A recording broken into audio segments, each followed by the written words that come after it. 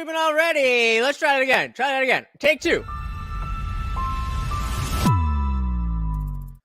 All right, welcome back to the party, everybody. How is everybody doing tonight? I am your host, Lutch, aka the Indian Jesus, here to resurrect the second coming of common sense. I am so excited for tonight, guys. A Friday show. We're gonna have fun with it. Real quick, just want to give a shout out to the replay gang. If you missed the live show, you missed the best part, but don't worry, you're still going to enjoy this very much. But make sure every Monday, Wednesday, Friday, you are right here and you will never, ever, ever, ever, ever miss a stream. Before we begin, just want to give a shout out to the sponsor of the stream, my6shirt.com. Whatever your persuasion, they've got something for you. And of course, the only place to get your very own official The Indian Jesus merch. Only at my6shirt.com. All right, who we got in here? We got history and science. I don't believe in, well, I mean, I guess Jesus was probably a person, but no, I do not believe that there is a God. I am an atheist. Welcome, though. Welcome, welcome, welcome. We may be getting into that tonight as we watch the funniest intelligent conversation, or maybe the most intelligent, funny conversation that I have ever seen on Jordan Peterson's podcast with Andrew Schultz. So those of you who are not familiar, I don't know how many of you wouldn't be familiar with Jordan Peterson, a monster in the space. Andrew Schultz is a phenomenal comedian. He's got his own podcast called Flagrant, also works with Charlemagne the God on Brilliant Idiots. And I watched a little bit of this. Just two minds in, like I said, monsters of their industry, just meeting. And that's the kind of stuff that I'm interested in. So without further ado, let's get into it. Hello to everyone who's watching and listening on YouTube and on the podcast platforms. I'm speaking today with comedian Andrew Schultz, who's also an actor, producer, and podcaster. One of the biggest and most influential names in comedy today, the business-savvy Schultz has been credited with helping to spur democratization in comedy. He has proven that comics looking to retain ownership of their material by self-releasing on platforms like YouTube can achieve equal or greater success, both financially and in terms of the building of an audience. I'm sure they'll get into that, but the fact that Schultz wanted to release his comedy special that he paid for out of pocket, and he was this close to getting a deal with Netflix or Amazon or whatever, and from one joke, they wanted him to cut one joke, and he wouldn't do it. So he sold the special himself and made his money back in triplicate.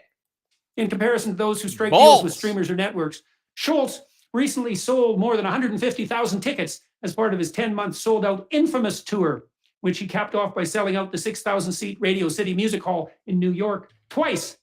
He premiered his subsequent special, Infamous, exclusively via the live streaming social media platform Moment House in July, before releasing it for free on YouTube, where you can watch it as I did this morning. While Schultz has self-released multiple specials, including his first titled 441 in 2017, he's also managed to find success through more conventional channels, having created, written, performed, and executive produced the 4-part comedy special Schultz Saves America for Netflix in 2020. Banger, by the way. I've been on a rampage that, Netflix has been just putting out garbage. And I found out that through my parents' old legacy cable thing, I can use HBO Max, so I've been way on that. But what a knock out of the park, a home run for Netflix with Schultz Saves America. Hey, we got Bon Boone in the building. Bah, bah, bah, bah, bah, bah, bah. What is good, buddy? Good to see you. Good to see ya. How are you doing? The next project. Facts. Netflix is Satan, and I am an addict. But it's just, there's too many other competing services that are starting to catch up. There's too many, and this could be a whole conversation in and of itself. But I just saw that they're starting to do live stuff on the platform Netflix is going to be doing live streaming stuff, and so we're coming full circle. We got away from watching TV where a program was on at a certain time to go to this on-demand thing before it was even streaming. If you're too young, maybe you don't remember, like when IO had on demand, and you would order on demand through your cable, and then of course Netflix and all that stuff with Blockbuster doing its own thing. But yeah, that they are going down the drain. But HBO Max is coming through for me. He's involved in as an actor is Kenya Barris's remake of the classic streetball comedy White Men Can't Jump for 20th Century Studios. Hey, we got the big man indie film in the building. Number one donator to the channel, number one supporter. Thank you so much, indie film. Glad to be here. So, History Society, what we do here is try to take conversations that are interesting and kind of hidden on the internet, and bring out the more relevant aspects. Would you have watched this conversation? We're not gonna, I mean, maybe we will. Well, we're probably gonna watch the entire 2-hour thing, but extracting what they're saying and how it's relevant to us in ways that are fun and interesting. Yeah, I think most of you guys do believe in God, right? But not me. All right, let's just get into it. I just want to get to it.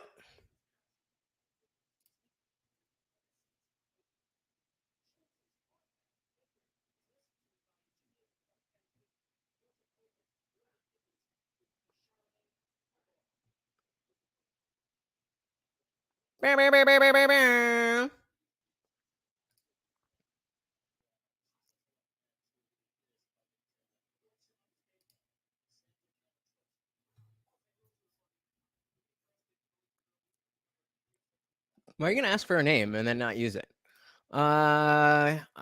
History Society says, you just confirmed with me that Netflix is Satan. How can you not believe in God then? I mean, I was using it colloquially. I don't really believe that Satan exists. No sound? Take two. The one time I don't say it, nobody says anything. Gotta remind you. Okay, let me know if the sound is working. Thank you, Indie Film. Yeah, it's always good to know that someone's mom likes me. Yeah. So tell me about your YouTube special and how that came about. You decided not to stream it. You put it on YouTube instead. So I want to know the whole story. How'd that come about? Okay, so short. We good on sound while I wait for an answer. History says if Satan don't exist, wars would never happen and innocent people will not die. How do you know that? I'm listening to History Society. I'm just curious. How is it that you came to know that? Version of the story is I was originally going to do it with a streamer, right? And then they were unhappy with some jokes. I think the climate changed a little bit, and they were quite concerned how the jokes could reflect on the brand, which is reasonable. I think that like a private corporation has the right to make those decisions for themselves, and then see how things go for them after that. Now, sometimes those decisions could be the wrong ones. You could maybe become too woke in your content and then end up losing money. But yeah, I think Netflix is kicking themselves for that. No, that could never happen. Too woke? How could that possibly be? Too woke for comedy? Yeah. I can't even imagine that's a thing. No, but okay, side note, I want to get back to this special, but there is something interesting that I've learned from like being in Hollywood a little bit more now, is that like I used to have the perception, I think we all create these perceptions where it's like there's this like group of organized individuals that are like coming together and making decisions on like what is palatable and what isn't palatable, and then inserting those into culture in their like different fields, like Hollywood. Okay, all the movies this year are going to be about history. Same question. How is it that you came to know that? Non-binary or whatever it is. And after being in it a little bit more, I think that it's way less organized and more about self-preservation. So it's like, how do I not lose my job? Big government continues to spend borrowed money. Inflation GBP with the advertisements. Birch Gold Group. Thank you, Jordan Peterson, for the content. Go check out their sponsors. Come on. Really? Struggle streaming. Just play the video. All right. Well, I worked with middle managers for a long time when I was selling personnel evaluation technology to corporations. And I did that for about 10 years, rather unsuccessfully. We found one company that used them extensively. But I learned very rapidly there that the fundamental motivation of virtually every middle manager in a corporation is, how can I not get blamed if something goes wrong? Yes. That's it, man. Yes. There's no ambition. There's no desire to grow the company. There's nothing but, I don't want to stick out. If there's a mistake, I don't want it to be on me. I hope I don't get blamed for anything. I'm not going to do anything. I think they're still talking about the special. I don't hear them bring up a different topic, so I'm going to assume they're still talking Dangerous about ever. And yeah. And the idea that people are organized enough to have a conspiracy is that's just so rarely the case. But I was part of that belief a little bit, because you see it and it looks so obvious. You're like, why is every single movie the same? Every single TV show the same? Are they having the same values? But we must have missed that. While I was skipping something, them saying something about there being just like a formula that they put movies, TVs, etc. out. Then after, like, I had a moment on a show a while ago where a guy got fired. A white older man got fired because he read the N-word. Like, he read the script. Papa and John. And that's what happened to Papa John. He was in a meeting talking about words that, I don't know what the context was, but words that shouldn't be used. And they're like, which words? And he said the words, and they fired him. And they took over his company. Poor Papa John. Like, the whole cast was kind of like, well, the people I spoke to on the cast, even the black people on the cast were like, hey, I don't think it's that offensive. But the companies involved were thinking what the middleman was thinking, what you just said, which was, okay, I don't want to be responsible for this. How do I get this blame off of me? Okay, maybe if we just remove this person, it'll be a sign that we care about the people that are here and we don't want them to be offended, etc. Now, I don't believe that the guy did it out of malice. And the black people I spoke to on the cast were like, yeah, I don't think he was being malicious at all. But it was one of those things where everybody was fighting for the ability to continue working, and they didn't want to take that responsibility. And because of that, they made a very woke decision. Yeah. So now it made, you know what I'm saying? It made me look at the industry a little differently. Like, everybody, it's like maybe the more desired the job is, the more willing the middle managers will be to be extremely liberal in their values, so they don't lose that opportunity. I don't think that exists on a construction site, because the guys there are like, look, I can get a job doing drywall somewhere else, so I'm going to say whatever the fuck jokes I want to say on this construction site. Facts.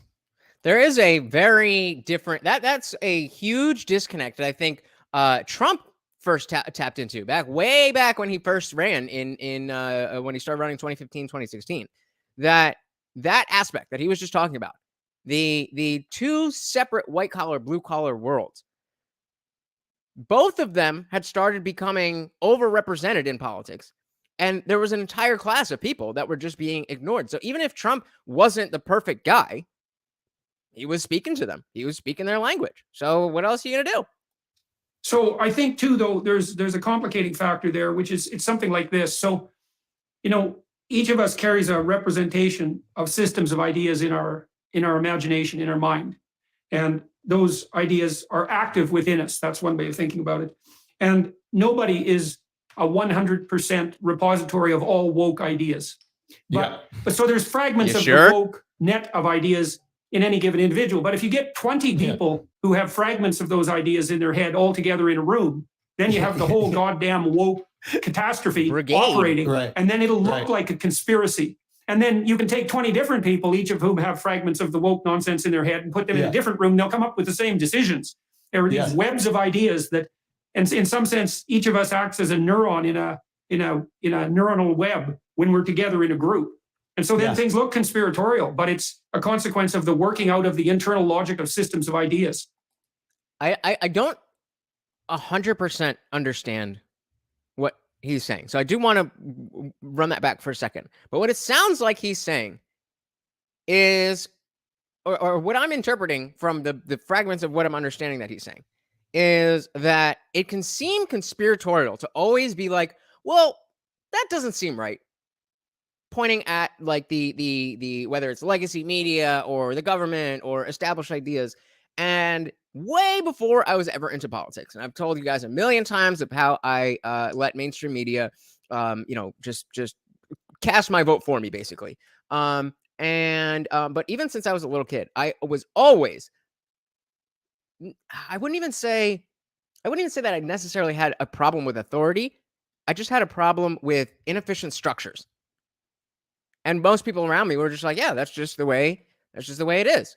And I was like, well, why aren't we doing it this way? And for these middle manager types that they're talking about, and just most people in the world who are just looking to get to the end of the day and we're not worried about whether the status quo or da. It seems like you're being a conspiratorial. So I think that's what he's saying, but I want to run it back just a little bit. Decisions. There are these webs of ideas that, and in some sense, each of us acts as a neuron in a neuronal web when we're together in a group. And so then things look conspiratorial, but it's a consequence of the working out of the internal logic of systems of ideas. Okay, so I think he's saying the opposite is the case, that it would be conspiratorial, that everybody would think the similar things, but because of how these ideas flow top down in culture, that it seems like a consequence, but it's not. And so, and then it might be that each individual actor is fundamentally only concerned with not being held accountable for ever making any kind of mistake, which is a hell of a way to live your life. Certainly no way to live your life if you're a comedian or a man, for that matter. You cannot comply. You are way out of tyranny. Not even a woman, not even. Yeah. That should make me popular. It was an interesting thing for me to see how it kind of manifested. And I think that there is like an opposite version of that, because now I've seen like the conservative woke pop up. Are you familiar with this? What are you referring to? I don't even know if I call it the conservative woke. It's a really interesting thing. I would almost call it like the counterculture brigade, which is like people who I think Shit. Is he describing me? I think they were called conspiracy theorists, and now they're kind of like searching for a home. I think a lot of the support for Kanye even right now is he's just tapping into very niche beliefs, and a bunch of them at the same time that people have no representation for. And now he's the most famous person tapping into those groups, right? So he's like George Floyd really died of fentanyl. And now all the people that are anti-Black Lives Matter, they just hate the idea that there's anything else that killed him but his own choice to do fentanyl, are like, okay, Kanye's got it. And he also did the Jews run the banks, the Jews run all these things. So he's tapped into all these niche groups, and now he's become like their representative. Which is exactly what I was saying about Trump before. And so he's saying that even if people are going to grab on to these comments that Kanye is making, even if they're not following Kanye as a figure, because he's the only one hitting on their points, he's their guy. And so I guess that speaks a lot to society in general, that if so many people hated Trump, I mean, a lot of people loved him, but if so many people hated Trump, then you would think that it would be important to make sure that the people whom Trump spoke to are addressed so that you don't get another Trump. But it doesn't seem like that's happening. But what I've noticed about these groups is that like they're so scorned by maybe being lied to by the mainstream media or whatever it is, that their personality or identity has almost become the rejection thereof. Yeah, well, that's always a threat that exists on the conservative side, It definitely is. And as somebody who doesn't consider themselves conservative, I used to be liberal, but I can't be part of the woke and politically homeless or whatever you want to put, whatever label you want to put on it. That's a very that's a very slippery slope for somebody like me. Because when you are politically homeless, there is a desire to fit in somewhere, and you have to resist the urge to get involved in the mere tribalistic bullshit, and really just stand on the issues and beliefs that you have as a person and a critical thinker. The left-wingers always accuse the conservatives of being reactionary, and they're reactionary because they keep saying things like, you guys on the left, you're going too far. You got to slow down. You got to stop doing this. You're going too far. And that is reactionary in some sense, because that's something that Tim Pool talks about all the time. He's somewhat facetiously, but he'll talk about how the left is all about universal health care. Sure. Okay, great. How about universal gun ownership? And it's like, that's an interesting way to put it. Hey, we got Jeremy Lewis in the building. What is good, brother? Glad to see you. we are going through the conversation with Jordan Peterson and Andrew Schultz of Flagrant and the Brilliant Idiots. Welcome, welcome, welcome. Because they're always reacting to the excesses of the left. The conservative types tend not to want to change things. And, that can be their downfall too, because sometimes things have to change. Although intelligent conservatives sure know that. But it's hard for the conservatives to come up with a vision and to unite themselves because, well, first of all, they tend to stand for tradition. It's not that easy to articulate traditional norms. And second, they do get reactionary. And, that can turn into kind of a demented populism too, because the reactionary conservatives can go out and find the disaffected people on the right, and there's plenty of them now. I'm not saying Schultz is dumb by any means. I'm just curious how much he's grasping of what Peterson is saying. Just because of the way Peterson speaks. And there's a lot of people who try to act like their normal speech is like Peterson is talking now. But he just be like that.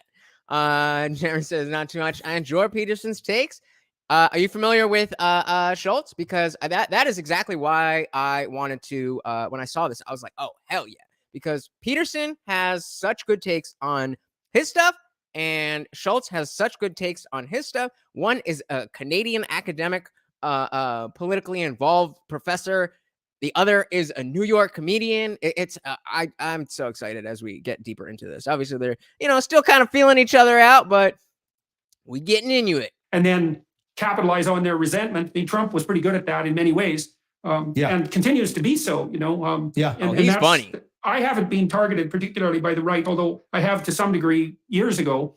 When I first rose to whatever degree of notoriety I have now, a lot of the disaffected types on the right were also hoping that I'd be their guy. And same thing happened to Dan Crenshaw, the congressman, because he kind of he's got that evil right-wing supervillain appearance, if you in some sense. That's the eye patch senator, congressman, whatever, Dan Crenshaw. And they were kind of hoping he'd be their man. And he wasn't, and he actually gets targeted more by the conspiratorial right than he gets harassed by the left, which is quite the accomplishment on Crenshaw's part.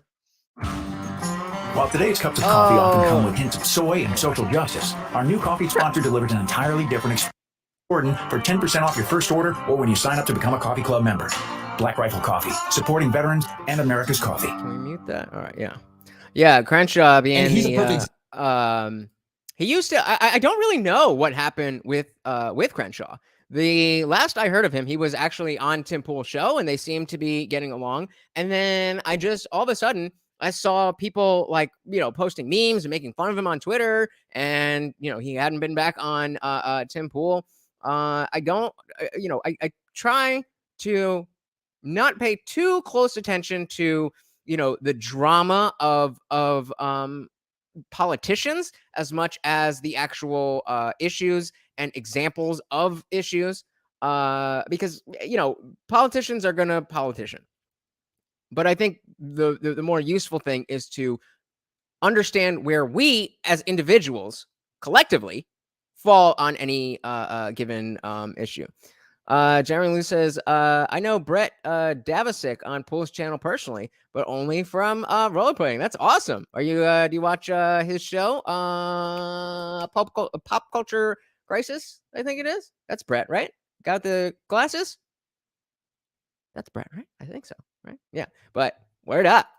Example, because it's almost like this group of people who have felt so rejected by everything. I'm talking about the extreme conservative. We need another term for it. Like, I don't like how liberal and conservative, it's too binary, because I don't even see like the That's a woke thing to say. Good work, Andrew. Yeah, see, you fell right into the clutches of that system of ideas. I know. It's too non-binary. He makes a good point, though. That was a great joke by Peterson, but that is a good point about the binary of left and right. We've been talking about this for a while, about how just left and right is simplistic and antiquated at this point. And it's closer to a vertical. Usually when you have the political compass, the y-axis is, or I don't remember which one's y and x, but the this way line, the x-axis, let's call this one the x-axis and this the y-axis. The x-axis will be liberty or left and right, and the y-axis will be authoritarian versus libertarian. But I think that axis is much more relevant these days, because you'll have people on the left who are all for lockdowns and this, that, and the other. And it falls on the authoritarian side. But then you also have people on the right who will be like, oh yes, we need that war and that war and that war and that war, and we can't do this. And it's like you're doing the same thing. Jerry says it's like yin and yang to an extent. You have to have an even mixture, but there's only two true sides to it. Either way you look at it. I don't know, man. I gotta disagree. Only two sides to. I mean, what's an issue that is that binary? Some are. I would say we call it schmushmarshin on this channel to get below the filters, or the procedure. But I would say that is a pretty binary issue. But I think most others have a lot of gray area, have a lot of nuance, and there's party lines, sure. Take the Second Amendment. The left is ban all guns. The right is, allow all guns. But each person, regardless of where they fall and regardless of which way they answer, they're each going to have if you dive into it, and it's like, okay, what exactly would you like to happen with this issue? How would you like it to play out? I think everybody has a slightly different take on it, and I think that's a good thing. There certainly is an ideal way forward. Whether or not we as the populace, them as the politicians, us together, whether or not we can all figure out what that path is, that's a whole other conversation. But I don't know if there's too many issues where there's only two true sides to it. But interesting take, Jeremy. They get me. Yeah. But it's like, because I've seen the way that they went after Crenshaw when he disagreed, I think, about like gun rights or something like that. He was their champion. Oh, he was for the red flag laws. That's what it was, I think. I think Crenshaw was in favor of red flag laws. I could be completely making that up, but I think, he just said that, and what else would it be? As long as he said everything that they agree with. And the second he diverted from their beliefs, he no longer was useful. And this happened to me. I didn't even know that this like cluster of people existed in this like organized way. But like I did a rant where I went after Kanye, and I thought it was kind of a pretty easy thing to do. Here's a billionaire that said some awful things. I'm going to roast him with jokes. This is what I do. I think we can make fun of billionaires. I think they're okay to make fun of. And there was this like onslaught of comments about people saying, you got it wrong. Fentanyl that killed George Floyd. You got it wrong. The Jews do run the banks. They do these things. And I'm like, what is this group of people? And why? That's a great way of putting it. Somebody in the chat on a recent stream just asked me, what is your view on the Jews? What is your view on the green-eyed people? That's an equally relevant question to me. I understand where they're coming from, but first of all, that's a weird thing to ask somebody you don't know, even behind a screen on an anonymous name. And second of all, if I were to have an answer to that, it's ready to go. It's not like we're talking about this stuff. It was just a random question. If I were to have an answer to that ready to go, and we're not even talking about it, wouldn't you look at me sideways? Just a little bit. Why are they so organized and hateful? And why is Kanye their new guy? And I started DMing some people that were like trashing me. And I was just like, explain like what you're upset about to me. I don't understand. Like, we're just making fun of like a really rich guy that said some awful things. Mm-hmm. And the reactions that real quick though, somebody from a college friend, I posted one of the shorts I just posted on Instagram, and she's like, how can you post this with a conscience? It was when Kanye was on Tucker and we did that stream. I clip up the streams, put up in shorts. And I was like, it's unconscionable to cover the news. She's like, it's unconscionable. And she was a Jewish girl. She's it's unconscionable to platform somebody who's literally trying to kill me. Like, really? Is he though? Every single one of them said was so funny. They're like, look, Kanye's an idiot, but he's right about these things. And they're basically saying, anybody who agrees with me and is famous, I'm going to ride for, as long as they agree with me. What have I been talking about this entire time? I've been relating this exact thing about people riding with Kanye on some weird shit. I've been comparing it to Trump. This is exactly, listen to it again. This is exactly what people were saying about Trump. Every single one of them said was so funny. Tell me you can't say this, like, not the super hardcore MAGA people, but the people who just really hated Hillary and Biden. Tell me you couldn't say this about them. They're like, look, Trump. Kanye's an idiot, but he's right about these things. And they're basically saying anybody who agrees with me and is famous, I'm going to ride for, as long as they agree with me. And the second they divert. The problem with social media is that you have to hear from people like that. You know, let me tell you a story. I was talking to Andy No, the journalist who covers Antifa. Yeah. And shout out to Andy No. If you are not familiar with Andy No, NGO, Andy No, go follow him, YouTube, Twitter, wherever. He does fantastic I don't know how much on the ground reporting he does anymore, but fantastic reporting from Seattle, specifically on Antifa. And you tell me that they're not a real group. They're just an ideology. I had been talking to some prominent Democrats about Antifa, and they said it doesn't exist. And I said, well, what do you mean it doesn't exist? It promoted riots in multiple American cities. There's people in black masks and uniforms that call themselves Antifa. How do you mean it doesn't exist? Say, well, there's hardly any of them. They're not really organized. They're not an official group. CNN's fiery but mostly peaceful report would disagree with you. There are many of them. Many more than there are Proud Boys or Patriot Front or whatever the fuck that shit and is. And they're such a tiny minority that they're negligible. And are they though? It didn't really appear to me that they were negligible, but these were respectable people and they weren't stupid. And I thought, okay, they probably have a reason for thinking this. So I asked Andy No about this because I'll tell you the reason. It's the same reason you hear from me all the goddamn time. Semantic obfuscation. We're not a group. We're just people who are anti-fascism. That's it. That's it. That's all. Semantic obfuscation. They're a group when they're meeting up and you're being attacked by the cops. But they're not a group when they're burning down buildings. Jerry says, anti-fascists love Trump, hate as I... Yeah, love Trump's hate as I punch you in the face. Exactly. From the very first time I saw a punch a Nazi meme.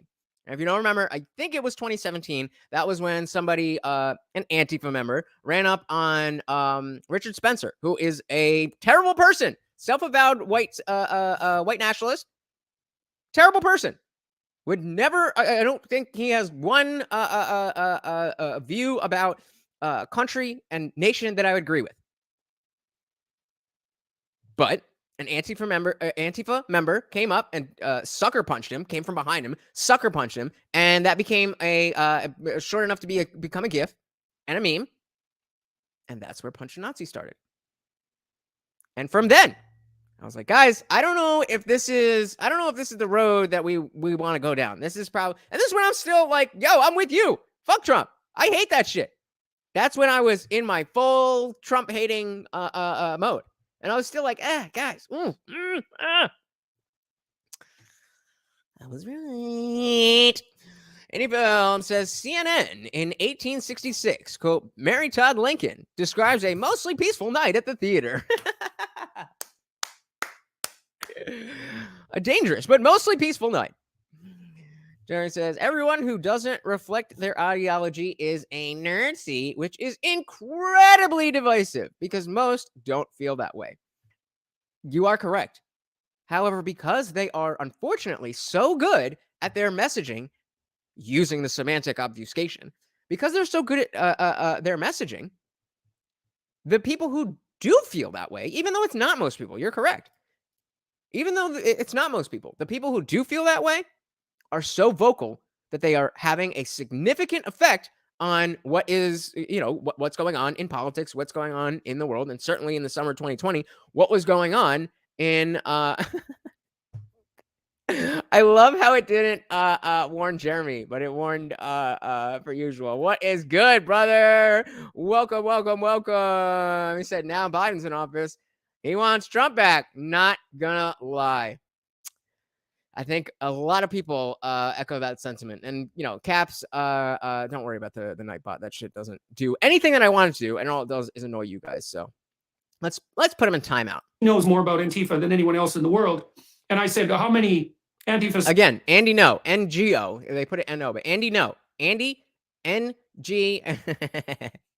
Don't worry.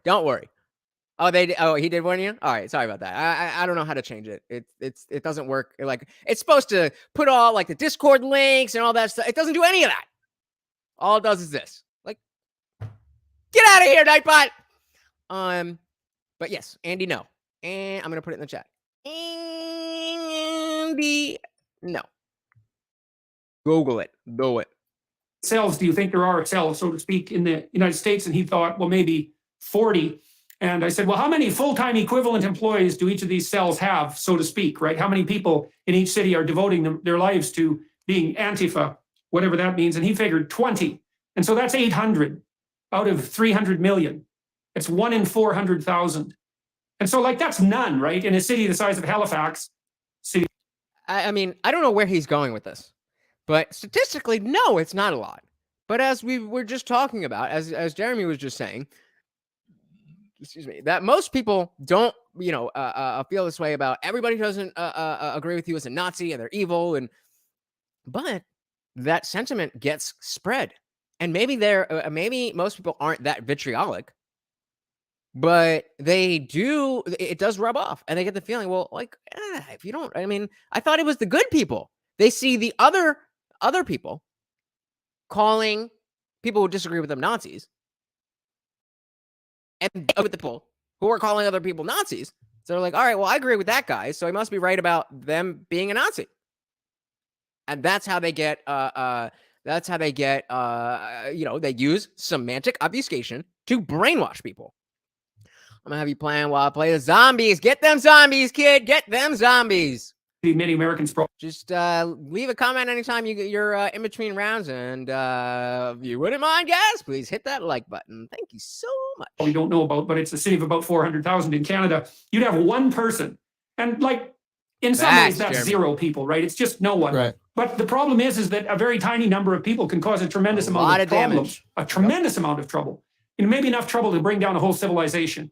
Facts, yeah. Jeremy says, which is bad because they start indoctrinating the youth, like Hitler did in the 30s and 40s through schools.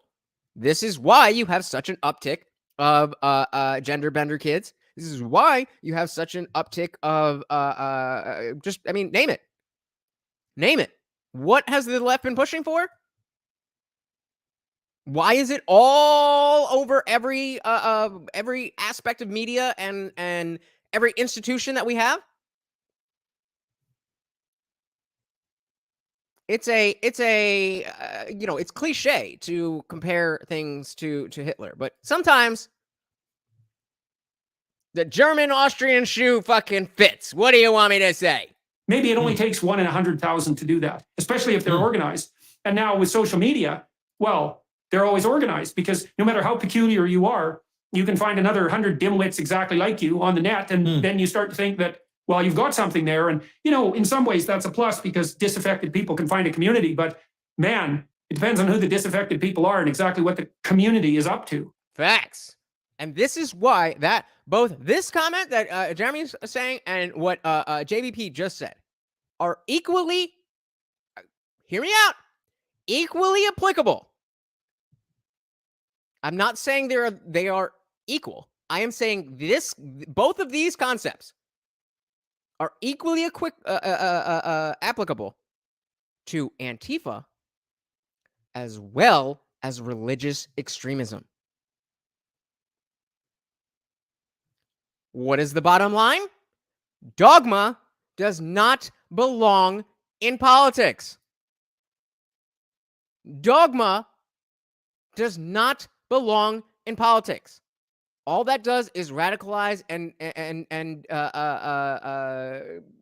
embolden people to feel like they are not only intellectually correct, but they are morally right. They are morally better than you, and you are a bad person for disagreeing with you. Yeah, we have separation of church and state, but kind of not really, And then on, my side of belief, not having a belief as an atheist, most people who don't believe in a god or gods have just adopted leftist American bullshit as their new dogma. So, I mean, yeah, as an atheist, when who was it? I did this when Nancy Reagan. I called her Tipper Gore last time. When Nancy Reagan and the whole or maybe it was Laura Bush. I don't remember. I was young. When the parental advisory thing and Marilyn Manson and everybody was all up in arms and clutching their pearls, that was the religious right. But now it's like 10, 15 years later, and we have the exact same pearl clutching for the exact same shit from the far left.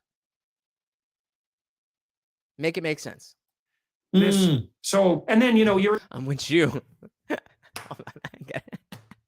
One more time. Affected people are and exactly what the community is up to. So, and then, you're in a situation where you're putting out content to hundreds of thousands or millions of people, and you get feedback, but it's demented and strange feedback because it's not representative of the normal population. It might be that subset of people who had a really bad day for reasons you don't even understand and that are deciding to take it out on you behind a mask of anonymity.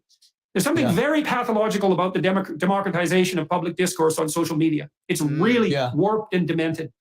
Now, there's something, what did he say? There's something what? Democratization of... There's something pathological about the democratization public discourse of public discourse. Pathological. Why is that pathological? I don't know if I agree with that. Democratization. Doesn't that just mean that we all get a more equal voice? Before Twitter, it was you get to vote every year, but people had 2 to 4 year terms. And if your representative then didn't get in, then you got town halls, but you could write a letter, call your state senator. But I don't know. I don't. Let's see where he's going with that. On social media, it's really warped and demented. Now, my question to you is, why do you think that those Democrat leaders didn't acknowledge that this was a problem? Do you think they truly didn't think it was a problem based on the data, or do you think that they were also acting in terms of self-preservation? Well, I think they were much more... See, this is why I wanted to watch this. Schultz is the kind of dude who is going to understand grounded culture. He's just a dude. He's a New York comic. He's going, but he's smart, so he's good. He's in a good enough place to ask the right questions to let JBP just go off. I love that kind of shit. That's kind of what Rogan's role is on his own show. Is he plays the everyman and gets whoever the esteemed guest is, unless it's like one of his comedian friends, which is fun for the first 200 episodes, but just lets them shine. Concerned with 4chan and the conspiratorial right, which they regard as truly real. But that's self-preservation, right? I know. You can criticize the opposition and not lose votes. It's also justification for their own beliefs. Of course. But I actually admire what Crenshaw did. Is he knew by taking that stand that he was going to reject some of his base. I admire that. That's a ballsy, brave move. Why? Stand up for something you believe in, despite pissing off people who may follow you and support you. But that would hold true for an individual. If you're a representative, I don't really give a fuck what your opinion is. You're supposed to be representing us. So if you're an elected official and you're doing stuff to piss off the people who elected you, that's very different than being an individual who is standing up for your values and principles. I mean, no? He's not acting in terms of self-preservation. He's doing what he genuinely thinks the right thing to do is. Now, in politics, this is middle management, right? You have to support your constituents if you want to stay in office. Right. If you truly care about holding on to power, if you truly care about making change, you're going to piss off your constituents by rejecting Antifa because the opposition is going to, or your maybe Democratic opposition is going to position you as someone who is not empathetic to the liberal plight. Yeah, so, well, the easy way out of this... I agree with Jeremy. As far as I can tell, easy. The only real way out of this conundrum is just to say what you think. Like, you don't have to say everything you think all the time, but you have you have to decide at some point whether you're going to pander to the short-term demands of your hypothetical constituents, or whether you're just going to say what you believe to be true. And the thing is that I watch politicians, and this is a particular terrible thing that's happening in the political arena right now. Is maybe I'll run that back to the beginning of his sentence, but it's just occurring to me that it really does matter, or I'm questioning whether it matters how big of a chasm there is between the opinion of his constituents and his own opinion. And aside from that, is it morality based? And if this really was about the red flag laws, which I think it was, but I'm not sure. But I do think it was about red flag laws. If the reason that he is in office is to represent people, and he personally believes that you should be able to just call up the cops and be like, hey, my neighbor is mean, go steal all his guns. If you think personally that that's something that should be enacted, then, I mean, we can agree to disagree. But if you're elected to represent me, and then you tell, if you put it out there that your constituency wants something, and that's why they're mad at you, I don't necessarily think that is a good thing. Now, of course, if it's something like, my constituents want to bring back slavery, I'm going to say no and piss them off. Okay, obviously, we're not talking about the same thing here. Jeremy says, as a representative, you have to take the side of the majority of your district. However you go about it, you have to act in the interests of the region you represent. Yeah. And so, again, it would have to be something that extreme, literally like slavery, in order for me to applaud a politician, specifically. Again, we're talking specifically about elected representatives to do to just piss off their constituents like that. I don't know. Hey, we got no freedoms in the building. Bah, bah, bah, bah, bah, bah, bah. Only separation of church and state if I am not the head priest. Only what? Only Jesus fly? Can I fly? Did I just get that power? Woo! Yo, imagine. Welcome, buddy. Welcome. We are watching Jordan Peterson with Andrew Schultz. Jordan says, well, if it goes against the Constitution, let's not bring back slavery. I agree with that.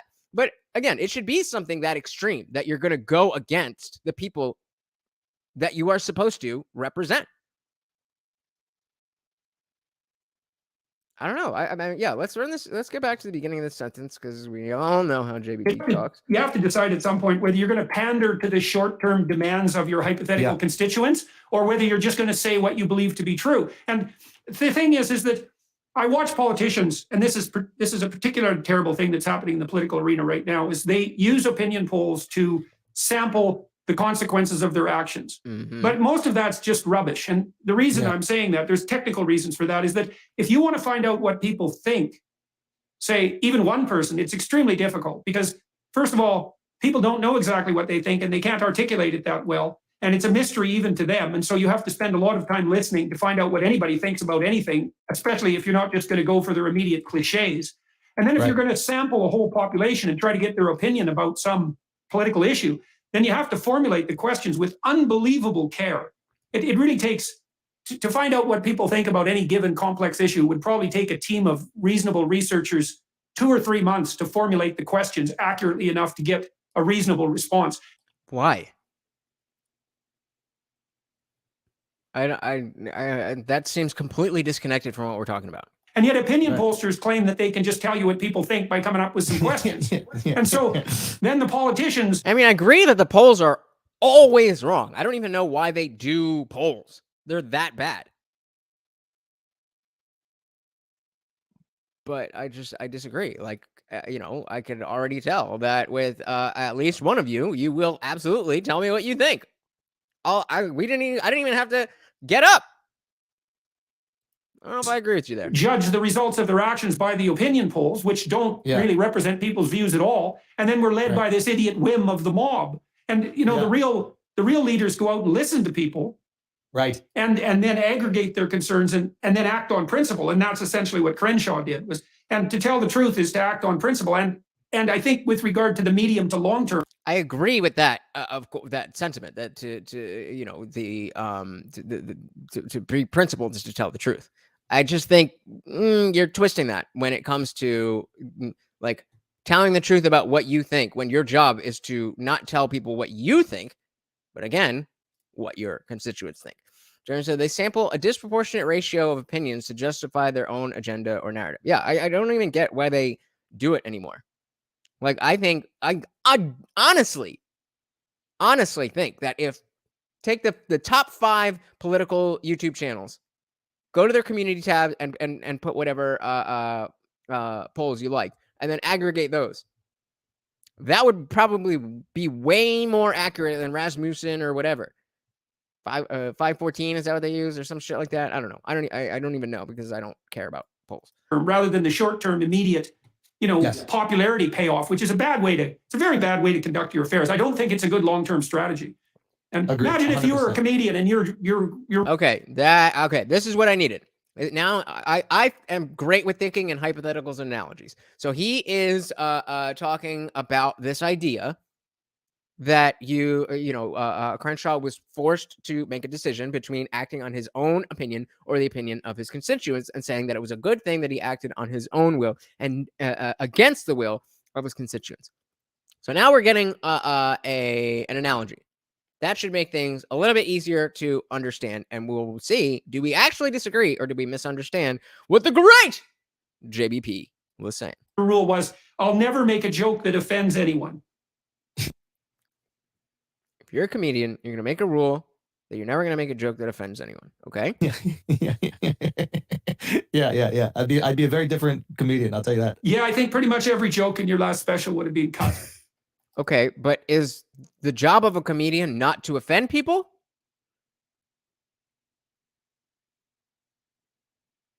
No, the job of a comedian is to make people laugh. So if people get offended as a byproduct, well, the comedian is still doing his job.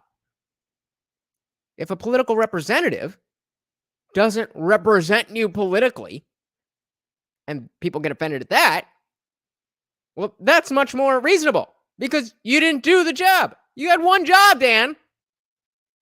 Do what the fuck we want. Yeah. So back to that. You said the streaming service that you were working. But I'm disappointed. I'm disappointed in JBP there. I mean, never ever would I suggest that I'm smarter than him. But hey, even the best of us have bad analogies every now and then. With wanted to, yeah, they wanted to edit your show. And how in the hell did they decide? What was the hierarchy of offense? Because I watched your special this morning and I thought every goddamn thing you said was offensive. So how did they decide what to cut and what to keep?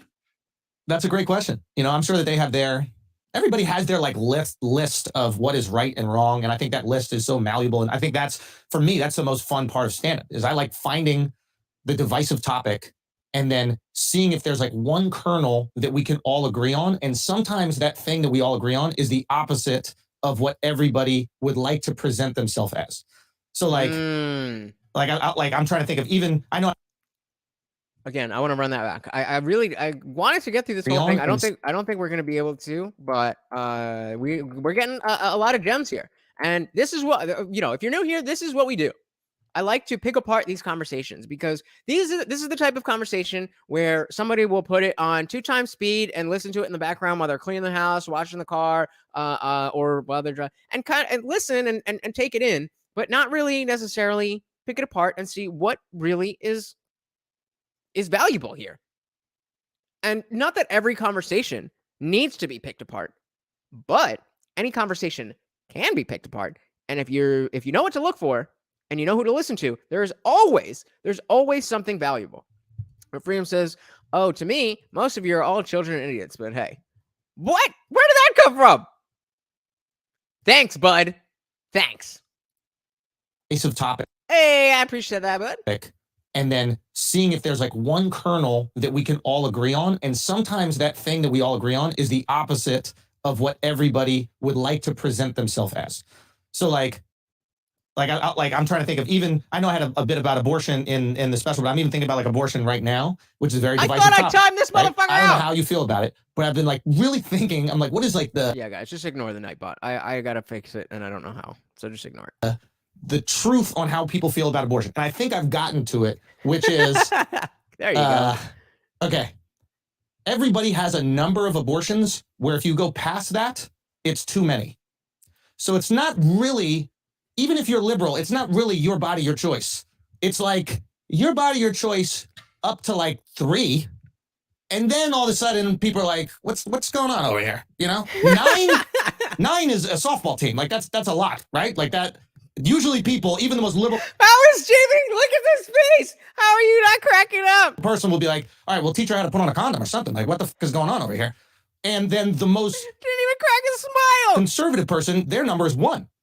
They're like, 1 is too many.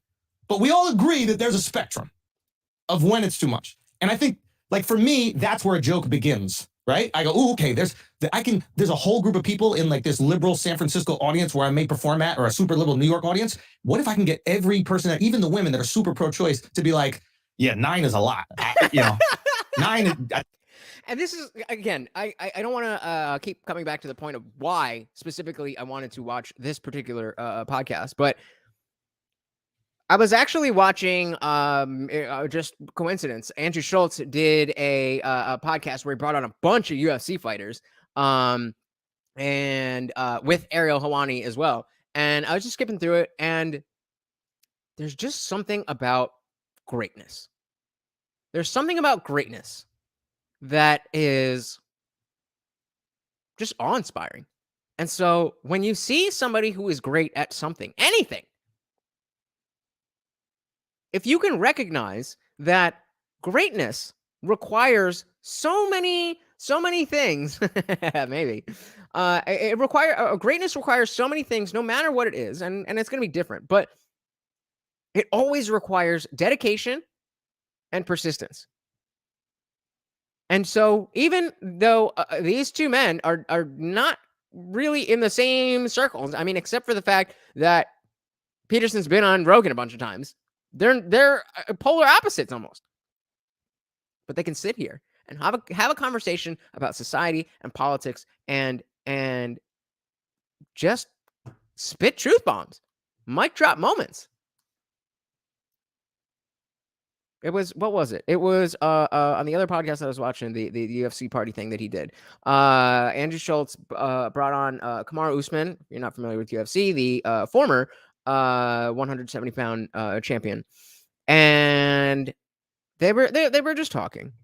And I never used to like Kamaru Usman. I didn't like his personality. I thought he was cheesy. But eventually, he kept winning and winning and winning and winning in dominant fashion, and he won me over. And that's the kind of thing that it's just like, you're clearly putting the work in. And he was talking about how he was in a movie and how he got a new respect for people in that industry because of the level at which they're operating. And they're like, this is a real deal. I think he was in Black Panther 2 or something like that. I thought, all right, I'm not going to go there. I'll just leave that up for you, buddy. I'll just leave that up. I think it might be the government's choice at 9. You know, like, how can I get you to see the other side without being a politician about it, going, this is how you must live your life? How can I do it? We all laugh. You know, I think it was like Oscar Wilde said, if you want to tell someone the truth, make them laugh. If not, they'll kill you. And I don't think all comedy has to be truthful and all that kind of stuff. I think comedy speaks to feeling. It doesn't speak to what is right or wrong. It speaks to genuinely how you feel. And yeah, well, it does tend to. Ooh, Jeremy coming back. Some of you said, well, how humans have a low bar for greatest.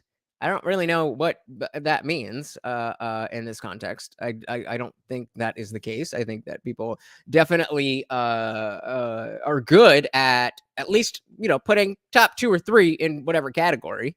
But I don't know what kind of circles you're in. So I don't know. But Jeremy says, well, when the bar constantly has to be lowered for the sake of acceptance and equality, that's where the issue is. Greatness. Either way, how is looking at Jordan Peterson and Andrew Schultz and champions of the world a low bar? It does tend to speak to truth in some real sense, because Yeah. When That was Sneeko's line, finding truth through funny, or finding truth through comedy. you laugh, when an audience laughs, they laugh spontaneously, right? A The forced laughter laugh is isn't a truthful. laugh. But the laughter is truthful because it taps into a feeling. But just because you feel a thing doesn't mean that is right or wrong. And I think that's where a lot of times comedians get in trouble when they start going, I'm speaking truth to power. I'm telling you what's right or wrong. And it's like, buddy, don't put the cape on. Yeah. Just, if you tell people you're just out here telling jokes, you're just having fun, now you're not going to be positioned with the responsibility to tell the truth every time. I want to tell fucked up jokes. I want to say messed up things. And in order for me to do that and have the freedom to create in that space, I can't be Superman. You know what I mean? I can't say that I'm the arbiter of truth. I'm going to get it right every single time. What I'm going to do every single time is make you laugh. I think And that's, again, that speaks to me as obviously way smaller scale. I'm not comparing myself. But that speaks to me because I've already, at this tiny level of stature that I've achieved from this channel, there's fucking 6 people here. But already there's been somebody who's talked about, my responsibilities as a platform and da, da, da, da, da. And so the first podcast I ever did was years ago. I was just out of college, and it started as me and my friend trying to do exactly what Chelsea was just saying. Say, the arbiter of truth, telling you this is what it is. And we got 5 episodes in. 5 episodes in. And they were like, that's all the stuff we know. I don't really know what else to tell people. And so we had to completely switch the podcast around and be like, all right, let's bring on a guest and ask them what they know, because we don't really know that much. So you'll never, I'm very opinionated and I'm very strong about my beliefs because I think a lot about them. But I'll never claim to be the arbiter of truth or morality. All I will ever tell you is my own personal positions. And I welcome anybody saying, no, you're wrong, or this is a better way to do it. That doesn't mean I'm going to accept what you're saying just on its face. We're going to have a conversation about it. But I'm open to anybody else, bringing a better perspective. Freedom says, yeah, maybe decent, but not great. Only a few people can reach the level of greats, and some don't try to be known. Well, exactly. That is precisely why when somebody does achieve greatness, it's something to behold. And it doesn't matter if they're great at chess, if they're a great basketball player. Thank you, No Freedoms. It doesn't matter if they're an intellectual, if they're a comedian, if they're a podcast, whatever it is. In order to do something properly, in order to do something that constitutes as great, it requires something that exactly what you're saying. Most people don't have it. And most people don't even try. Also, that actually, what would you say? It subordinates comedy to something lower. When you see this happening with entertainers very frequently, probably most often with actors, but sometimes with musicians, sometimes with other, let's call them entertainers. It's a bad term, creative artists. Guys, please, can you hit the like button? Thank you so much. It's the biggest thing that really helps. Thank you so much. They get possessed of the idea at some point that what they're doing isn't good enough. And that because it isn't good enough, they have to do something truly good. And that's usually something in the political arena. And what they don't understand is that there is almost nothing in the political arena that's anywhere near as good as what works in the creative arena. So you're immediately subordinating what's best to what's lowest. And real quick, No Freedoms. I can't put that up. But I think if you were to say 20, 25, even 30%, that would be a extreme but semi-reasonable position.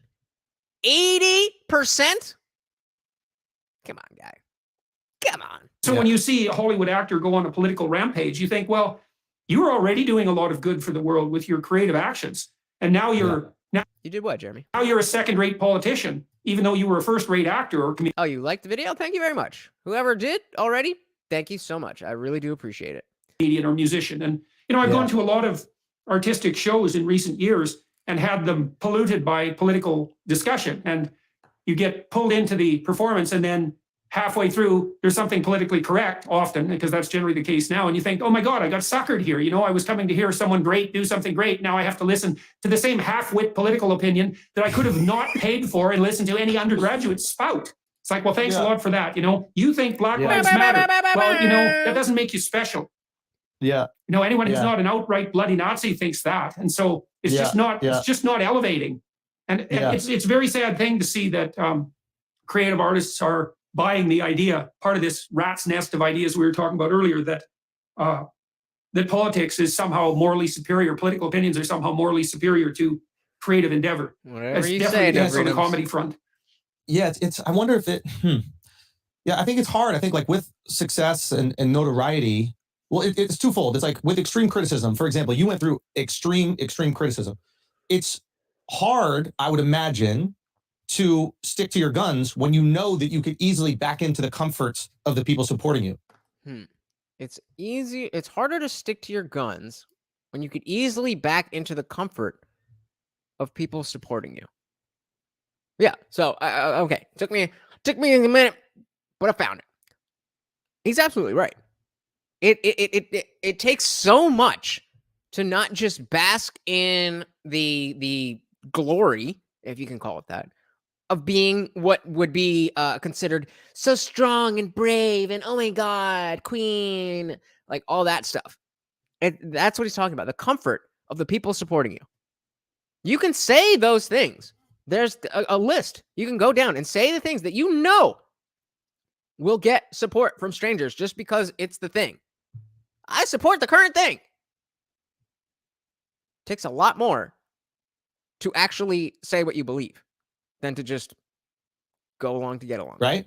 It's the brave move is, despite the criticism, continue saying and feeling the things that you feel, for lack of a better way to describe it, but like to continue being consistent on how you feel and expressing that.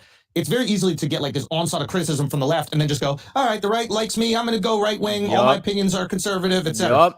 It's much harder to piss off the left one day, piss off the right the other day, because that's who you are as a real person. Nobody is 100% in that way.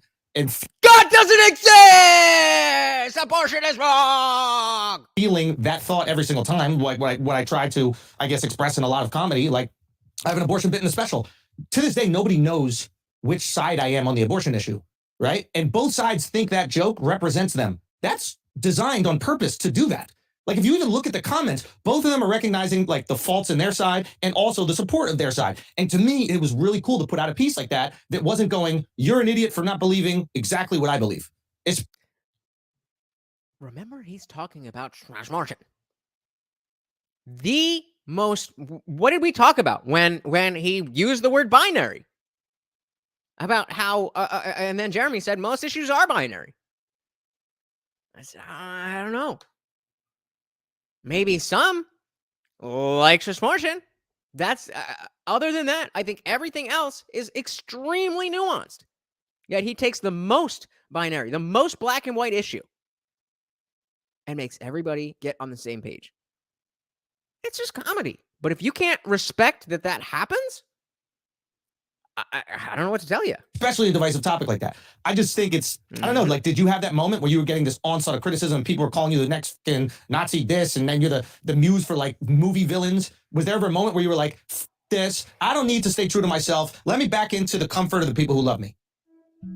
Postmodernism is tearing our world apart. So, yeah, I mean, that's a good, mass return to that's a great Christian question roots. for him. At the individual If you ever level, that want means to developing our prayer say, life. There's a ton of literature fuck out all there this. on the benefits I'm not of secular doing this New Age anymore. mindfulness I don't want to meditation. be But what isn't part of talked this about game. nearly enough I is could the just power of a fade consistent back prayer into life. obscurity. That's where Hallow comes into play. I was Hallow living my is the life. number I had one my Christian prayer family. I app in had the US everything. and the number I one had, Catholic app in the world. Hallow features over 5,000 prayers and why am I meditations, doing this to myself? including daily prayers to help you build And a it's habit because of prayer and gratitude, Bible he reflections has with Jeff a Cavins and Father feeling Mike Schmitz of to help you grow obligation in knowledge and to understanding, do what he feels meditations to help is you prepare right. for sleep and rest each day, reflections with Bishop Barron, and much more. Use Hallow as a foundational tool to grow in gratitude and character how many each and every people day. Try it free this for is 3 a months long with ass ad. I don't know how many people actually ground yourself in feel that fundamental way truths with about Hallow today. anything anymore. Yeah, well, it's hard to say, because a lot of that's pretty subtle. If all the attacks or almost all the attacks are coming from one side and almost all the support is coming from the other side, it also puts you in a position of having to wonder just exactly who your friends are. You know, and one of the things I have found is that for me, for whatever reason, and I don't think that this is unique to me, it's a lot harder for me to talk to people on the left. And the reason for that, and it didn't used to be like that, not 10 years ago or 15 years ago. In fact, if you talked to me 15 years ago, I probably would have thought that I was at least moderately on the left. I said, shit, me too.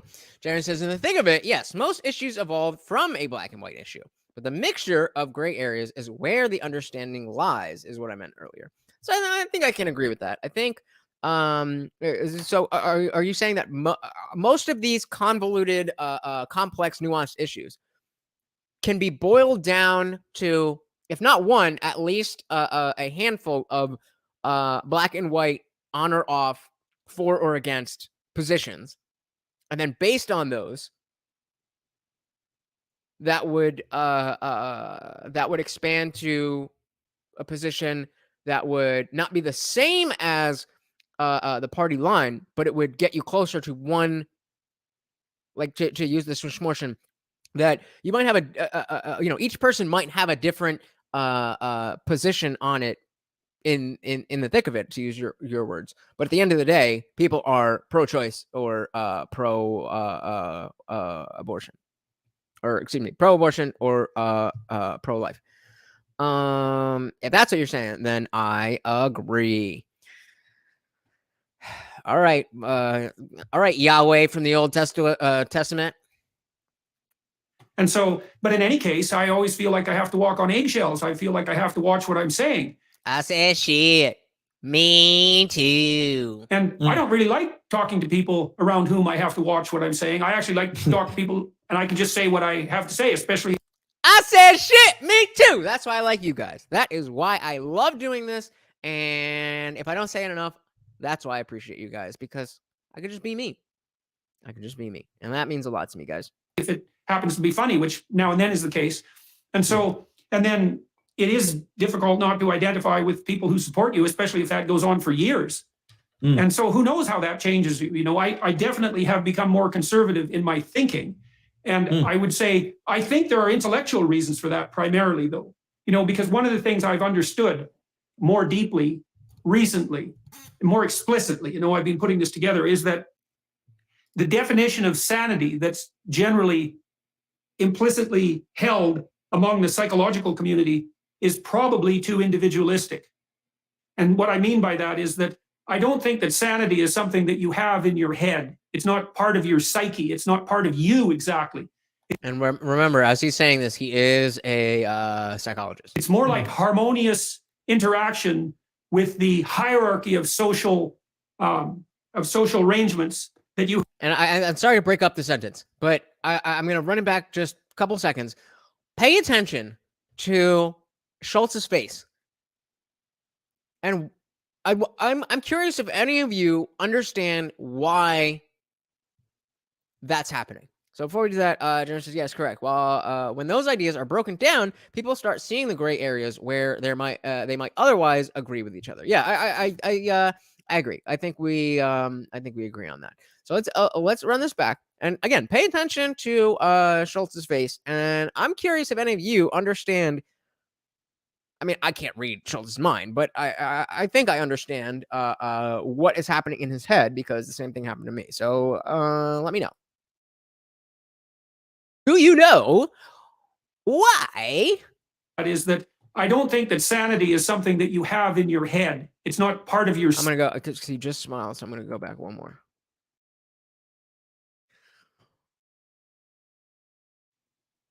So that's probably important too. What sparks that smile? Come on! The psychological community is probably too individualistic.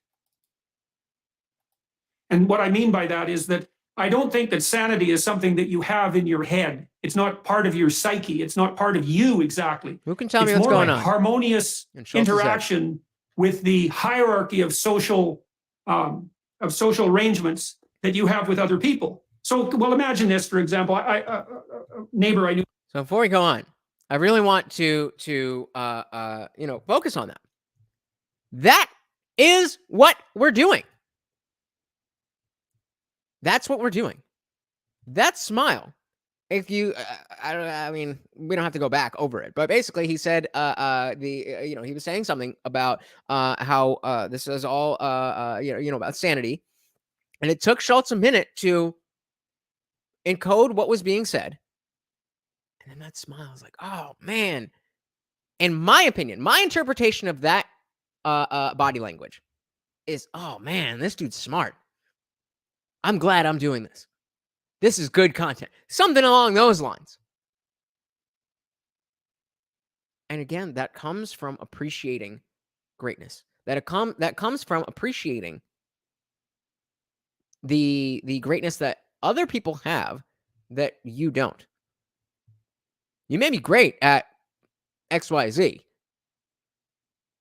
And because you're great at something, you understand what greatness entails. And so when you see somebody who's great at ABC, even though you don't know shit about ABC, you can respect what's gone into it. Who on my street said to me once, "You're never any happier than your most unhappy child." Right, so that's a good one. But so you imagine, well, you're a pretty sane person and you're married and your marriage is terrible. It's like, well, then you're not that sane, are you? And if you have a terrible marriage and you're not getting along with your kids, then you're also not very sane. And if you're in a terrible marriage and you don't get along with your kids and you're fighting with your siblings and your parents, then you're even less sane. And so you imagine that sanity, you're sane if you have a relationship that's working.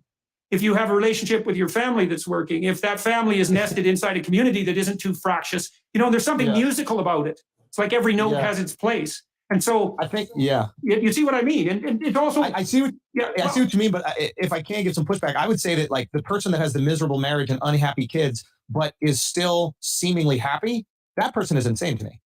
The person that has unhappy kids and an unhappy marriage and is unhappy is sane. Right. Yes, that's exactly, Michael. That's exactly the point I'm making is that, because the thing is that if you aren't reflecting the structure of the social communities around you, then you're off calibration. Yes. Well, here, I was talking to a woman named Jean Twenge yesterday, and she's a research psychologist. We were talking about self-esteem.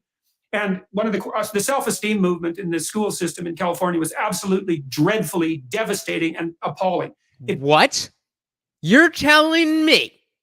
Are you telling me that a government service in California is absolutely dreadfully devastating and appalling? No. It basically posited that you could teach kids how to be narcissistic to overcome their negative emotion and neuroticism. And that sounds like California. So preposterously appalling that you couldn't invent something stupider.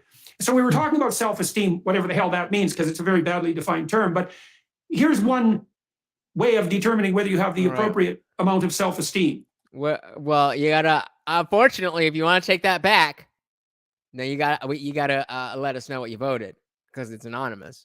Or you can keep it and see how it plays out. That's up to you. You might say, well, everyone should feel good about themselves. It's like, well, if you're... Ooh. Sanity is taught. I think I understand where you're coming from. And I would disagree on a semantic aspect. But, again, if what you mean is that in this day and age, because there are so many external forces, that you in order to maintain your sanity, you have to be taught how to defend it. When that wasn't necessarily, if it wasn't the case, it certainly has gotten way, way worse in the last decade. Is that kind of what you're getting at? Because if that's the case, I definitely agree. If we're just talking strictly like sanity being the baseline of human operation, then I got to disagree with you. But if that's what you're saying, I agree. If the first part is what you're saying, I agree with you. You're a miserable, ratty, lying, deceptive, narcissistic prick, then probably you shouldn't feel that good about yourself. And how do you know that? Because you should feel about as good about yourself as people on average do around you about you. Right? Yes. So that's a mouthful. We even know this technically because you have a little counter, so to speak, in your psyche that ranks you in terms of your social standing. And the higher you're ranked, the less negative emotion you feel and the more positive emotion you feel. And that's because your brain is indicating to you that you're well situated in a social community and you're secure with opportunity. And so your self-esteem that's exactly how it works. Again, look at that face. Look how much he is enjoying just going back and forth with somebody who can stimulate his mind. Not because he is so intelligent and familiar with all realms of academia, but because he is somebody who operates, they both are, who operate on a higher level. And when you do operate on a higher level, you can see that other people are not operating on your level. So when you get in there and somebody, yes, bro, then it's awesome. It's awesome. It's a very, so what happens to people who get depressed, technically depressed, is that that counter goes astray and they start thinking less of themselves than their situation would indicate. Yeah. And so then everything around them falls apart. They feel that their past was a catastrophe. They feel that their present is hopeless and that the future isn't going anywhere. But it's because this really, really low-level counter that utilizes serotonin has gone astray. And sometimes antidepressants can help deal with that. Now, that's not someone, that isn't someone who has a terrible life. That's someone who has a good life, but something's gone wrong with them psychophysiologically often, so the counter is out of whack. In any case, you should have about as much self-esteem as other people are willing to grant you. And that's kind of a conservative idea as well, in some real sense. Do we agree or disagree with that? You should have the amount of self-esteem that, what do you say, that other people would give you? I think I agree with that. Your self-esteem should be, I guess theoretically, but I do think that because you know because you know yourself better than anybody else could know you. Maybe that's not true, but you also are going to have your own biases. So I'm sticking with it. You only deserve the amount of self-esteem that other people are willing to hold you in. Enough self-esteem as others are willing to grant you. It's like, oh, I'm so glad he's asking. He's asking about that. So maybe because let's see. No, Freedom says he just fucked up on that. That is not 100% accurate at all when he was talking about the chemicals in the brain. Okay.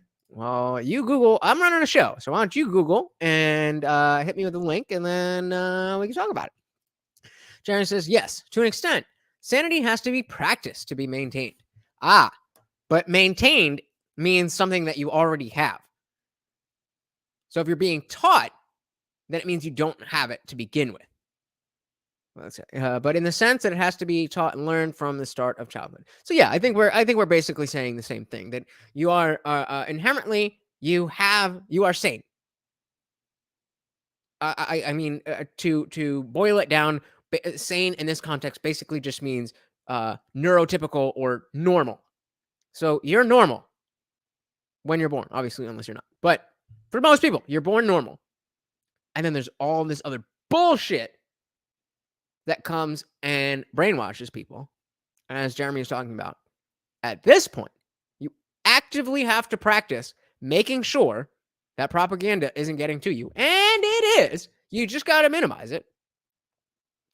Don't think you're above the propaganda. They know what the fuck they're doing, and you are absolutely currently being brainwashed by somebody somewhere. It might be me. It might be them. I don't know. I'm not smart enough to figure it out.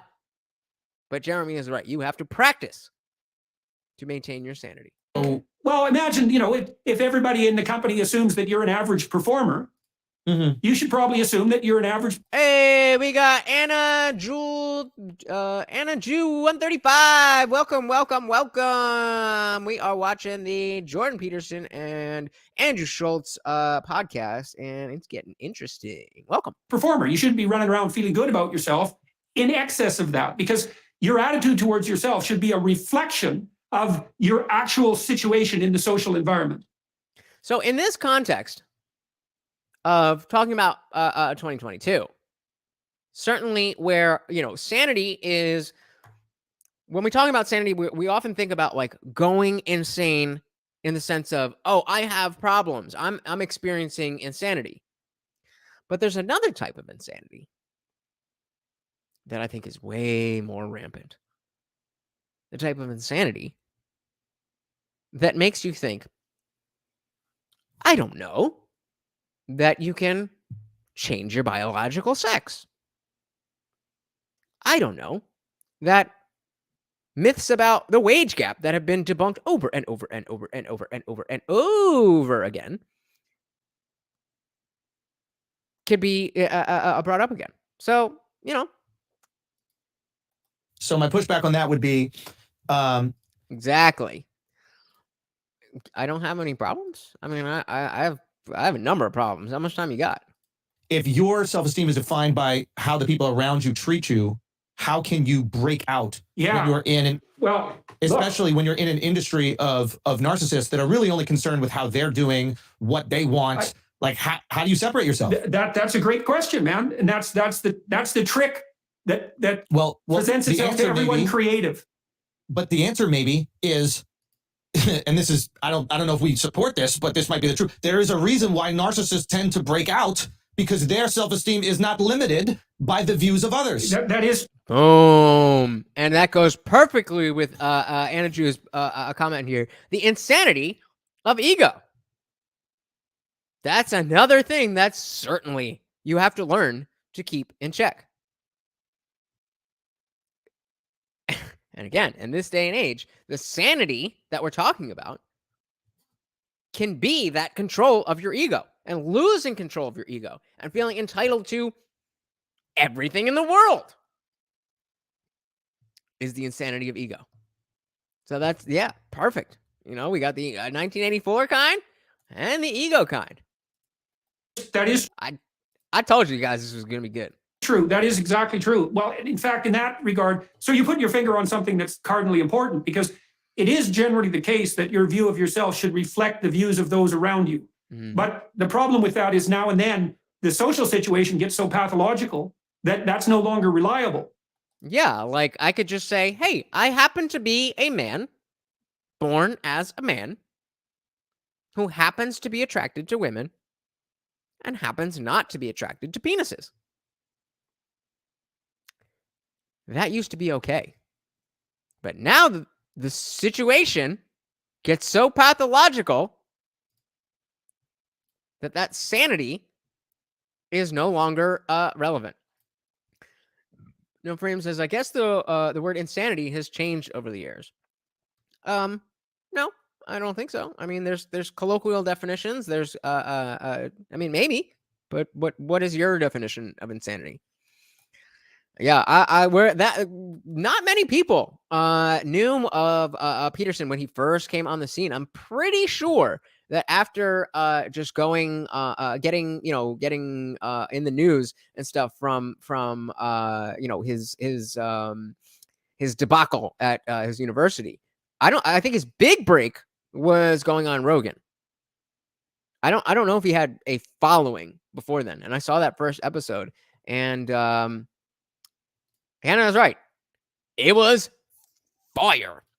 Jerry says, I identify as a purple penguin every second Thursday. That kind of insanity, right? Yes. Yeah, we are on YouTube. Why don't I drop this link if you want to come over and be part of the party? Where is the goddamn thing here? Yeah, if you want to come over, Anna, we are on YouTube over there, and we just got Doug Weiss in the building. Bah, bah, bah, bah, bah, bah, bah. Welcome, buddy. Welcome. We are just talking about the funniest intelligent conversation ever between Jordan Peterson and Andrew Schultz. Welcome to the party. Now, when that happens, you're really in trouble. That's the first thing we should point out, because if society has got so demented that its feedback can no longer be trusted, then everything's going to hell in a handbasket pretty quickly. But fair enough, Anna. That is when you get the necessity for people to call on whatever it is within them that makes them true moral agents to, let's say what they believe to be true with great caution. But I would say even in those circumstances, like I've been fortunate when I've been doing that, to the degree I've been able to do that, because I have friends around me who are giving me accurate feedback, I would say, and careful feedback. Are they though? No, they are probably for him.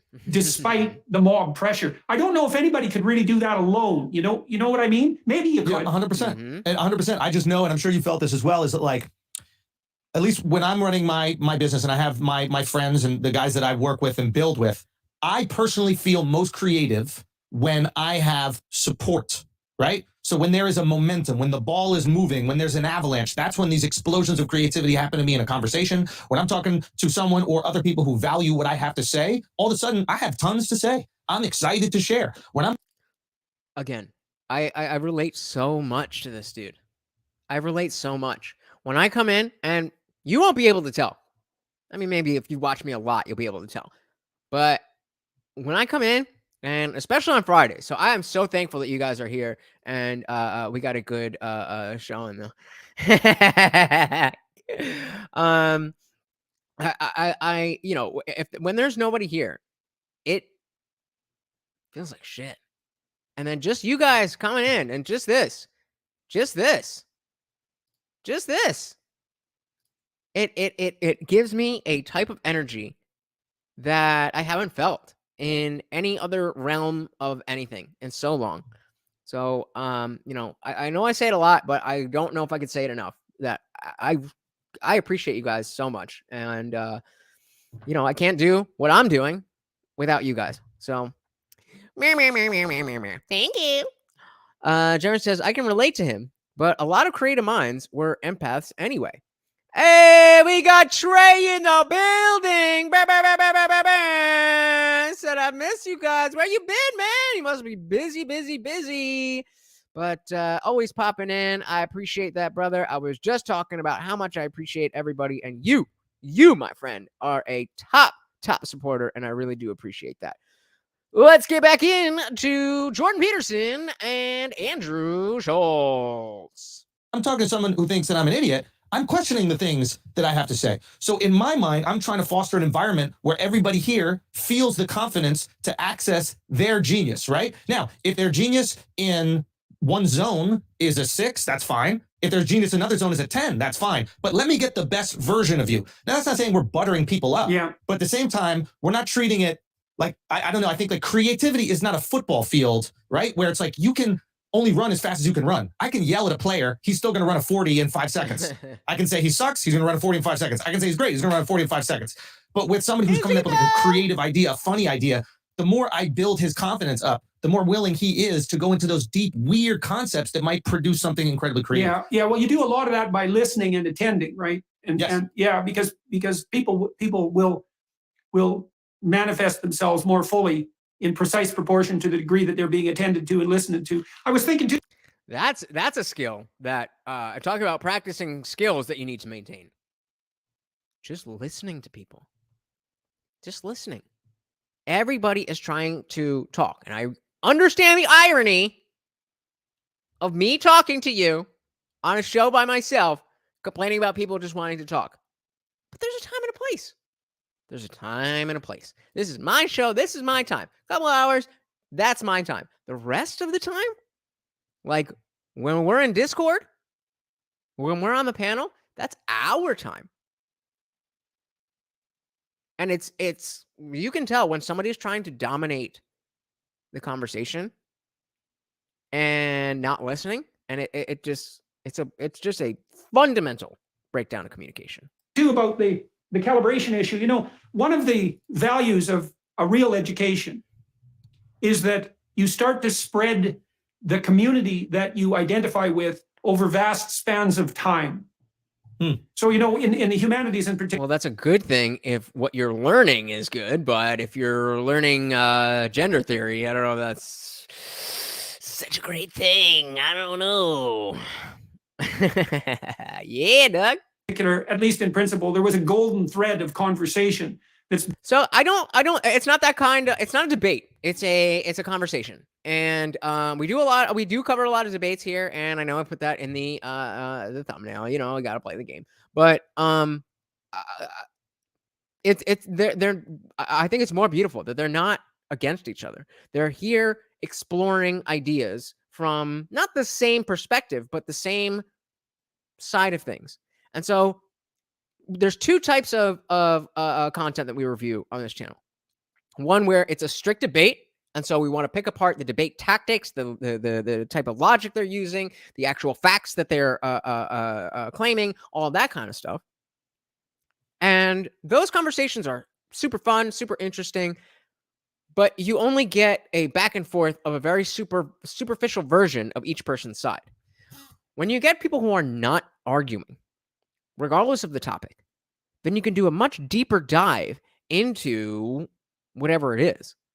And so this is one of those where they have a bunch of different topics, but the podcast is called "When Comedy Exists Outside of Agenda," and so this is really a conversation about the intersection of human psychology, politics, and stand-up comedy, and I guess entertainment. So four things, all in the witch's cauldron, from two very intelligent, very successful people. That's yeah. So that's what we're doing with this one. So nobody's dominating anybody on this one, but come on back. We definitely have some of those. Been going on at least from the time of Socrates, between great minds moving forward that have been adjudicated as great by the consensus of the entire educated community, let's say. And now that's all, of course, parodied as patriarchal oppression, but we'll leave that aside for the moment. And then maybe when you're called upon to speak carefully and truthfully, despite mob pressure and despite your otherwise laudable willingness to abide by the judgment of the group starts to expand across time. And so the pathologies of the moment can be ignored in favor of the, what would you call it, the wisdom of the group stretching across thousands and thousands of years. And you see, that's also, in some sense, a conservative idea in the deepest sense, because the idea would be that there is a fundamental spiritual tradition that manifests itself philosophically and theologically that has to be attended to despite the vagaries of the moment. And so, and that seems to be right. I mean, I think what you do if you go to university and you get a real education, you find a peer group, the peer group of creative and truthful thinkers, and their thought in some sense exists outside of time, right? It's eternally valuable. And it doesn't matter what the situation is. And then you can judge your actions in the moment against those standards. Mm-hmm. That's the, I don't remember where I read it, but I read something about there was a hard shift in 2013 in universities nationwide. I don't know. I don't remember the context or whatever. And I graduated college in 12. So I don't know how relevant this is to 2013 and on. But I remember being in high school. I'll come back to this, Doug. I remember being in high school and hearing all the people that would, I was friends with in high school. They go off to college and then come back, and they would never talk about their studies. They would never talk about their courses. They would never talk about their professors. They would just talk about the parties and the girls and the drinking and the clubs and all that. And that's basically what I got out of college. Now, I think, I like to think of myself as a pretty intelligent person anyway. And there are certainly ways of thinking, entire concepts. There's a lot of intellectual stuff I gained from college, but none of those things were things that I could not have gotten from YouTube. The college experience is something that is you just can't replicate it, and that's really all that I think college is these days. And so if you got the money, yeah, go for it. But it's you got YouTube. Use YouTube. See whatever job you want. See if you can get there with just YouTube first. Take a gap year. Spend that year on YouTube. See where you are compared to your fellow sophomores in a year. So Doug said, Andrew is too friendly not to submit. So again, not really that kind of conversation where one is dominating and one is submitting. But I've definitely seen him go in on Flagrant on his own podcast. Be like, hey, wait a minute. Yo, no. He'll go in. He's not, he's friendly, but he's not afraid. But again, that's not really the type of conversation that they're having. And I appreciate it. It's not always a competition to like, clearly Jordan is smarter. Clearly on your screen, the smartest person is me. And second to Jordan. No, clearly Jordan's the smartest person on your screen right now. That's not up for debate, really. But that's not really what we're doing here. Freedom says, no, history is... No, history is always forgotten. Expect the masterpieces, things humans build with their hands. That's a sentence. Yeah, but you're still picking the people whose standards most resemble yours. Well, not necessarily. I missed that a little bit. Let's go back. Despite the vagaries of the moment. And so, Yeah. And that seems to be right. I mean, I think what you do if you go to university and you get a real education, you find... Yo, facts. Actually, now that you say this, this makes a lot of sense, because I would expect Schultz to be way more quick-witted than Peterson. Even though, again, not to say anything negative about the wit of Jordan Peterson, but as a comedian, that's what you do. As a New York comedian, specifically, that great point. But again, not a competition. What does it mean to be smarter? Knowing more things, understanding the world better. There's ways. If you ask any question at all outside of the realm of stand-up comedy, I'm sure Andrew would have a very intelligent answer, because he is a smart, successful guy. However, if you were to ask that same question to Jordan Peterson, most likely he would have a more in-depth and well informed answer. The structure is what matters in college. Yeah, and they're losing that. They are fighting against the structure. Doug says, what he means is he passed a standardized test with a higher score. Not necessarily. Yeah, those bullshit tests. I mean, they're not bullshit tests. They have biases built in, but they're not bullshit. If you get a 30 versus 130, I have no problem saying, yeah, I'm going to bet money that the guy who got 130 is smarter than the guy who got 30. That doesn't mean there's not biases, but it's not bullshit. Jeremy says, having a broader perspective than you did before encountering something new. That's a great way to put it. I like that. Doug says, maybe longer short-term memory and quicker number crunching and perception of uncapitalized value, financial and social. Coming through, both of you guys, with the great answers on what does it mean to be smarter. Again, Jeremy said, having a broader perspective than you did before encountering something new. And Doug says maybe longer short-term memory and quicker number crunching and the perception of uncapitalized value, financial and social. You guys are smart. Oh, yeah, I forgot. Jimmy Dean told me that's patronizing. I'm not saying that to be like, oh, wow, I didn't expect you guys to be smart. No, this is fucking smart. Or 200 on an IQ test. Freedom says that makes no sense. I know people who know all about cars, sex, and silverware. So are they smart? What subjects make you smart? Yes, that makes it's their ability. So knowledge and intelligence are not the same thing. You're conflating knowledge and intelligence. Intelligence refers more to the ability to absorb novel concepts. Knowledge is just stuff you already know. You can memorize anything. That is not a sign of intelligence. Problem solving. And like I said, understanding novel concepts. That is what is meant by intelligence. Sorry, Jeremy. Sorry, Jeremy. I promise I won't do it again. And then smart is smart. Sometimes it doesn't. It's not a 1-to-1 because as you are saying, the IQ test isn't perfect, so it doesn't necessarily matter category. And yes, if you have a smart person in this category, a smart person in that category, then it may not be easier to say which one is smarter. But one of these is a no,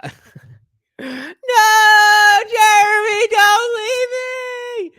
One of these people is just much more learned, has both more knowledge as well as a better ability to understand new concepts. So either way you want to take it, It's Find a peer group, the peer group of creative and truthful thinkers, and their thought in some sense exists outside of time, right? It's eternally valuable. And it doesn't matter what the situation is. And then you can judge your actions in the moment against those standards. Yeah, but you're still picking the people whose standards most resemble yours. Well, not necessarily. Not if you're really getting educated, because then you get exposed to a lot of people who didn't necessarily think the way you thought. Well, this is why it's so important. It's like, and this is why the internet is amazing, but also dangerous. It's just like university in this way. Okay, before the internet, there was. Okay, there's a claim. There's a claim. The internet is just like university. So he said way before the internet was college. And that's how I described it. In high school, you talk to some people that had rough experiences in high school, especially people who are younger than me. And I said, hey, just wait till you go to college. You're going to be dealing with way more people and you'll be able to be yourself because there's some other people that actually feel just like you. Right. And you're going to really like this college experience because you're going to find a friend group that just didn't exist in your small 100 kid per grade high school. Right. Exactly. That's exactly what I was just talking about. That it's about the social aspect. And Doug is saying knowledge of silverware would probably be very helpful for running a high-end catering business. You're saying a man can say humans were born from corn, but can make a flying car. Who picks and chooses? I mean, nobody. But are you going? So I'm not saying that there is a perfect measurement. I never said that. But in order for this to make sense, you must think that I am saying, or you must think yourself, that there is zero way to tell if anybody is smarter than anybody else. Is that your position, No Freedoms? Because if it is, that's silly. And if it's not, then you're being silly. So knowledge is only important for human concepts to make money off of. No. Who said that? Go back through the chat. Who said knowledge is only? Who said only? I don't think anybody even said only about anything. So this is who can call out the logical fallacy that No Freedoms here just laid out. That's correct. If you said straw man, this is a straw man. I am here making the concept that some people are smarter than other people. Period. No Freedoms is attacking a straw man over here that's saying knowledge is only important for human concepts to make money off. So yeah, he can knock down that straw man, no problem. But how about you deal with what I'm talking about? So again, the question is, he said, I don't believe anyone is smart. Okay, so that's a non sequitur. We're not talking about whether people in general are smart or not. You can have a room of the dumbest people in the world.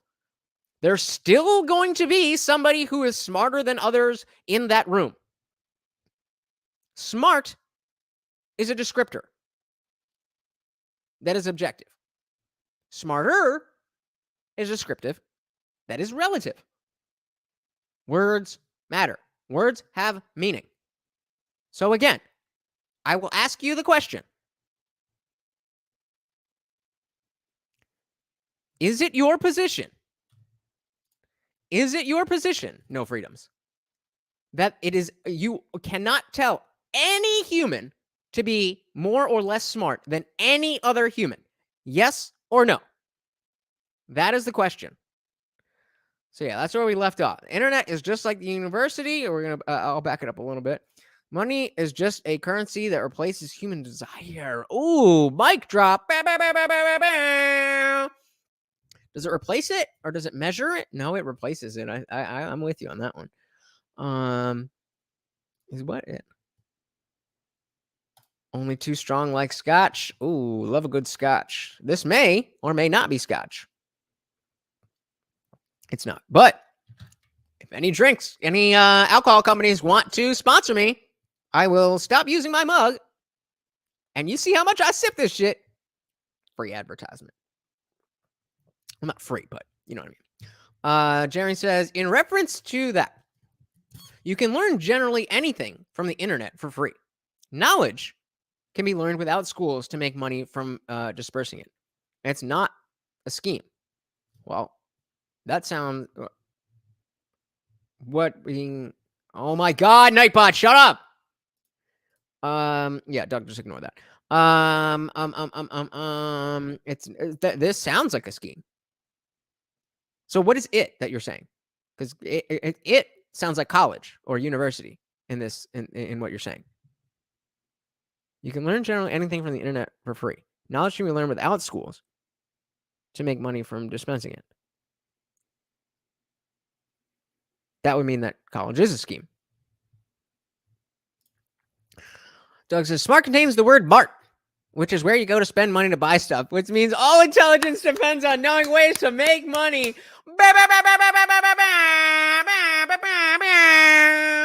Still waiting on that yes or no, no freedoms, whenever you're ready. Self, because there's some. All right, so let's, okay. And it's going to freeze. You fucking. Is amazing, but also dangerous. Is amazing, but also dangerous. I'm not putting up anything else you say, no freedoms, until you answer my question. It's a yes or no question. Do you believe that we are unable to tell if any human is smarter than any other human? Yes or no? It's just like university in this way.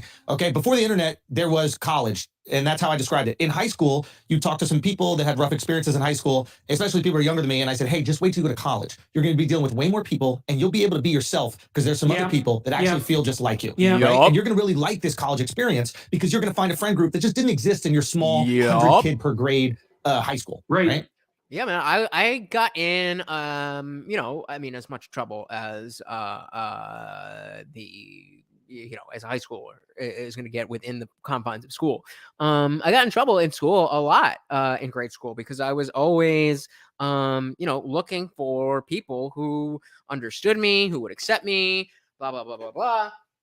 And, as you guys know and can tell from watching, that I'm not necessarily the easiest person to get along with.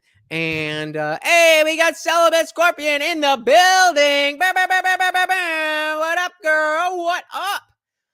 But yeah, and it wasn't until I got to a college that I was able to kind of reset and be like, okay, I'm not going to try to get any of these people or those people or any particular group of people to like me. I'm just going to try to be, a softer version of me because, again, I'm me and people didn't know me. But, be me and just be me.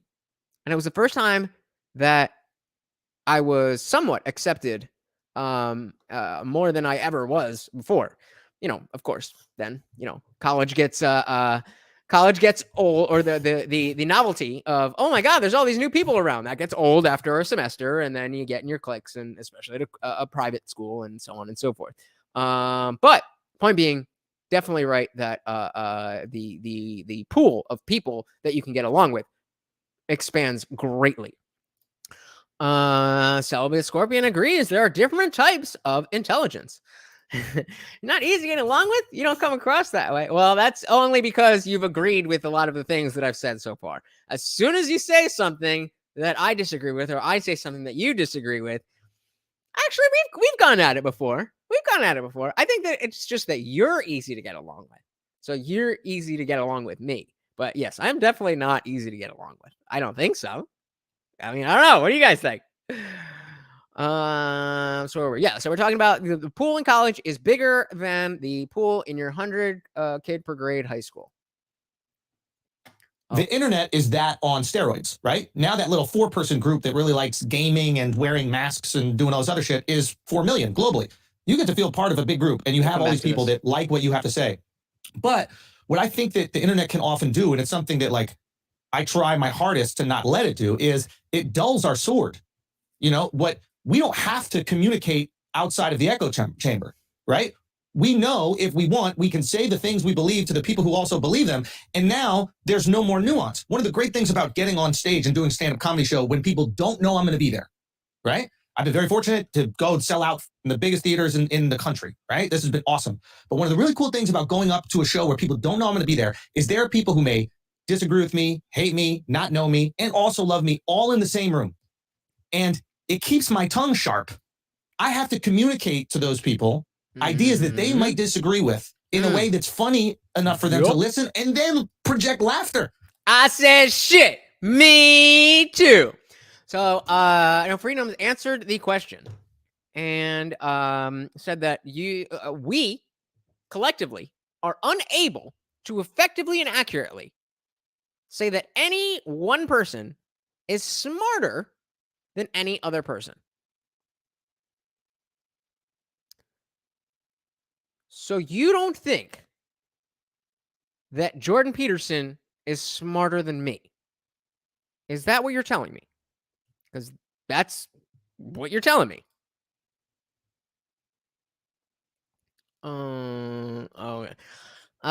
Inside joke. All right.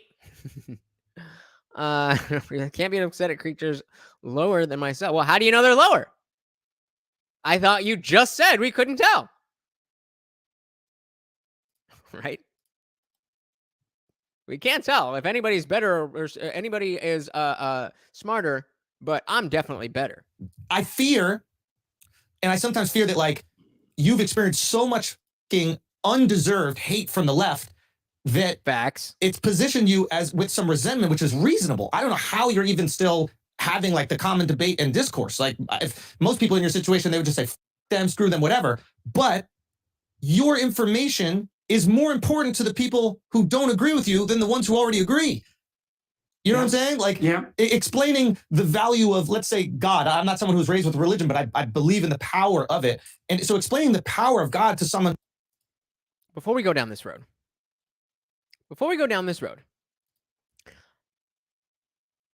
just imagine. He just said he's not religious like that. So instead of him saying God, imagine he just says the universe. Just try it on. Whenever you hear God, just replace it with the universe. And let's see if it changes the political message at all, especially from a non-Christian. Agree. You know what I'm saying? Like, more important to the people who don't agree with you than the ones who already agree. You know what I'm saying? Like, which actually, we're going to back that up again because that's a great point that I always talk about. And it's so sad because you see a lot of this is exactly why I want to bring this to you guys, because so many of these conversations that need, oh God, I might be cutting out. If I do, stick with me. I'll be right there. But so many of these conversations are hidden in the annals of the internet, and the people who really need to hear the message don't ever see it because they're watching other bullshit. So, you guys, I watch bullshit. We all watch bullshit. But if you guys can watch your bullshit wherever you watch it and then come here and actually get something from it, then not only are we all entertained while we're here hanging out, having fun, talking about shit, then thank you, Doug. Then it makes it better. It's a fun time. And then we've learned something. We've seen something. And I don't understand why we can't do both.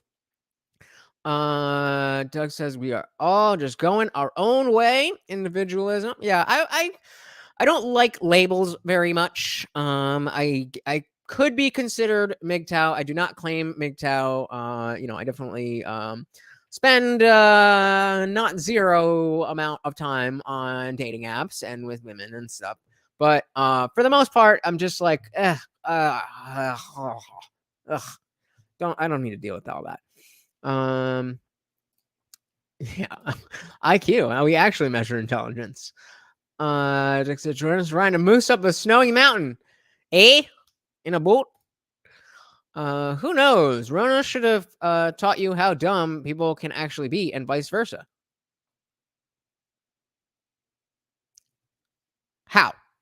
Because you just said, when I asked you if we could tell if some people were smarter than others, semantically exactly the same as dumber than others, I asked if we were unable to do that. And you said yes. So how does that fit in with saying how dumb people are? How do you know they're dumb? How is it that make it make sense? He's trying so hard to consider Andrews. Right? Even when he's making jokes, he's in there and just, bro, he's making jokes. Like he's not like bullshitting, but he's being yeah, exactly. He's not bullshitting, but he is coming correct. What does this mean? I do not know what this means. Oh, thank you. You must testify. Explaining the value of, let's say, God. I'm not someone who was raised with religion, but I believe in the power of it. And remember, we're replacing the power of God, or just with or God with, quote, the universe. So explaining the power of God to someone who is not religious is more important than to the believer, because if that person can get... Okay, scratch all of that, because I didn't know where this was going. So scratch all of that. One more time. Scratch all of already that. Agree. So the people who need to hear the message, or the people who are going to see the message, are the ones who already agree, and that's not a good thing. You know what I'm saying? Like, Yeah. Explaining the value of, let's say, God. I'm not someone who was raised with religion, but I believe in the power of it. And so explaining the power of God to someone who is not religious is more important than to the believer. Fucking facts. Now, I disagree that I want that being explained, but if anybody needs to hear that message, it would be me far before any of you Christians. You guys are already in the club. You guys are already, I was going to call it a cult, but I'm trying to be nice. But you guys are already in the club. But it's not me who's in church every Sunday. It's you guys who already believe. And that's exactly what is happening here. Scorpion says, when I saw everybody going around in mass and promoting the jab, I did automatically think how stupid the majority are. Well, yeah, I agree that okay, we're again, guys, sorry. I'm gonna fix it by over the weekend, the Nightbot thing. Feel free to caps and do whatever you want. Just be nice to people. But yeah, I agree with you, Scorpion. But according to No Freedoms, we don't we can't tell if anybody is smarter than anybody else. So come on, like guess you got some support there. Freedom says, "Oh, I see you all as children and idiots." But again, how can one tell unless something happens for us to know, and vice versa? What does it mean to be smart or dumb? Well, again, you tell me. Why is it that you see us all as children and idiots? How is it that you see yourself as smarter and more mature, I guess, than everybody else, if you just claimed that when I asked you if that was possible or impossible, you said it was impossible? That doesn't make sense, does it now? Doug says, I was baptized Catholic, but I feel a lot of affinity for Hindu and Buddhist thinking. I have a Buddhist tattoo here.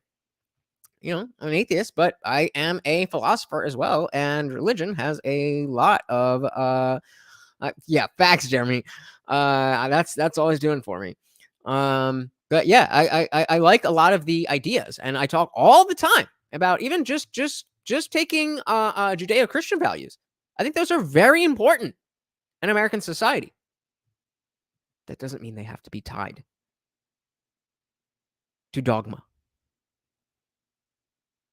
You can spread the message, treat others how you would like to be treated, without having to invoke anything that does not follow the laws of physics. Yeah, Nightbot is a bully up on the pulpit. Yeah, of course. That's what they do when they got him. No, we can. This is fun jabbing. We can go at each other like this. I appreciate that. But yeah, I mean, you're presenting ideas that don't make sense. And what do we do? What do we do here? We attack ideas, not people. And did I get a Buddhist tattoo to piss off my Christian parents? No. Luckily, I have an older brother who paved that way for me. He was dyeing his hair in high school, getting piercings. I used to have 1/2-inch gauges. I had a lip ring. So by the time I actually didn't, my first tattoo was my Akon tattoo for a fallen friend. Shout out, family is thicker than blood. Adam Mark Condiotti. But that was my first tattoo that I didn't get till 2013. So the road was already paved by then. Doug says a claim has been made and is being prosecuted to its decision. Oh yeah, on this channel, you will get called out for just saying things. No. You don't have to take a position on anything. It is perfectly fine in this space to say, I don't know, I'm not sure. I don't have an opinion yet. I need to learn more. All of those things. However, if you make a claim, it is your responsibility to back that claim up. I never said. I asked the question, is it impossible for us to tell if one person is smarter than another person? And this is the answer I got.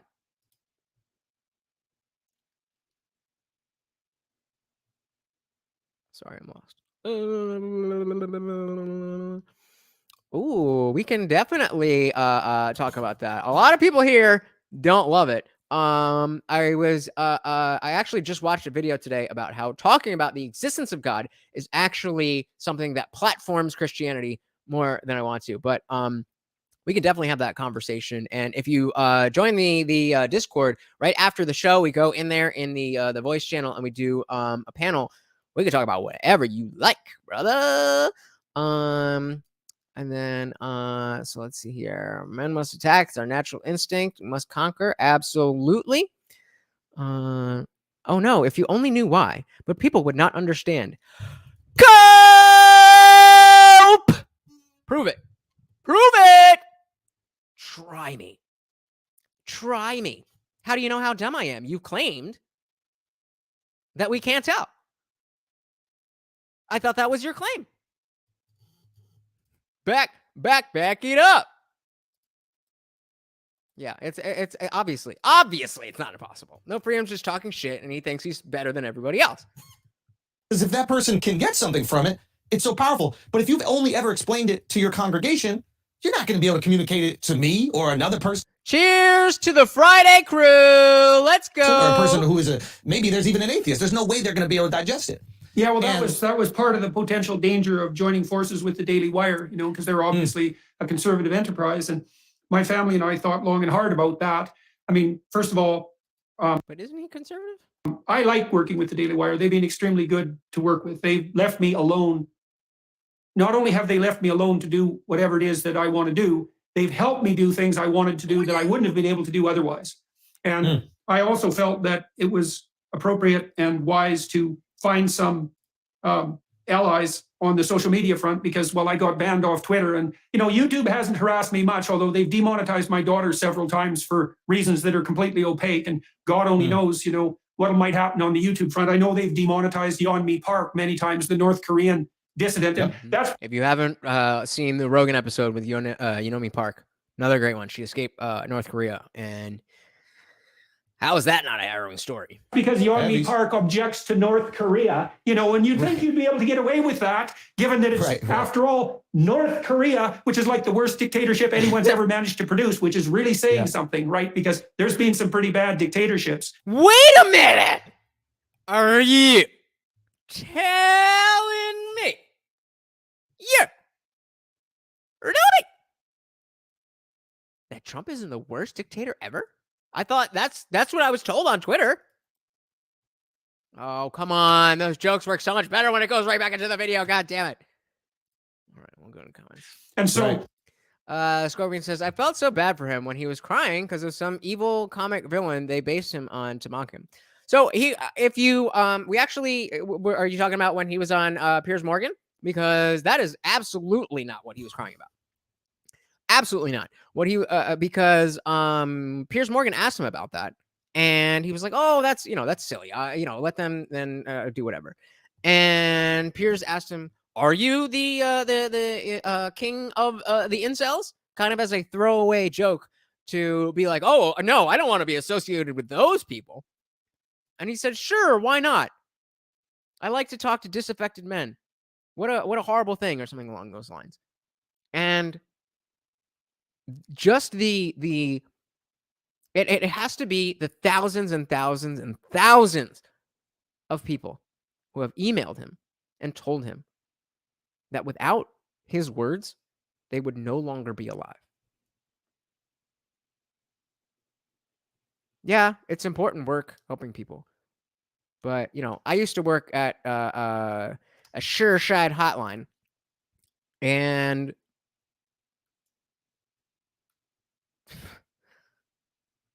I don't know. I don't want to really be like, oh, I'm so great. But like the feeling of being like, hey, I really was going to do this tonight. Thank you for talking to me. And now I'm going to continue my life. That'll bring you to tears. If you are a fucking human. If you know freedoms, I don't know. But exactly.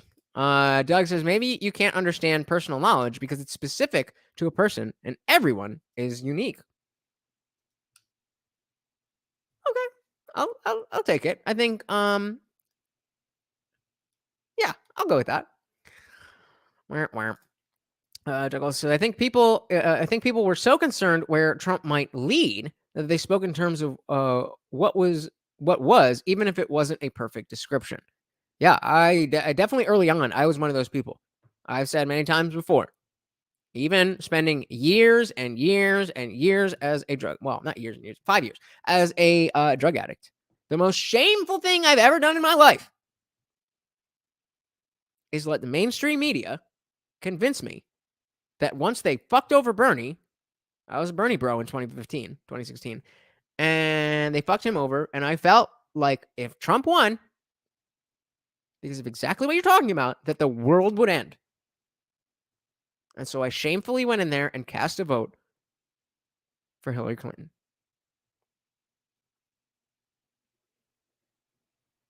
I swore never, ever to vote against anyone, ever again.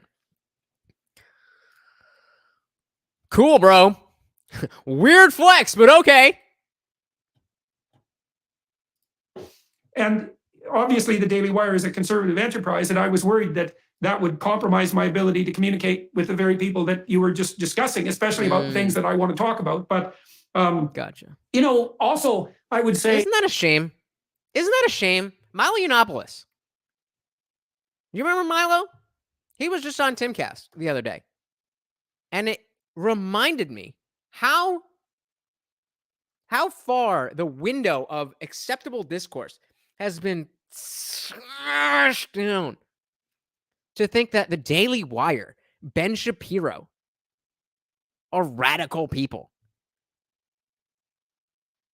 Like when you chop off the ends, then the edges still become the edges. This whole idea of canceling people, first of all, it doesn't make them, their ideas, or their followers disappear. And second of all, it just creates the next person in line. It creates a label for them as the most far right or left voice in the space. Why? How is that helpful? Scorpion said, that's good work. You did counseling. Yeah, those people. Yeah, I mean, I did psychology in school, and it was part of an internship. And you learn a lot. You learn a lot. I'll just say that. And Freedom said, it is just fact. I think when I went home from work, I saw a car on fire. The person probably won't make it. Okay. How is that relevant to, like, do you see how far you've moved the goalpost from saying that it's impossible to tell if some person is smarter than another person? How did we get to people die all the time, so whatever? The question was about intelligence. This is why you need to be able to understand when people are manipulating you or acting in bad faith. That's not what I asked you, bro. You're having your own conversation with yet another straw man. I'm right here, bro. You want to talk to me? You can talk to me. I mean, feel free, run up my chat rate, but I'm just saying, you're not even talking to me. You're having a conversation with nobody. Jerry says, if you're smarter than all of us humans, you can at least learn to type. Got him! Hey, I don't exactly know what to make of this. You also find your friends where they're willing to have you. And I get pilloried quite often for not talking to enough people on the left. And a huge part of the reason for that is that most of the time they won't talk to me. I spent years trying to find Democrats who would speak to me, actual politicians who would speak to me on my YouTube channel. And although I have a couple identified now and potentially lined up, for years, the answer to that request was, there's no way we're going on your channel. And so, how the hell can you talk to people if they just say no? Why should they? Why should they go on their channel? You're going to lobotomize them. Like, I don't think the answer is speaking to politicians. Like, I remember first engaging like with your content. And what I think is so powerful about you is that, ooh, I am very much interested to see his take on what is so interesting about Jordan Peterson. You're such a thoughtful thinker that you can really almost have, I don't want to use the word weaponize, but like you can weaponize arguments for the average person that has feelings they can't articulate. Yeah. Yep. And I think what's so powerful about that is that you're giving a voice to someone that doesn't feel confident enough to express themselves, right? And it's what's really great about it is that it's articulated in a way in which the other side understands and accepts. And that is basically psychology in a nutshell. At least bachelor's degree level psychology. So much of it is not really like learning. Like, you live your life, especially by the time you're in college. You've lived 17, 18 years at least. And you understand people in a certain way just from your experiences. And so when you take these classes and you are learning this stuff, a lot of the stuff that they teach you, and again, I'm just talking about as far as bachelor degrees go in psychology, it's a lot of stuff like, oh yeah, I knew that. I didn't know that was like a thing. But it just gives you a better understanding of the things you already knew and a stronger confidence in the things you already knew. Not everything. I mean, there's a lot of things that's like, oh shit, the mind works like that. But by and large, a lot of things, it's just it's just stuff you already know, just more finely tuned. Doug says, I think of intelligence as serenity. How so? I mean, I'm not challenging that. That's very interesting. I've never heard that. How is intelligence serenity? I can see it, but I'm curious to hear it from you. Jared says, knowledge is the key to the universe. Super facts. Yeah. Let's hope. And thank you for not saying pray. And I think it's one of the reasons I was probably drawn to you is because I like doing this with comedy, regardless on which side I'm fighting for. I would never take a political side because that's my ability to dance. Yeah. I can't dance once I say I'm on one. I don't want you to know where the joke is going. But what I loved is you deliver this information, and it was so hard to refute it. And I don't care whether you're on the Daily Wire or whether you're on CNN Plus or whatever that shit is. It doesn't matter to me because CNN Plus is gone.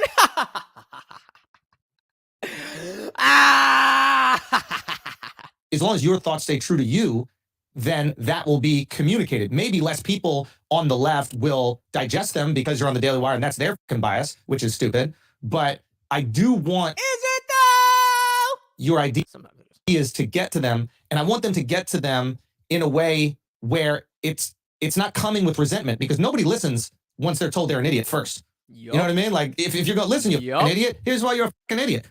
You attract, what is it? You attract more bees with honey than vinegar, right? I already shut down. You know what I'm saying? Like, because you said you want to fight me. You didn't say you want to teach me something. And I wonder if when you were teaching in the university level, you were almost, it was like the comedy club with the strangers. You don't know who these kids are, where they're from. Well, it was also it was never political. You know, I mean, none of the things I did at the university. I was just going to say that what Peterson was doing was never a political endeavor. He was never trying to get political capital or anything like that. Hey, we got Dry 4879 in the building.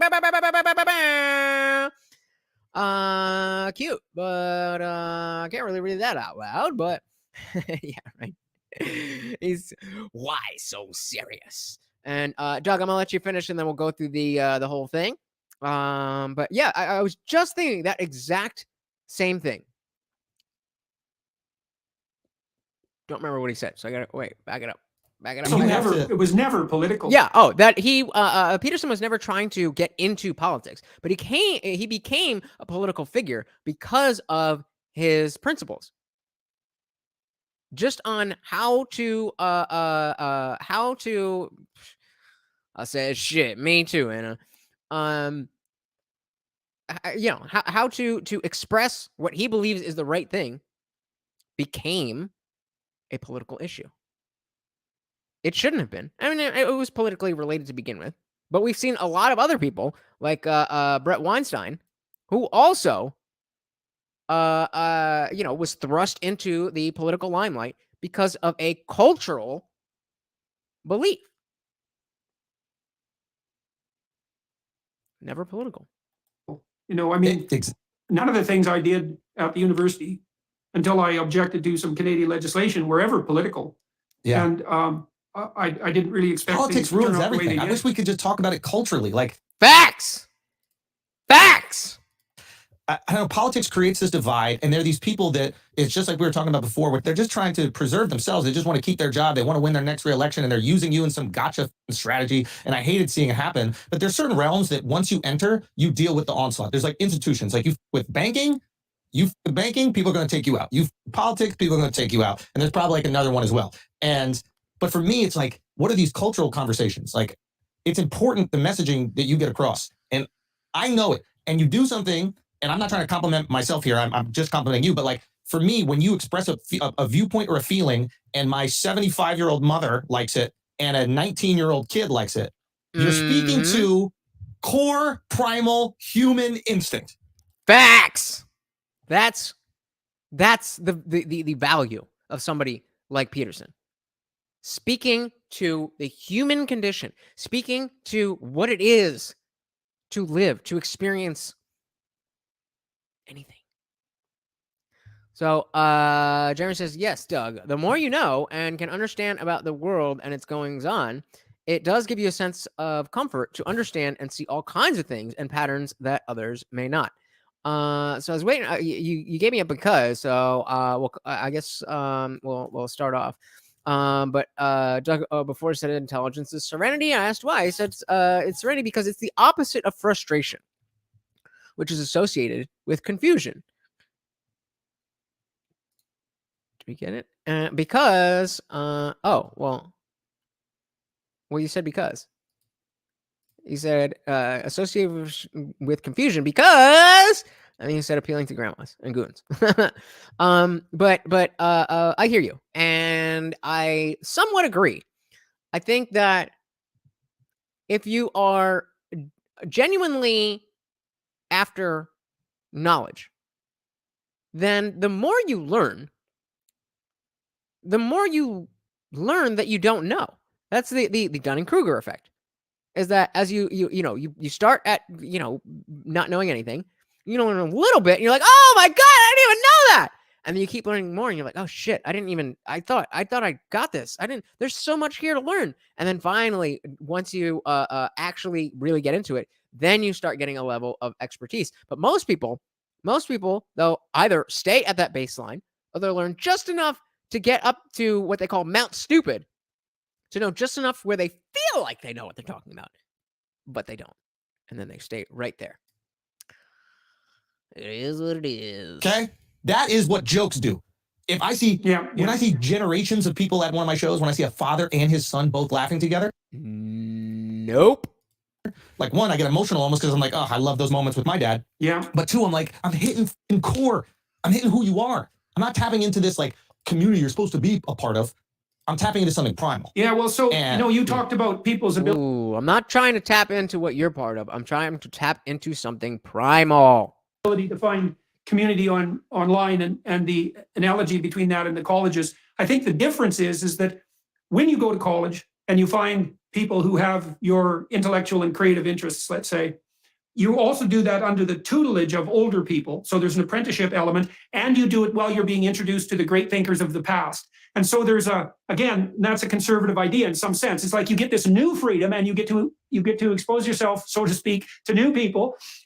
But you do that within the confines of an intellectual tradition. And so that stops it from going seriously sideways, let's say into the realm of ideology or propaganda or conspiratorial thinking, which are pathologies that you might associate with that emergent group identity. And a lot of that's lacking online, obviously. Agreed. Yeah, I hate how. So, No Freedoms is expressing that he is, obviously I can't read all of this, that humanity needs to be reborn, maybe like a reset. Like it would be really great if there was a reset. Like if you didn't own any, but you were happy. Where have I heard that before? Globalist. I'll be honest, like, I hate how the right has been bastardized. I hate how the left has been turned into like a bunch of like pussy little cucks. Like, I think that there's these extreme versions, right? Like, the extreme right is not like a Romney conservative. You know what I mean? Like, the extreme left is not like, I mean, Clinton is, embroiled in controversy, obviously, but like when my parents were growing up and they were like Clinton Democrats, or even Obama, if you want to say it, like these things are so close. Yet the parties are defined by their extremes. It's almost like soccer clubs. When you look at like these soccer teams, they're like defined by their hooligans a lot of times. It's like, who here has seen Green Street Hooligans? It's it's the bog. It's the bog. Yeah, Green Street Hooligans with Charlie Hunnam from Sons of Anarchy before he was on Sons of Anarchy, and Elijah Wood. Fantastic movie. And it is not brutal, but it's gritty. It's gritty. It's about soccer clubs getting into fights, and they're all like gangs and shit. It's awesome. Yeah, I don't know.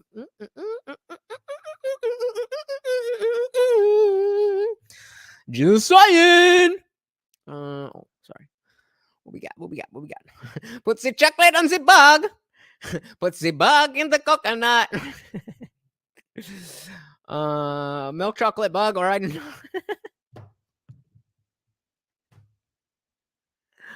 Oh, he's going right in. Hey, bugs? No problem. But there better be some goddamn chocolate on that. I said there better be some goddamn the hooligans chocolate. Are not even 5% of the people even go to the games, right? So what I would love is the discourse to come back here. Yeah, well, and part of that, I really think. I was talking again to this Gene Twenge the other day about what's happening online to facilitate that. And this tiny percentage of bad actors goes without punishment online. And that's a huge problem. If you're a real troublemaking prick in person, someone's going to give you a swat. And that's going to keep you down, and sometimes that Speaking of bugs, doesn't happen appropriately, and sometimes it does. But generally speaking, people watch their tongues pretty carefully when they're talking face to face with actual others. And the narcissists and the Machiavellians and the psychopaths keep themselves pretty well in check because of that pressure. But online, none of those sanctions exist. Plus, the social media companies capitalize on the agitation they produce. yes, No Freedoms. And they literally capitalize on it because their algorithms drive people's attention towards the polarizing influences. And so we're in a situation now where that 3%, because it's probably no more than that, holds disproportionate influence over political discourse online. And I have this suspicion that that's really tearing us apart, because it's obliviating the middle, right? The reasonable middle. Yeah. It's also the case, I think, that the people in the reasonable middle, because they're reasonable and because they're just going about their lives, aren't that good at articulating the values of the middle, right? Yes. Because I always think about this in relationship to marriage. It's like, some radical can come up to you and poke you and say, justify marriage. And the typical person is just going to be set back on their heels. It's like, well, I don't know how to do that. We agreed 50,000 years ago that marriage was a good thing. Kind of like how men and women are not the same thing or interchangeable. Let's bring that back. Doug said, if you wouldn't care that a loved one died, because since No Freedoms just doesn't care about people, he's so cool. He's so cool. He doesn't even care about people. I wish I could be that cool. But if you wouldn't care that a loved one died, I think there is some potential to unlock. Humans are meant to feel deep, positive emotion. Sadness can be a positive feeling It feels better than anger. Oof. Oof. Mic drop. Doug is dropping bombs on us. Figuratively, YouTube. Figuratively. So you should shed a tear when you are like addicted to strawman. Go back and screenshot where somebody said you should shed a tear when a baby is ended. Oh, you can't because you're just saying things. You're just saying things, dude. You're just saying things. Yeah, for real.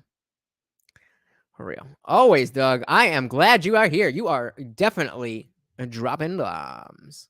I can't come up with a philosophical justification for it. Yeah. But why do you love your children? Yeah. Well, I don't know. I just yeah. Well, it's the ideas that bind us that are deep. They're not generally articulated, and so when they're challenged, those who hold them have no idea what to say. And like here's another example. So okay, well he's gonna give an example. I was gonna talk about that, but he's gonna bring it into a hard example. So let's do that. I like to use this on people who are radically left. It's like, why is slavery wrong? Oh, they think, well, God, it's obvious that slavery's wrong. Slavery's just wrong. It's like, okay, fair enough. Why? Yeah. Does this sound anything? This conversation that they're having. Does this sound anything like the way that I treat y'all and things that I hear? Let's run it back a couple of seconds and just see if this is at all how you would agree that I operate. It's on people who are radically left. It's like, why is slavery wrong? Oh, they think, well, God, it's obvious that slavery's wrong. Slavery's just wrong. It's like, okay, fair enough. Why? Yeah. Well, as far as I can tell, it has to do something. It has to do with the fundamental sanctity of the individual. It's basically a religious claim. Boom! We got to stop that for Jeremy hitting on the semantic difference here. You guys know how much I care about semantics. Jeremy is on point. This is getting to the difference between empathy and sympathy. Beautiful. Beautiful. Clearly, there's one person here who doesn't know the difference. Scorpion says an abnormal human would not care and feel apathy for others. Yeah, I think this is not a dig or an insult, but I don't know. I mean, it's very likely that you're just playing a character because you're getting attention for saying these things. And hey, whatever. If that's what you want to do, I'm cool with it. But if this is how you really feel, I highly suggest that you talk to a therapist. You will live a better life without operating with this. What does this one say? How do you think the world is built? What does that have to do with ending 80% of humanity? Those who was heartless, I think you mean were, those who were heartless are the reason you enjoy the small things in your life. Nah, I disagree with that. I would say the fact that people have, put things, selfishness, maybe. Capitalism is based on self-interest. But that doesn't mean there's a difference between acting in self-interest and acting heartlessly. Of course. How does that help your argument? What the fuck does that have to do with this at all? You think the world would not be built if there was not a genocide? Is that your claim? So you keep asking questions, and notice how when you ask a question, I give you a straight, direct answer. When I ask you a question, what do? You either answer a different question or you ask your own question. So again, unless you're going to engage in the conversation, No Freedoms, you can get all the attention you want from the chat. But until you answer the questions that I have asked you, then you will not get any more comments put up. Doug says, when conversations are when conversations are at a certain level of generality, the toll of straw man tallies quickly towards infinity. Yep. Yeah, you're removing their freedom. Yeah. So I don't remember what we were talking about. Let's back that up. Oh yeah, we're talking about slavery. Do you think slavery's wrong? No freedoms? Why would it be wrong if humans are blah, blah, blah, blah, blah? Slavery's wrong. Slavery's just wrong. Yeah. It's like, okay, fair enough. Why? Yeah. And again, does this or does this not sound like how I approach situations? He's sticking his tongue out at you. Okay, fair enough. Why? Think back to my conversation with Henry. Why? How do you know that? So now we know you're trolling. A good troll doesn't let what is the meme? Obvious troll is obvious. Well, Yeah, as far as I can tell, it has to do something. It has to do with Oh, I know. It's just being stupid, though. the fundamental sanctity of the individual. It's basically a religious claim. Yeah, you're removing their freedom. Yeah, and their freedom is an appropriate part of them because they're a part of divine providence. It's something like that. Yeah. That's the axiomatic claim. Well, Yeah. if you dispense with the entire religious underlay, which is Then you certainly have what no you do if you're on the radical left, it's like, well, Right. then why not just use power? If I can make you do what I want you to do, why the hell not do it? This Well, is that how would be jokes wrong. work. It's like, yeah, but why is it wrong? But this is how jokes work. I would love to actually try to see if authentically, if No Freedoms could actually answer the question of why slavery is wrong. Even if you don't think so, if you're smart, you'll be able to tell why most of us think slavery is wrong. But you can't do that, can you? Isn't this beautiful? It's like you find a way to... Yes, it is beautiful. It is beautiful. You're welcome.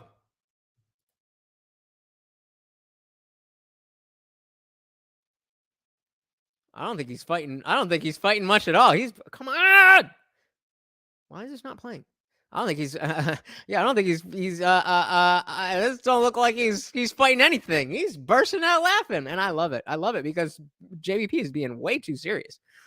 Jerry says that was an ideology founded on the idea that people are property, and society hadn't evolved because beyond that point to realize that it was wrong until Lincoln took the steps.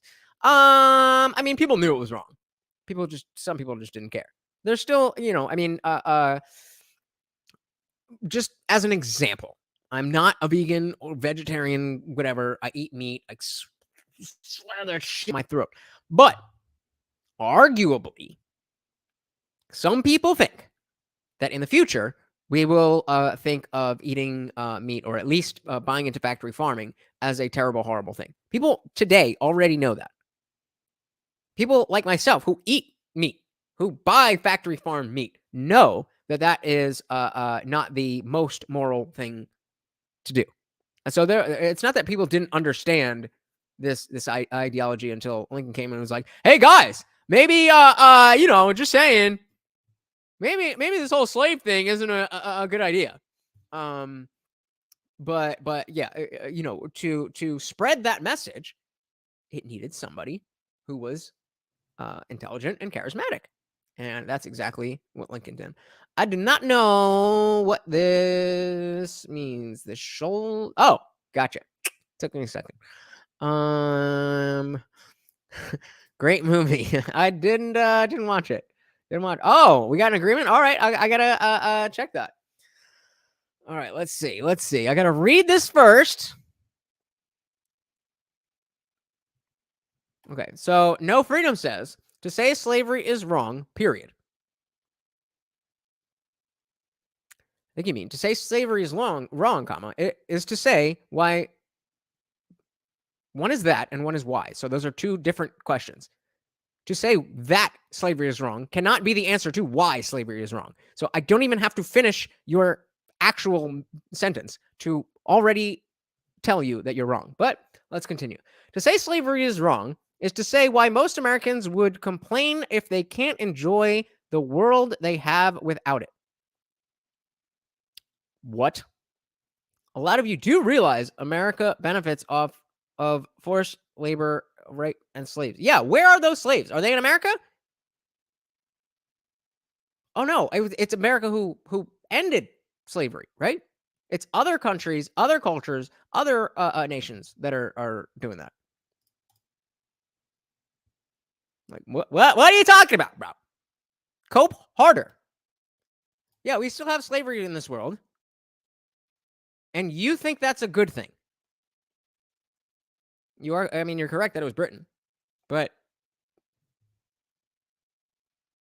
let's go back to your original point. Slavery is not, you said,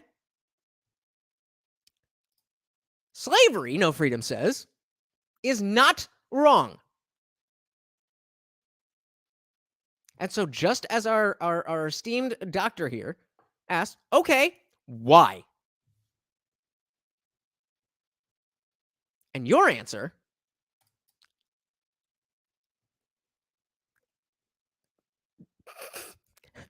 okay, bro. Yeah, how much exactly? He's just a troll. That's all right. That's all right. I like trolls that are engaging. You know, if you're just in here on just calling me names, that wouldn't be fun. You're fostering conversation, so I enjoy it. I mean, it's very clear that you're just trolling, but I appreciate it. Want you to. So let's again make sure we know you dispense with the entire religious underlay, which is certainly what you do if you're on the radical left. It's like, well, then why not just use power? If I can make you do what I want you to do, why the hell not do it? This is how jokes work. It's like, yeah, but why is it wrong? Exactly. But this is how jokes work. Isn't this beautiful? It's like you find a way to get a person who is an atheist, doesn't believe in religion, thinks religion is the worst thing in the world, to agree that religion has immense value. Yeah. That's me. By getting them to agree that a thing they hate, slavery, is wrong, and then you attach why slavery is wrong to the thing that they also think is wrong, and now they have to choose one or the other, and that's not a hard choice. So religion or slavery. Why did you just? I absolutely agree. Jerry said, would it be agreed that if we just didn't talk about racism, it would disappear? Of course. You know how I know that? Because how often do we talk about hair colorism? And how much of a problem is that?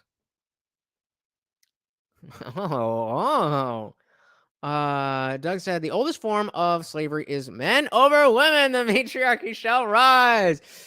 Already has, my friend. It already has. Yeah, JK Kino. We are already living in that gynocentric society. Again, you just don't know truth and can't see past a crazy man's word. I'm so esteemed to have you here to correct me, sir.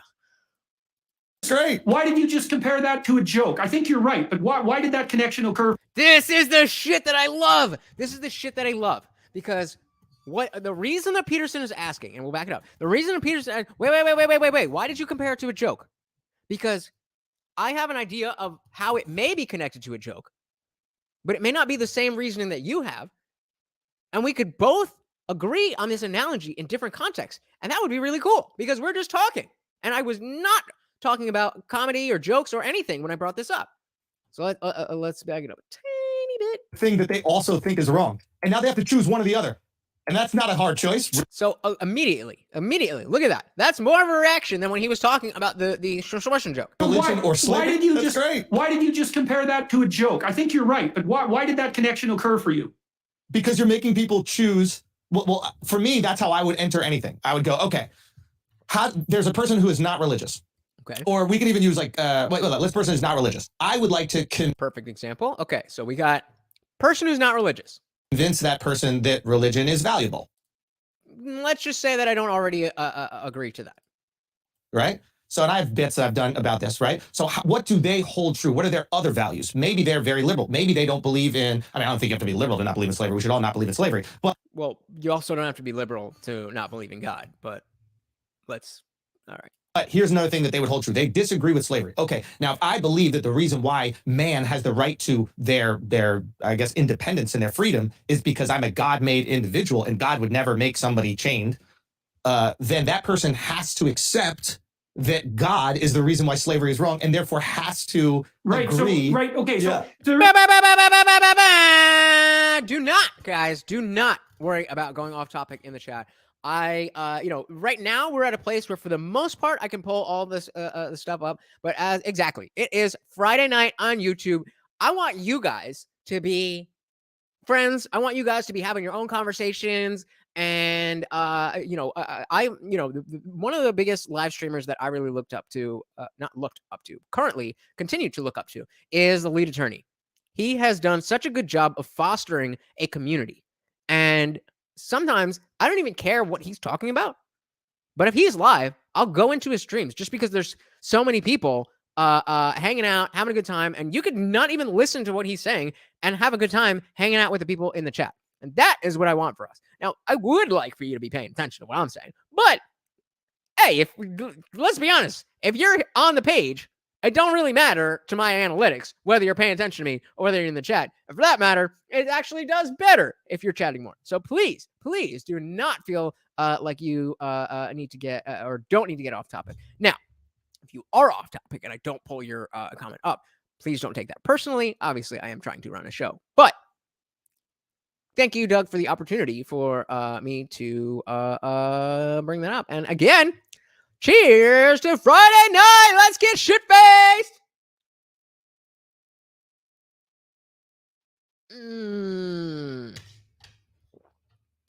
Hooah! Indeed I did. TLA all day, baby. Bah, bah, bah, bah, bah. Oh my God. Those are for the TLA fans. Freedom says, I can't wait until most of the people above us get tired and end us all. I wonder when they are planning to end most of us. My sentiments exactly. Yeah. Yep.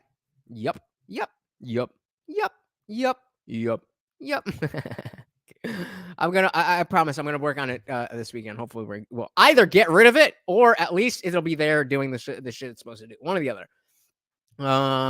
Freedom says, wait, I need to see a therapist, but not the people. What again? Who did I say doesn't need to see a therapist?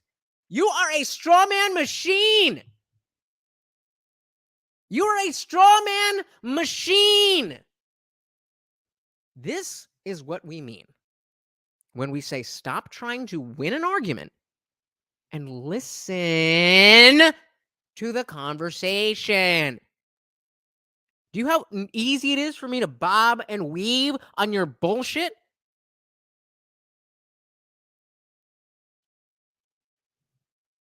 Just listen to the thing, like this part here, this part of your screen. Oh, okay. This part of your screen, right here. This is the part that you want to contend with. Not over here. Not over here.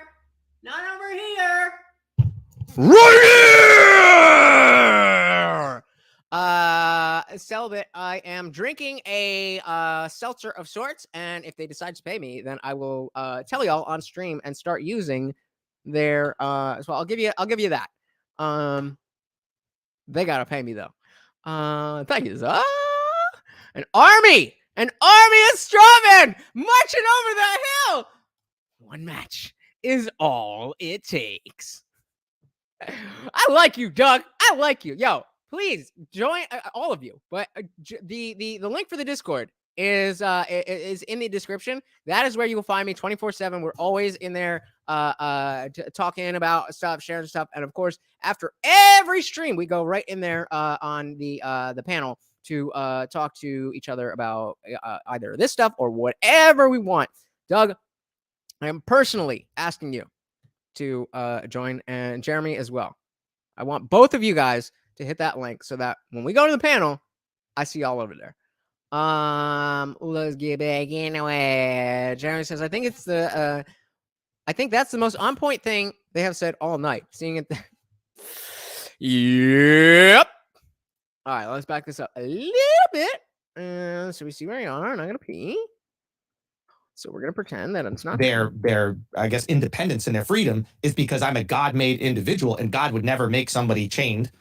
Then that person has to accept that God is the reason why slavery is wrong, and therefore has to agree. So, okay, so there is something definitely there, because So remember, he was like, wait.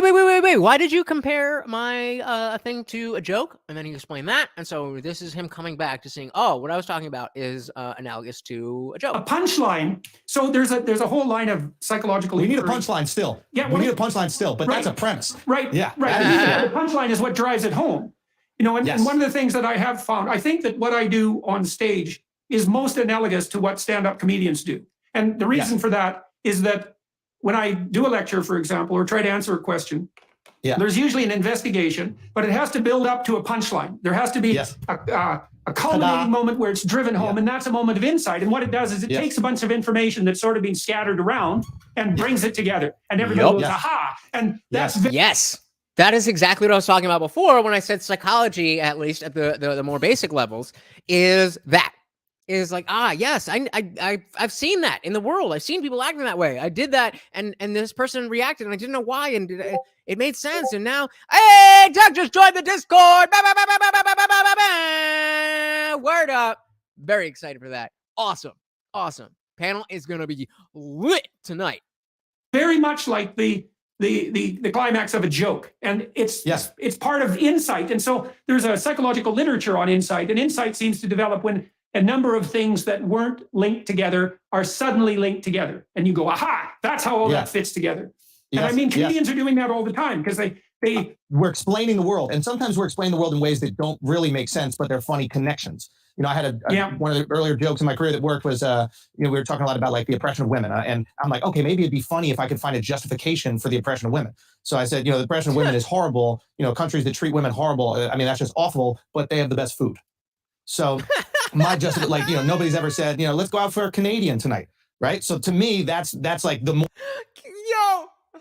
Oh my God. Can we just stop and appreciate that joke real quick?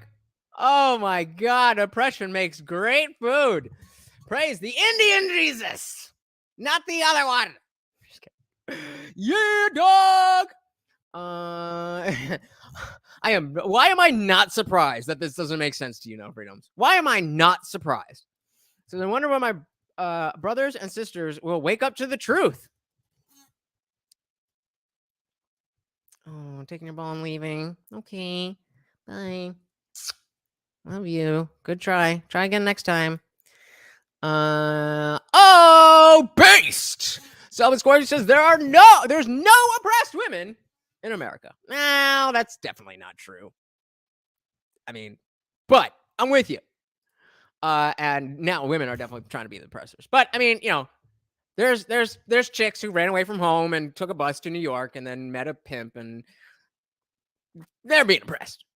But it's not the average woman, I would say. Just saying. Because each person is the ruler of the truth in their heart. Yes, but the truth in their heart, is that the same thing as the truth? Because that sounds like I'm living my truth. And my truth is that I'm a caterpillar. Be nice, Jeremy. I'll put it up though. More equal country, the worse the food is, and then the more oppressive the country, the better. Like, oh yeah, let's run that back. That's a good joke. That's a good joke. And I'm like, okay, maybe it'd be funny if I could find a justification for the oppression of women. So I said, the oppression of women is horrible. Countries that treat women horrible. I mean, that's just awful, but they have the best food. So my justification, nobody's ever said, let's go out for a Canadian tonight. Right. So to me, that's like the more equal a country, the worse the food is. And then the more oppressive the country, the better. Like, I think one of the lines was the more countries like stay in a kitchen, the better the food comes out of the kitchen. Now, these are absurd concepts, but a really funny connectivity. Right. I'm justifying something awful. But now, again, I love how Peterson is like dead serious. He's telling jokes about how countries that oppress women have better food. And that's the face. Yes, I see. That's very interesting. Look at that face. Now, all of a sudden, everybody in the room is kind of agreeing, like, holy shit. Like, yeah, I'm not a fan of Swedish food. I'm not a fan of, I really love hummus. You know what I'm saying? I mean, Norwegians eat fermented shark. Jesus. That's an argument against the equality of women right there. Fermented sharks. That's just not a good idea. So this is there's cans of that stuff. You want fermented shark, Jeremy? You want a fermented shark, or would you like a fresh hummus? I think it's called surströmming. You can't fly well, he's just saying. on airplanes with cans of that because they explode. So that is not a food you should eat. So to me, now I don't have the responsibility you have, which is to be truthful and right. So I can dabble in the wrong, and the wrong is so funny. But for me, like, I don't know. I just love this. I love the wrong. The wrong is great, and it allows us to explore ideas. Like, I got a boxing coach, right? And not for anything else other than exercise. I just love to do the sport, right? But real quick, as I was talking about before, Schultz did a random ass podcast that was like the UFC party, and he brought he had Volkanovski in there, he had Leon Edwards, he had Kamaru Usman, he had Aljo in there, he had Ariel Helwani. It did like a 5-hour podcast. I skipped through it. Like they weren't talking to the fighters the whole time, and you're gonna get very surface level MMA talk on a podcast like his anyway. But it was cool and it was fun, and go check it out. I think I put it on my community tab. I'm gonna check that. If not, I'm gonna do it now. And he's from Egypt, and he was speaking to me in Egyptian Arabic, and I thought that like curse words are a great way of organizing a society's hierarchy in values, like the different curse words that they use, right? And he was telling me, curse word. One more time. Curse words are a great way of organizing a society's hierarchy in values. Curse words are a great way of organizing a society's hierarchy in values. I'm trying to see if I can grasp that before he gives an example. I don't know what the fuck that means. Like the different curse words that they use, right? I mean, Peterson gets it. And he was telling me, he'll call me different curse words. He called me mitnaka, right? Which means prostitute. Sorry. Mitnaka means a slut, actually, for lack of a better word. And then he goes, sharmuta, he calls me, which means prostitute. He goes, now listen, outside of here, don't say mitnaka to anybody. That is a horrible word. Okay, you cannot say that. Do not, because basically, don't call anybody a slut. He goes, you can call people sharmuta. That's not that bad. I go, if any of you, I got 1 subscriber since we started. So if it's any of you, thank you so much. I really appreciate it. Wait. You're saying slut is worse than prostitute? And he goes, well, sometimes you have to for money. That makes sense. But just for pleasure. What is wrong with you? Go f your boyfriend or something. And I thought it was like such a beautiful look into culture. You know what I'm saying? Like they're that moment. Oh my god. Oh man. Schultz was just like, right. And Peterson's just like, yeah, totally. Says he's just distinguishing cultural differences that are basically the same, but taken as a larger caliber insult. Yeah, I mean, don't look too far into it. It's a joke. Dire circumstances that made it more reasonable to have sex for money because you needed money to survive, maybe you need to help your family, and that was forgiven culturally. In this, it was like understood. It was like, you don't want to do that, but at least you're doing it to support your family. Yeah, well, the curse words always touch on taboos, right? And so taboos would be the worst thing in a society. Everything's taboo now. In Quebec, all the curse words are church-related. Tabernacle. Yeah, exactly. How do you know that? Why do you know that? It's my job to know these things. What did he say? I missed it. So let's go to James. It's like the English living the word cunt. Yeah. Nah, I'm saying. Nah, I mean. I do indeed. Yeah, I missed. We're talking about taboos. In Quebec, all the curse words are church-related. Tabernacle. Yeah, exactly. How do you know that? Why do you know that? Oh, I didn't know that. Bomba clot. I am Jamaican, by the way. Are you Jamaican? I'm Jamaican. Jamaica me crazy, man. What a guan. It's my job to know these things. So let me ask you again about your special. So it was going to be. I love how this was the first question, and they haven't gotten around to it. And that doesn't say to me that that Schultz isn't listening. All that says to me is that everything that they say sparks its own side conversation, just like if they were good friends. And when you have two people of this caliber just going at it like that, I don't know. Is it just me? Do you guys know? I mean, obviously you guys are still here, but do you guys like get see the uniqueness of like, oh shit, like this is not something you're gonna see every day. Edited. Did you know how heavily it was going to be edited? Yeah, they told me certain jokes that they didn't like. And again, I don't necessarily have resentment for companies that are trying to protect themselves. You have that right as a company. I disagree because I don't think it is the protection that you want. I think the ultimate protection is putting out great content that people love. Right, exactly. Yeah. That's how you develop the moat. But I think it's very easy to just go like, you guys want to censor, blah, blah, blah. It's like, yeah, I get it. You have a family, you have kids in private school. You don't want that maybe responsibility of putting out the thing that got your company in trouble, yada, yada, yada. So, all right, so we're going to do about 20 minutes more of content of this video. Just, and then, you know, if you want to watch the rest, I don't think I put the link in the bio, but I mean, fucking Google it, or put it in the search bar. You know, Jordan Peterson, Andrew Schultz. And then we are heading over to Discord for panel time. So I don't have personal resentment. It was frustrating. So basically, long story short, what I did is I bought the special back. They could have said no to this, but I was able to buy the special back, which I'm very grateful for. And I put it up on my own, put it up on Moment. Moment is this platform where you can, you know, stream content. So basically, pay for people to buy a ticket to watch the show and then own it in perpetuity. So I first did a window there, kind of like a movie, right? Like you go see Batman in the movie theater. That's how I was thinking about it. You go see Batman in the movie theater. It's there in the movie theater for a couple months. And then a few months after that, it's on cable. So I was like, let me try this for comedy. I put it up here and, you know, fingers crossed, and it does unbelievably well. And I made way more than I would ever make on the special itself. It was the most money I've ever made in my life, to be honest. It was on with Moment, yeah. So Anna Jew still in the building. Appreciate you, girl. Like Moment, Moment World is now, but it was Moment House when I did it. But Moment, it's a great company. They've been doing these live stream events. They do it for bands. They do it for comedians. And I'm hoping that this is another pathway for comics to put their content out and have a window where they can monetize it. I mean, the beautiful thing about putting your stuff out on YouTube is it goes to the world, but you're not able to monetize it in the same way. And in order to create a special, I said, shit, me too. Like the one that we created. I mean, it costs $400,000 to shoot the special. So you have to be able to generate money to do something that can compete with a Netflix, compete with any of these other, an HBO, any of these platforms. I want to be able to create that content and put it out there. So we put it behind this window and people came out, they supported it. It was amazing. And then a few months later, I put it out on YouTube. Yeah. And that, I think we're at 8 million views in a month or something like that. So now I get all the new people, all the people who weren't familiar with me, all the people that didn't know who I existed, and their friends can share it.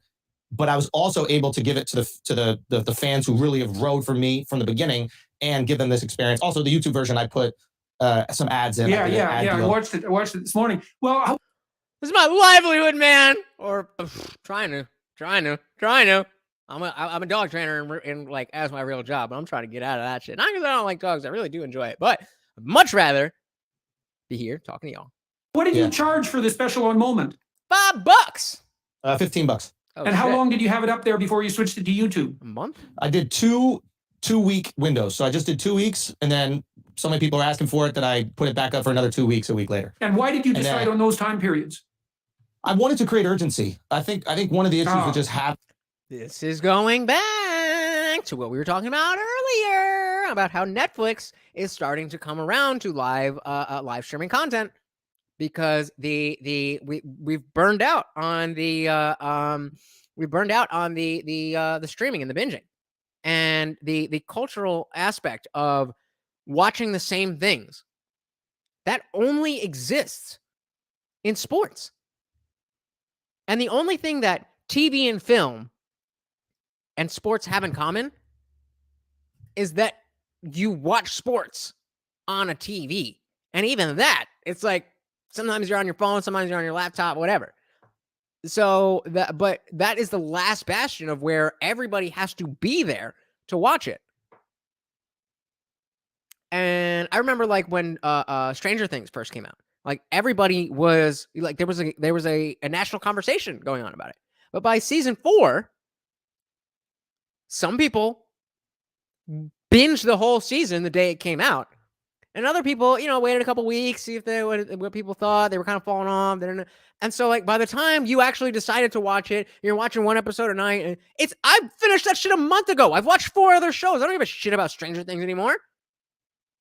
And I think I think they're understanding that, and they're they're going into it. Yeah, I really do enjoy it. I think you're very correct about it kind of losing its. I think they should have kept it at one season. I do enjoy what they have been doing with it, but I think it was just perfect as one season. It was a very unique. It was nostalgia bait, but it wasn't a reboot, and so it was for Netflix. It was fresh enough, and now it's just more stale nostalgia bait. And again, I'm gonna fucking watch it. It's good, but now White Lotus, the White Lotus on HBO Max. That's a show. No woke bullshit. No fucking easily predictable bullshit. I've been on some HBO Max shit. But anyway, yeah, so he's talking about why he put this special up behind the paywall for 2 weeks, then took it down. He wanted to create the urgency. Then because of demand, he put it back up behind the paywall for another 2 weeks, made more money than he's ever made in his life. And then, for broke-ass motherfuckers like your boy, he put it up for free on YouTube.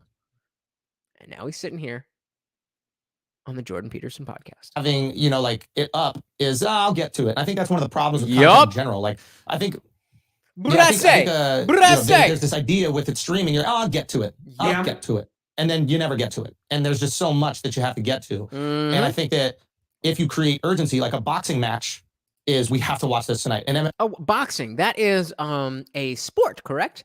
Fuck yeah. Aubrey Plaza all day. She is not traditionally attractive, but she's pretty, and that personality.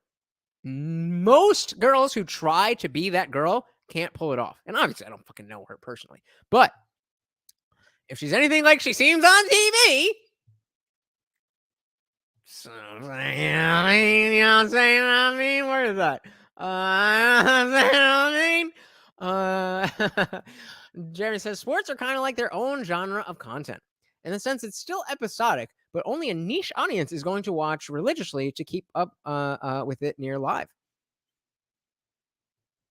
Good take. Good take. Speaking of which, I will be on the Talking Shit podcast for the Filthy Casual MMA watch party. If you're a UFC fan, I'm not promising I'm going to be there the entire time from the early prelims until the main event, but the stream will be up. Watch the companion at some point early on before the main card starts. I will definitely be there. Aubrey Plaza is that funny hot type that's so hard to find. It's the awkwardness. She pulls off that like, I'm too cool, but like I'm not trying to be cool. Like some girls like try. I mean, I think guys too, people in general, just try to pull that off. That like, oh, I'm like awkward, but like they try too hard. It doesn't work. Aubrey Plaza. Got it. Just my one man's humble opinion. Jerry says, but with shows and movies, it's in a genre we can rewatch whenever because there's limited expansion of the content. Hey, meet Jeremy and myself, along with Dr. Evil Genius and Mrs. Evil Genius, over on that channel. Oh, modded you. Oh, that's right. You were in the chat on there. What were they talking about? It wasn't the tires, but I was you and I were in the chat together the other day, right? Fucking, oh my God. Top 5 sitcoms. Yeah. I remember that word up. And yeah, you were the one bouncing back and forth between JD and them, right? That's loyalty, bro. You don't understand how much like that means to content creators, like especially small content creators. Like I'm doing hours here, and especially on Fridays, like sometimes it'll be like 20 views. It's like, oh my God, what are we doing here? So like people like you who are like, hey, I like this, and I'm gonna support it, and I'm gonna show it. Like you're a real one, Jeremy. You are a real one. You and Doug, I'm so glad you guys are here. Yes, exactly, Doug. Effortlessly, awkwardly cool. That's perfectly said. She's like, I know I'm a genius, but I'm really uncomfortable. And also this dress is too small, but I don't care. Love it. About to head over to their venue after this. Word up, word up. Well, appreciate you being here very, very, very much. By a lot. But yeah, talking about sports and the immediacy of watching what is live, and we have to watch this tonight. MMA fight. We have to watch this. A sporting event. We have to. So knowing that there's this 2-week window where you could watch it with no ads, and this was the way it was going to be. Also there was no telling when I put it on YouTube if they weren't going to take it down. So like this was the only time that you were 100% sure that you could watch it in its entirety. And it also created this time where like everybody, well not everybody, but a lot of people watched it at the same time. Right. So we had a live viewing, and it created this communal feeling which we want. Like I love watching House of Dragons. That's what we're doing.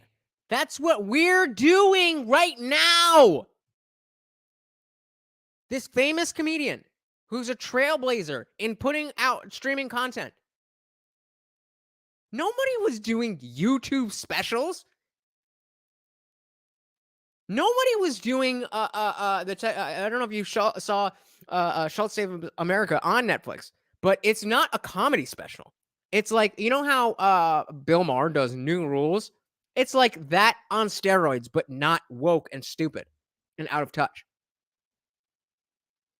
That's what Schultz Saves America was. I don't even remember how I got there, but man, that's fair enough. Fair enough. I hear you. But either way, I definitely appreciate it. Got it, baby. I'm trying my best. And Jeremy like Bilbo Baggins before making an Irish exit to Rivendell. Fun fact, I started to watch, I've never seen Star Wars or Lord of the Rings. The only properties within that, either of those universes that I've seen was the first season of Mandalorian. And it's because now that everything has been ruined in both of those universes, I need somebody who knew what the great analogy. Yeah, I need somebody who knows the core, knows what it was like, saw the original trilogies, and sit there, and I want to sit through them. That's how I want to do those. So, hey, if you're interested, we can definitely do a watch party in Discord. But yeah, communal feelings. The Game of Thrones reboot. I love watching on Sunday with everybody else, and then going on Twitter and seeing how people are reacting to it and taking part in this massive group experiment. We were doing watch parties for House of the Dragon, but then HBO Max didn't let me share screen even in Discord, so I was very upset. But I think next season what I'm going to do is download all the episodes legally by some metric that nobody knows about, and then we can just stream them that way, because I really enjoyed that. But I'm also down to watch, just do a rewatch of the original Game of Thrones. Getting off topic a little bit, but that's what I'm trying to do with Discord. And hearing their live real-time reactions. To me, this is awesome. So I wanted to create that for a comedy special. And it was awesome. We were able to do it, man. Yeah. Well, I'll have to look into Moment. That sounds extremely interesting. And then you I'll connect you with them. Okay, good. You doing one of your lectures, for example, on Moment. This is what we need. Okay. I'll connect them then. Notice how Peterson was like, all right, give it to me. Notice, these are small things that if you don't notice them, whatever. But if you notice them, as I think it was Doug who said, knowledge is serenity. And I am quite serene watching this. I'll connect you with them. Okay, good. You doing? Look at that. Oh, I'm ready for this. You doing one of your lectures, for example, on Moment, like creating this moment, having this moment for all these people to all check in at the exact same time. And they've got some other really cool features too. Like you can sell merch while you're watching it. Like there are all these different things that are like easy to access. People can comment real time on it, which is also cool. But like having this place where all these people who want to experience this thing with you, be it live or pre-recorded, but before it goes out to the world, and people want to support. That's the other thing I learned. Like I've given out so many hours of comedy. There's so many people that hit me up. They're like, listen, like you've made me laugh through really dark times for years. Like there are people when I put it up on YouTube started donating money. I didn't even know that was a thing that you could do. And I probably have Kratom all in my teeth. Hold on one second. But that's exactly what I was talking about with. Fuck, I lost my thought. God damn it, Kratom. But they felt guilty that they didn't buy it in the first window. Oh, those of you who have donated monetarily, I don't know how you feel about it, so I'll just put it this way: the my6shirt.com. Thank you so much. Even if you haven't donated monetarily, again, just being here does a lot. Hitting that like button does a lot. Being in the chat does a lot. I'm doing a lot for this, and I'm doing this to try to make a living. You guys your role is to just sit back and enjoy. But there's certain things that if I can make you feel like you want to be engaged in the conversation, if you want to send me money, then I've done my job. And that's what I want to do. At this point, small channel, work's going slow, putting all the work into the channel. Yeah, I'm asking for money. It is what it is. You wouldn't go to work without getting paid either. But I do genuinely enjoy this. And so even if you won't or can't do that, then a like, a subscribe, a hello, a salute in the chat, just time on the page means a lot to me. It really does. People don't really want something valuable for nothing. They want to contribute their part, generally speaking. That's why giving away things for free in some real sense is a bad pricing decision. And when I was in high school, I got great advice. I was in a metal band, hardcore band, whatever you want to call it. And I got great advice from an older band because we were just giving out our demos. We did on a 4-track cassette tape recorder. We live recorded a 3-song demo. If you know what that means, then 1, you're old, and 2, you probably got good taste in music. But we were just handing out the CDs, burned CDs. Again, if you know what that is, you're somewhat old. But we were handing out burned CDs just for free at the show. And somebody's like, yo, what are you doing? People are just going to toss this out. You give it to them for free. They're not going to care. Charge $1. $1? No. People don't care about $1. They'll take it. They just heard you play. If they want the music, they'll pay it's $1. And now that they paid $1 for it, now it has value to them. And no, I didn't. So all of those shirts, including the official Indian Jesus here to resurrect the second coming of common sense. Both of those were designed by I don't know. Fuck it. IndieFilm did it. So y'all don't know his name, but IndieFilm is the My 6 Shirt guy. So yes, IndieFilm designed that one.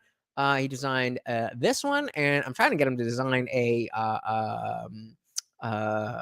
hoodie for me. Like I want to have this like in the corner, and then on the back it's gonna say "Stop trying to win the argument and just have the conversation." But we'll see how that goes. I don't have too high hopes. That's a sick shirt. I said that's a sick shirt.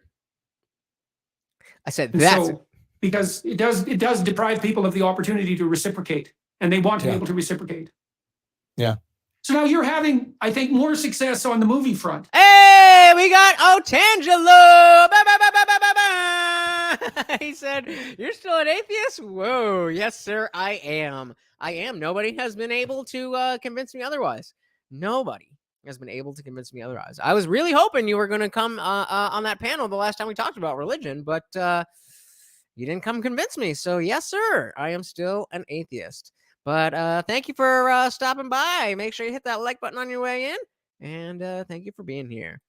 That's correct. Yeah, I've been able to do some small roles in some films, and I guess those are all going to come out. I don't even know when they're going to come out, but I want to make a film. So, yeah, to be honest, well, I guess, I don't know. Here's I want to make a film. I'm really excited, but I'm really getting into story now and the power of story. And I don't know, I have this theory that, like, I think we have a biological reaction to stories in the same way that we have to music. Like I notice when I'm hanging out with my friends that I've known for decades, shouts to Indy. We will retell the same stories that we were all a part of. And every single time our eyes light up and we get goosebumps and we laugh and we get excited and the stories morph and change and we get to like relive them in the same way when a song comes on that was a song you absolutely loved or we were going through something, you get to feel all those like emotions again, like you tap towards them. And like even when somebody tells a story in a group, it's different than when someone has like a hot take or a premise.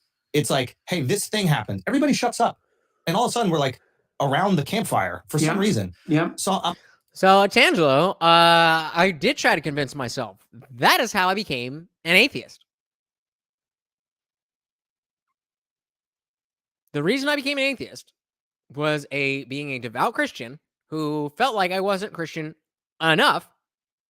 And so I went further into religion and realized, oh, this is BS. But I mean, feel free to change my mind if you want. I'm curious your take on what that is about us and story. Is it like our earliest version of digesting information? Well, I think I'm very excited to hear this because if you know Jordan Peterson, you know that his whole thing is the power of stories. And as a very religious man who references the Bible a lot in his lectures, it's relevant because he's not talking about beliefs. He is talking about stories. He's talking about stories and morals. So let's see. I think I'm writing a new book called We Who Wrestle with God, and that's really what it's about. It looks to Sounds like me like, I think it's incontrovertible in some sense that we see the world through a story. Yes, mysickshirt.com. Affordable t-shirt prices. Go to mysickshirt.com to get your very own Indian Jesus official merch or something else that is right up your alley. And so if you're out with your friends and you're telling a shared story, then you're literally building the shared set of assumptions that constitutes the friendships. And so think about the left. Sorry, I was fixing my mic. Assumptions that constitute. Come on, it worked before. Why when I hit it again? And you're literally building the shared set of assumptions that constitutes the friendships. And so think about the leftist take on the world. So the leftist take is something. I love that. They're doing such a good job of presenting these kind of amorphous, very esoteric ideas, and then bring them down into a hard example. I don't know about you guys. I am loving this conversation. You're literally building the shared set of assumptions that constitutes the friendships. And so think about the leftist take on the world. So the leftist take is something like, the fundamental story is one of power, and the relationships between people are. There's no truth but power. Structured as a consequence of power. That's true for marriages. It's true for history. It's true for the Western canon. It's true for economic interactions. It's all about power. Well, that's a story. It's not a very good story, by the way, and it's also not a story that unites or reflects reality in an accurate manner. Because social relationships are only predicated on power when they become corrupt. Ooh. Social relationships are only predicated on power when they become corrupt. So, me too, Schultz. If you have to force someone to be your friend, that's just not working very well. If you have to force your wife to pay attention to you, then the bloody situation is degenerated. If you have to force your children to listen all the time, then you're not mutually acting out a very good story. And so the question is, what's the story that's the antithesis of power? And I think the antithesis of power is play. If you're ensconced in a good story, then what you're doing is playing. This is one of the reasons I really like watching comedians, because they're. Hey, we got Iridium Kush in the building. Welcome, buddy. Welcome. We are going through the Jordan Peterson podcast with comedian Andrew Schultz. Welcome to the party. Doug says the bloody situation has degenerated. Definitely agree with that. They're playing all the time. And I think that the spirit of play is actually the antithesis of the spirit of power. Let me tell you something that will prove your theory. And I have to give credit to my podcast co-host and just creative partner and so many things, Mark Gagnon. But I took him to this thing called Burning Man this past year. And this thing This thing that a psychology professor would have no idea about. He has to know Burning Man is. Reflection on Burning Man was, he goes, it's just adult play. Mhm. I go, what do you mean? He goes, think about it. The whole thing is adult play. Now, Yeah, but the problem is that, oh, well, yeah, it's just adult play. That's no problem. But now adult play has turned into pretending that you're a dog in leather BDSM shit walking through Central Park. Not quite the same thing. And Jordan's at Burning Man in a loincloth doing DMT. Oh man, burning that, man. Sorry, that was a good joke, Doug. I ruined to it. tap into the power thing, Burning Man is what happens when you remove power. There's no currency, you cannot buy anything, and there's no restriction in terms of your ability to enter once you're there. Every party is welcome to everybody. Every place is welcome to everybody. You can't even buy things, you just give. So you remove traditional power structure and hierarchy. What is left for humans? Play. Dress how you want to dress, dance how you want to dance. Which of course works in the controlled environment of Burning Man. But even the people at Burning Man don't operate that way in the rest of the world, of course. Party how you want to party. Be silly, prank one another. But perhaps that's the point. But play is the absence of power. Wow, that's kind of cool. Well, look at what happened. Yeah. I used to go work out with a couple of my friends in Boston, and we used to try to make each other laugh when we were bench pressing. Because as soon as you laugh, you lose all your muscular control. And so it's obvious that Pixar, it didn't happen. Play and humor are antithetical to power, because as soon as you laugh, you're powerless. I think I talked to Theo about this. Whoa! That is so. I mean, that's so deep. As soon as you laugh, you're powerless. So you want to inject that into your workout as a mind blown. Jordan Peterson is awesome. Doug says Jordan probably goes out in the woods naked at night like Kirsten Dunst in Melancholia. Well, he was still on drugs, maybe. I don't know. I take the same drugs, and I've never done it, but he went hard. The comedian, his mother had a very strange condition. If he made her laugh, she would actually fall asleep. Yeah, she'd lose so much muscular control that she would fall asleep. He said he used to try making her laugh when she was driving. Yeah, which seems like, not the wisest thing to do, but he apparently wasn't the wisest child, at least by his own admission. Well, he was curious. He was playing. Yeah. So this is a very lovely thing to know, I think, is that, and then the right story to tell is one that enables people to play along. But that's a beautiful thing. It's like when I hang out with my friends, like when we have those moments together, that is what we're engaging in. We're engaging with this ball busting. We're engaging with this play. And we're engaging with these storytelling, that these stories always share something about who one of us is or who we all are. Oh, blah, blah, blah, loves big girls. Remember when we were doing this and he had that girl? Man, she wasn't that big, blah, blah, blah. And now it's like, I'm not going to make a parallel to the Bible, but like, there's a reason why the Bible didn't just say, just do these things. There's a reason why they put them in story, right? Because it's far more impactful to listen to the story. And I wonder if like through... I've never done the Q&A thing through YouTube. So, since the trolls have ruined our ability to have conversations about the show on YouTube, and we've had to move to Discord. Maybe this will be different. So if you ask a question through that, I don't know how it works. I don't know how it'll show up. But I'll save them, and we'll go through them at the end. Burning Man, we roast each other instead of the straw man.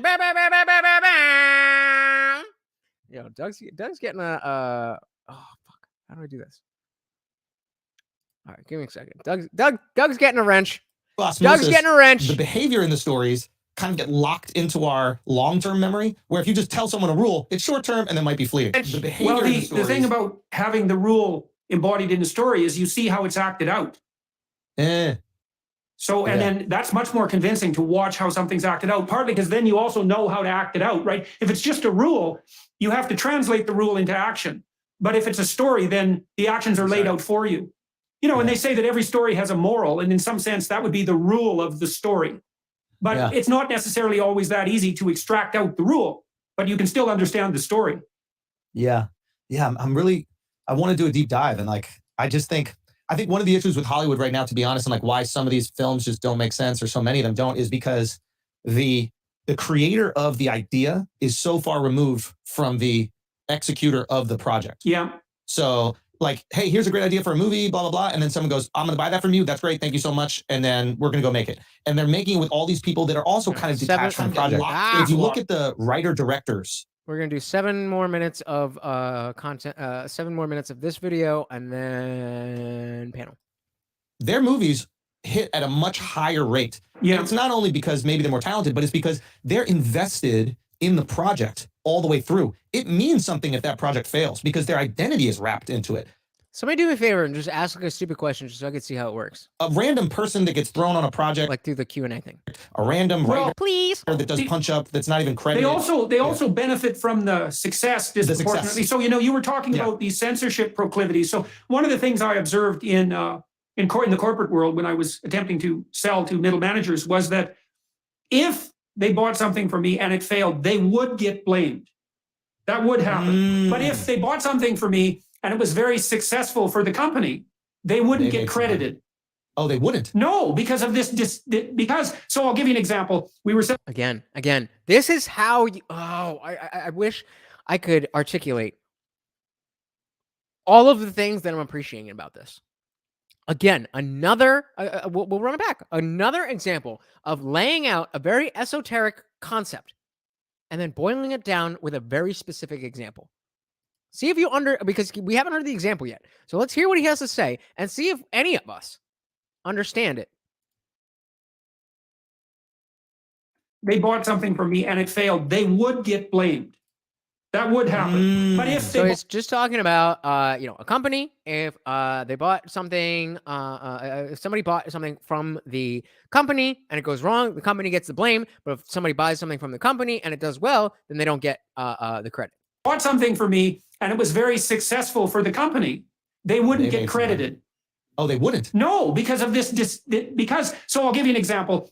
So I don't know what it is that he's trying to express with this notion of, because even if you saw a Schultz, he thought he was going to say, if if they buy something from me and it doesn't go well, then the company gets the blame.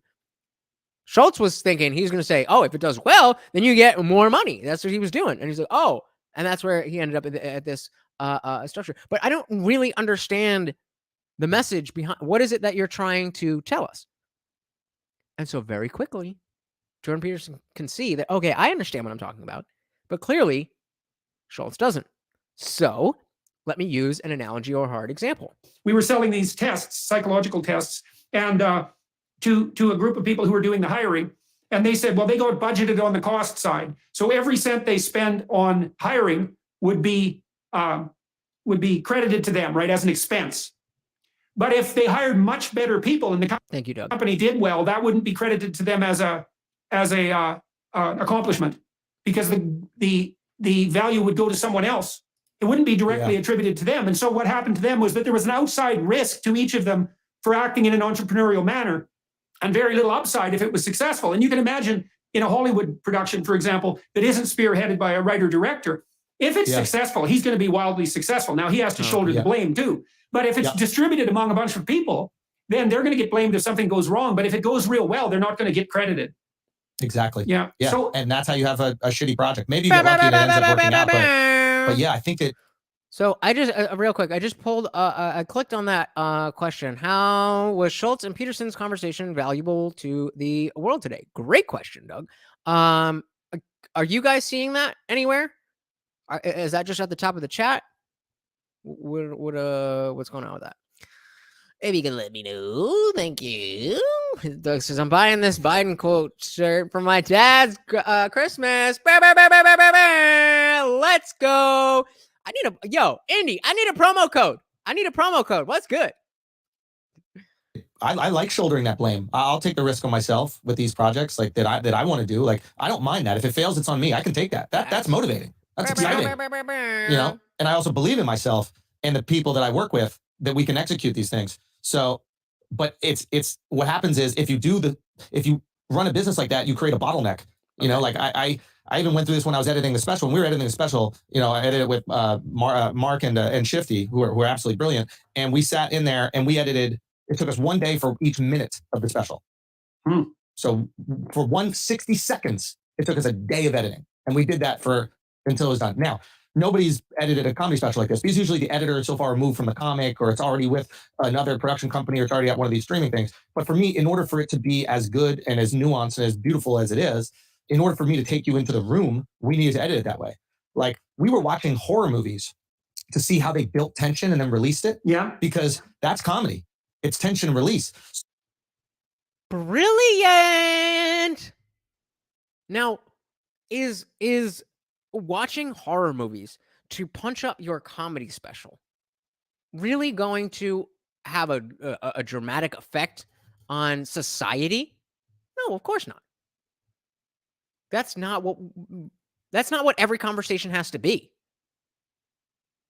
We can just take time to appreciate people who are doing what they're supposed to be doing, finding something they're good at, and doing it. That's it. If everybody does that, then the roles that need to be filled in society will be filled. The court jester is a thing from way long ago. Comedy has always had a role. Was the court jester really affecting how the king would rule? No. But he was there for a reason. And the notion of comedy, the aspect of comedy, the experience of wanting to laugh at other people's stories, despite the fact that we have all these MCU level, all the computer graphics, we have stories that can be told in that way. We still want to go to a place to watch somebody just speak, even in the age where you're doing that right now for me.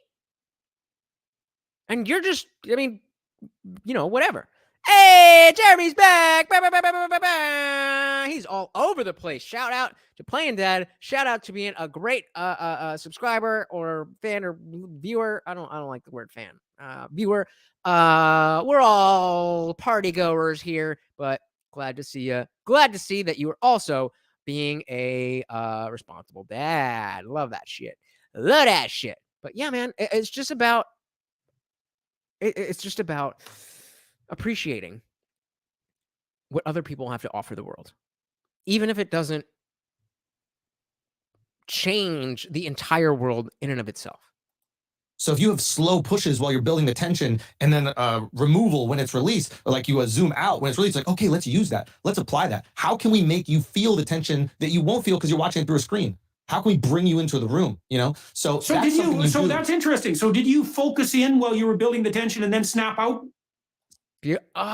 Just the facial expressions. Do you see how much fun they are having with this conversation?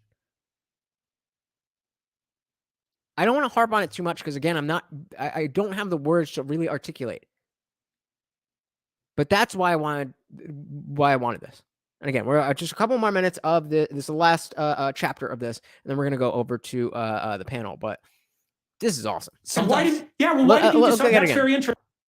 We got it again because when Schultz says what he does, then it gets Peterson very excited about, oh, okay, so let me ask this question.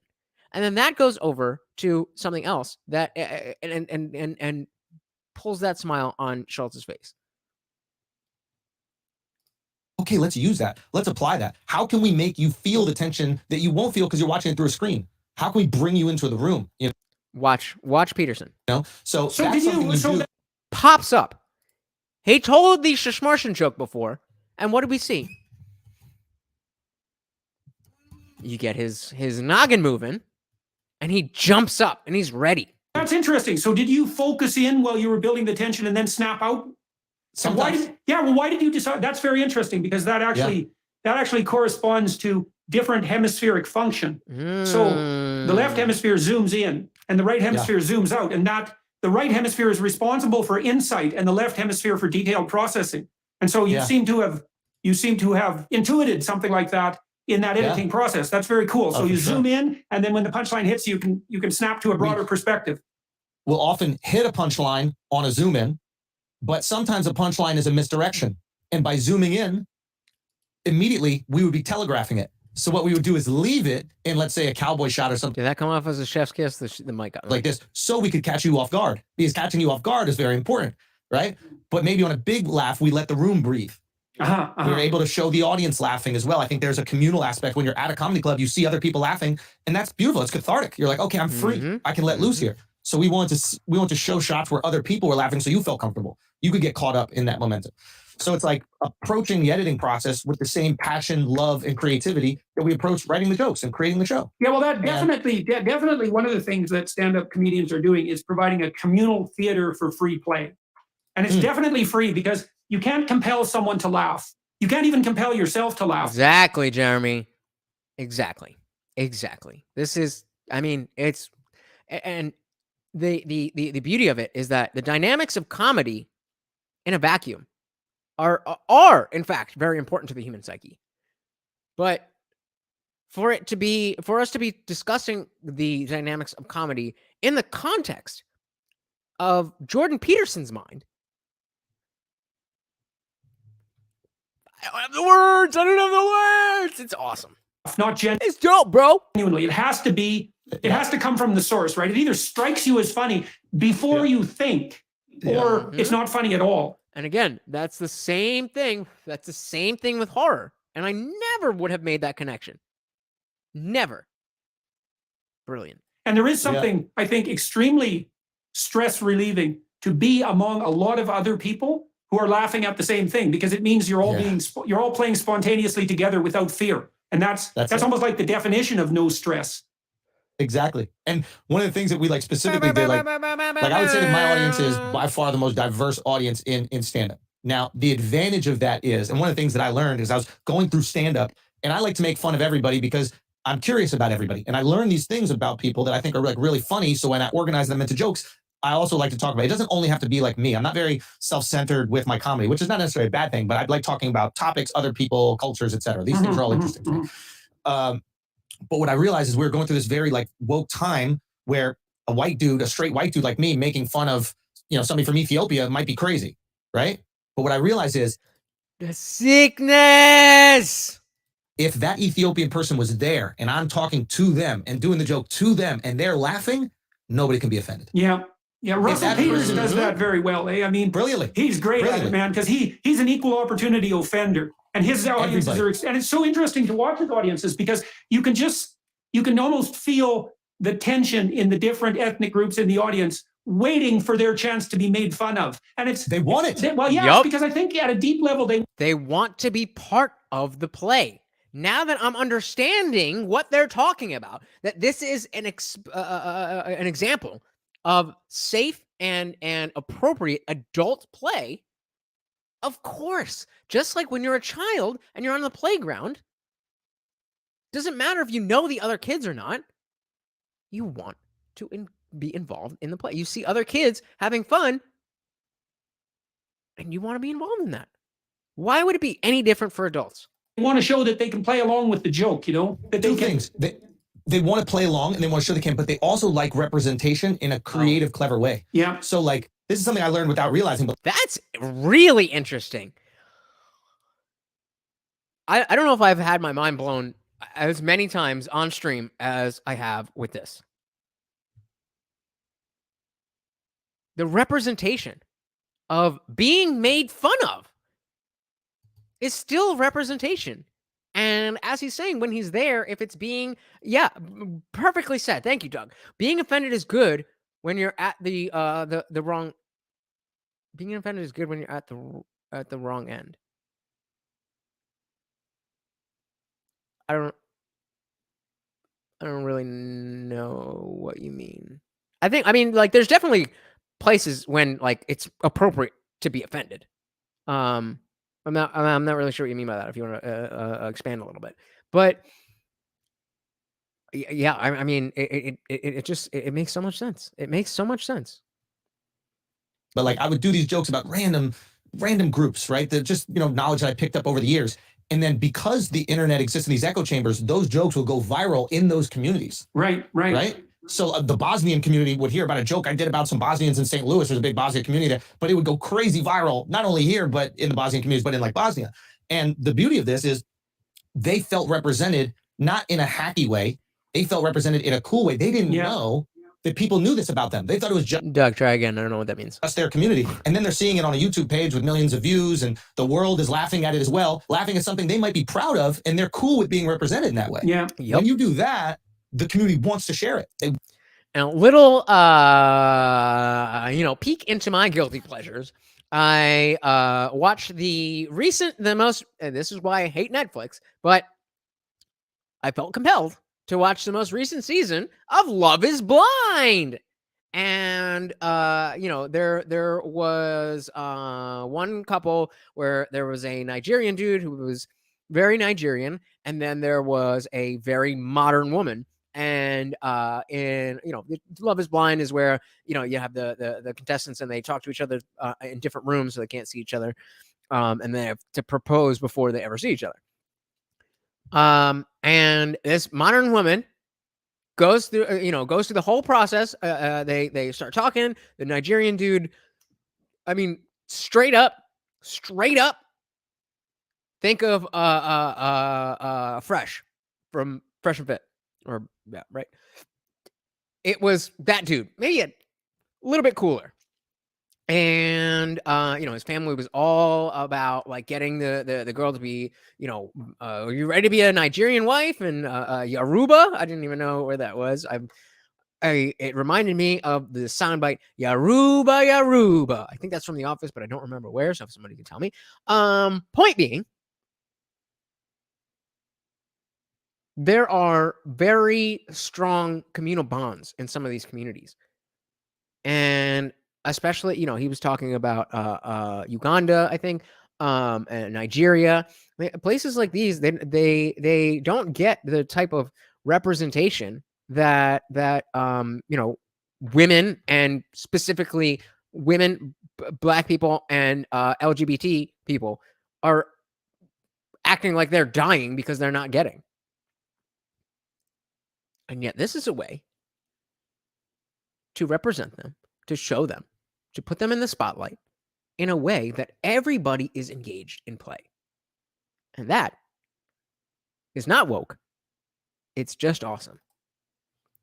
Want to be part of it. Yeah, feel like it's an invitation to the universal table in some sense, right? It's a place where everybody, and that's what is so wonderful about stand-up comedy. It's like a music concert, right? It's the same sort of thing. Is that people can go there and enjoy something spontaneously, communally, and play together. And I'm really happy, by the way, about this insight about play. I think if you had to set the world up and you wanted to figure out what the best story you could possibly tell is, that would be an antidote to the depredations of power. It does seem to me that a story about play is the right one, because there's nothing more fun than that. This weekend? What are we going to do this weekend? What are people around the world going to do this weekend? Exactly. They're going to play with death. They're going to play with the most terrifying thing in the world. Yeah. What's happening this weekend? Most offensive costumes, but also the idea of death is which spawned it. We need it.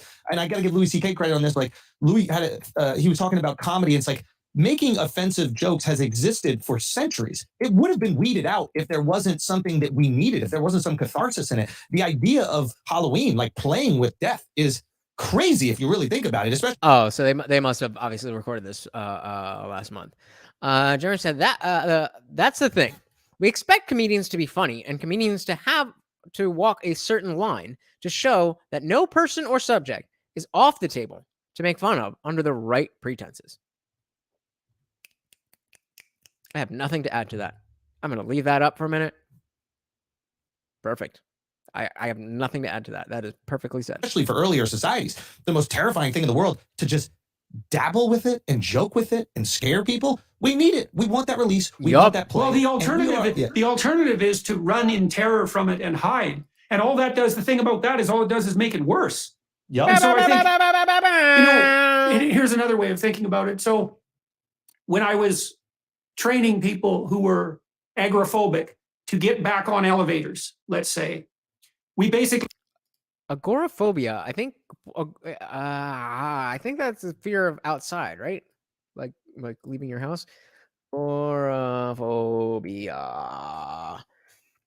Agoraphobia is the fear of being in situations where escape might be difficult or that help wouldn't be available if things go wrong. Many people assume agoraphobia is simply fear of open spaces. Oh, that reminds. All right. If you're under 25, you might not get this. But this reminds me of the Hey Arnold episode where the girl was like, wide open spaces, wide open spaces, wide open spaces. I have not thought about Hey Arnold in maybe a decade, but probably the best Nickelodeon show ever. Anyway, yes, better than SpongeBob, you young children. Many people assume agoraphobia is simply fear of open spaces, but it's actually a more complex condition. Someone with agoraphobia may be scared of traveling on public transport and more. did that by playing. Come on. And so the way it would work was, all right, I'm afraid of this elevator. I can't get on this elevator. I'll have a panic attack. My heart rate will go up to 150 beats per minute. I think I'm going to die. I'm going to make a fool of myself. It's just, I'm going to want to go to the emergency room. It's going to be humiliating and dangerous. Sounds like no freedoms. It's just a catastrophe. It's death. I'm just kidding. No freedoms. Jesus. I had a client who actually said when the elevator's doors opened, she said, that's a tomb. And so she was afraid of dying in there. And so in a sense, what we would do is play, because I would say, well, you can't get on the elevator. She said, that's right. And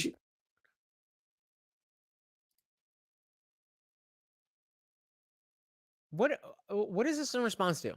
This isn't the Yoruba thing, right?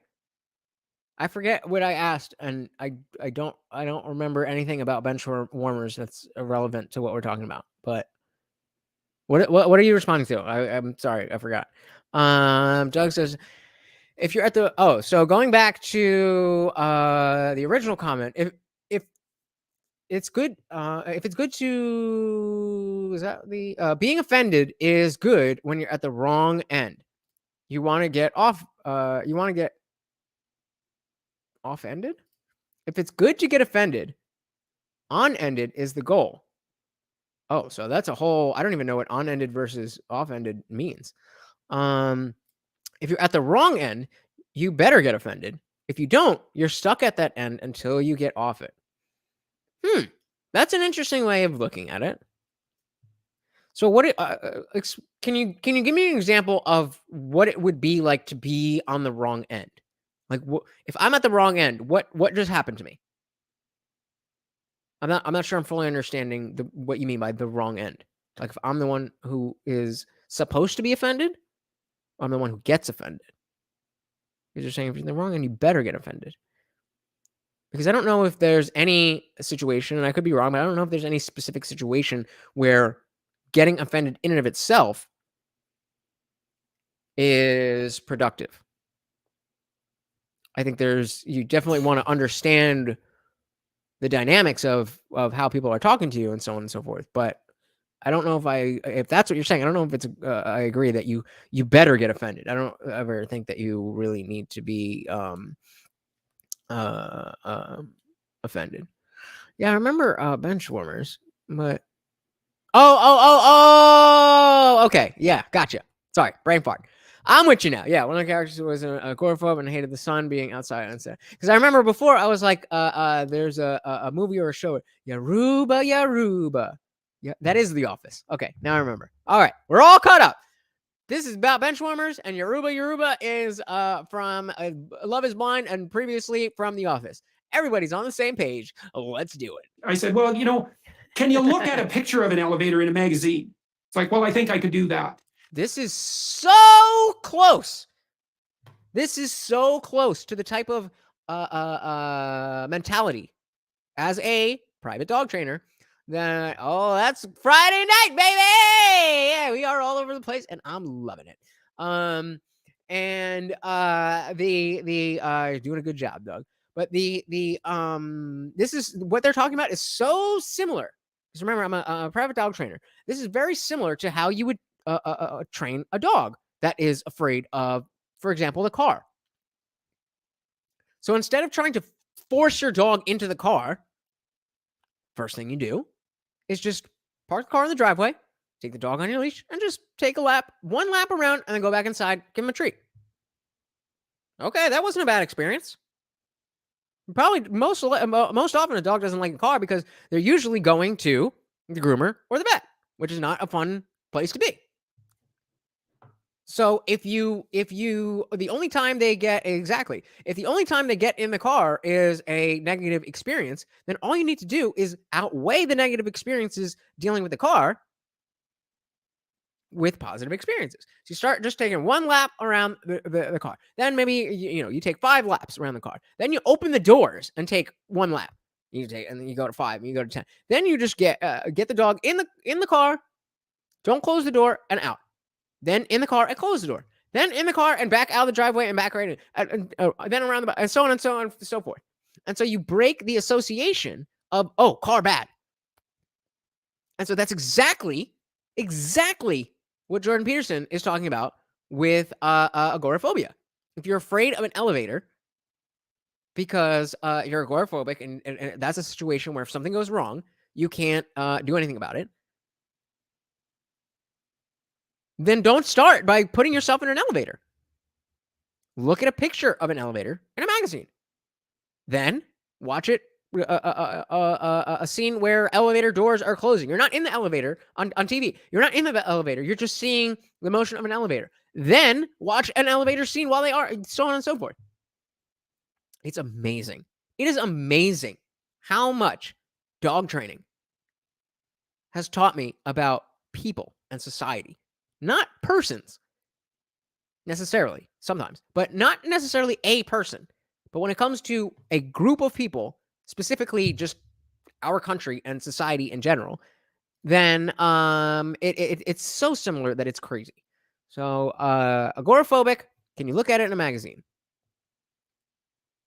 And so that's on the edge of play, right? It's like, well, it's a bit challenging and it's a bit threatening, but I could do it. And then maybe you have the person go out in the hallway and they can walk within 40 feet of the elevator. And so you find that line, it's a line, right, where the person is willing to walk up to that line and then one step farther. And that's in dog training, we call that a behavioral threshold. Really, again, what you're doing when you're telling a joke. You're finding that line and then you're walking one step farther. Beautiful. And yeah, so Jerry's saying, I'm weird about my office at work being so far from my department's exit. I should get over it though. So here's what you can do. The first thing you can do is draw up a plan. If something were to happen, the exit is far, so I gotta beeline it. And I'm thinking about an office. I've never worked in an office, so I'm assuming there's cubicles, and so you can't just make a straight line. And so okay, I'm gonna go in front of Christy's desk and behind Robert's desk, whatever, and so that you have that in your mind. And so now you're one step closer to being comfortable because you have a plan.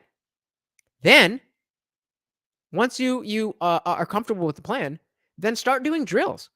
And just whenever you're on your lunch break, just take 2 seconds to okay, I'm gonna run this, and and just keep doing it. That's the thing. Keep doing it, and it will normalize. And so hopefully nothing ever happens. But if it does, then your brain, the neural pathways are going to be right there. And you'll be able to know that because you've done it. I'm throwing Christy in the fire. Who's Christy? Christy? Did we talk about Christy? Christy. I don't think did we talk about Christy? You're talking about Governor Christie? I'm a Jersey guy. That's when I see Christy. Oh, I said Christy before. Gotcha. Yeah. Throw that bitch in the fire and get out. And yeah, as long as the dogs can get out. Exactly. This motherfucker, he is not getting more than 5 feet from me. If I move, he's right there. I did just get the I got another brain fart. But I did just in the past few weeks, Morty is my dog. Morty is 12 years old. And he is a 15-pound little Chihuahua mix. And I have my bed on a normal size bed frame, but he's 15 pounds. He's literally that big. Y'all have seen him. And I've noticed that in the past month or so, he's been kind of hesitating before he goes, and then he'll kind of wind up to jump up on the bed. So I finally bought some pet stairs, which I always thought were pretty gay, but he's old now, so he needs it. And he's so used to just jumping up and down. I'm trying to teach him to walk down the stairs, walk up the stairs, and he's just hopping up, and he's like, "Oh, do I get the treat now?" I'm like, "No, bro, use the stairs." And in the same way, it's one, of course, that's all he wants all day. He's right now sitting at my feet. Yeah, he is awesome. I realized recently how I was watching Mexican martial arts channel, and he was talking about how weight classes don't matter.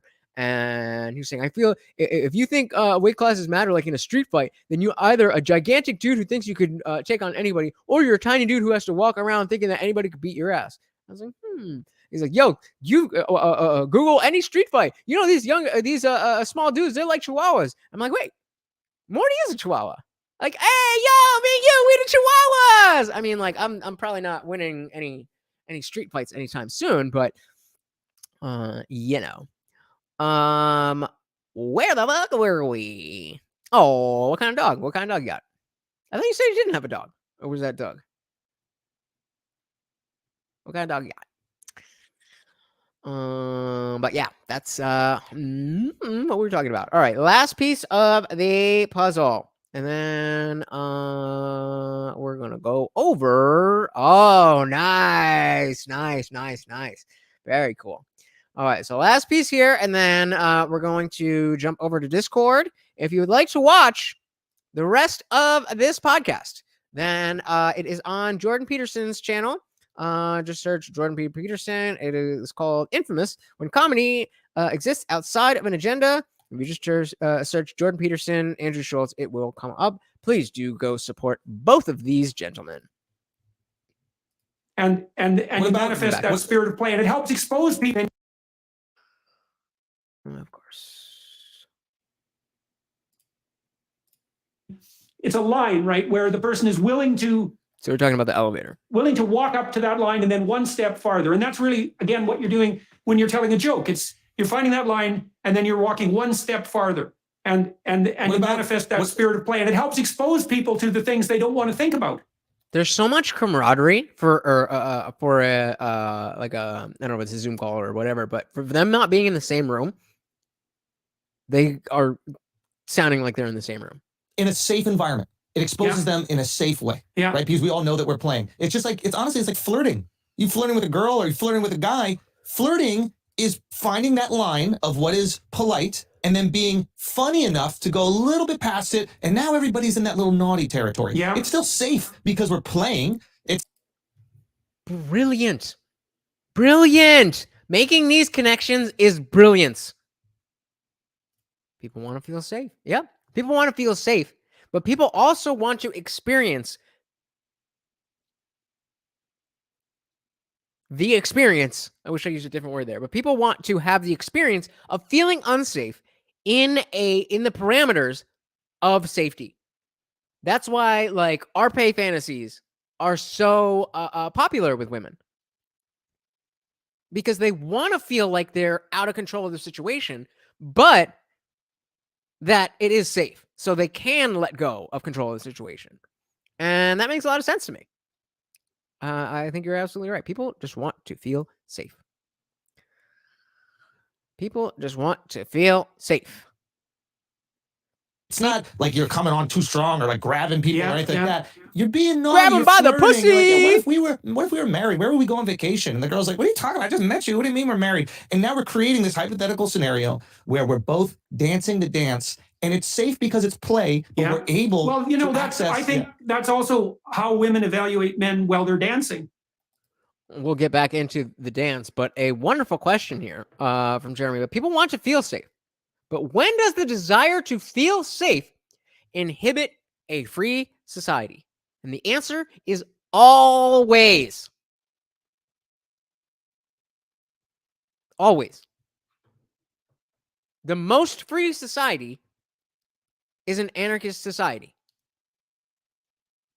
That is going to be way less safe. I mean, actually, I don't even want to say that because I'm leaning. I'm definitely not calling myself an ANCAP, but I am definitely let's say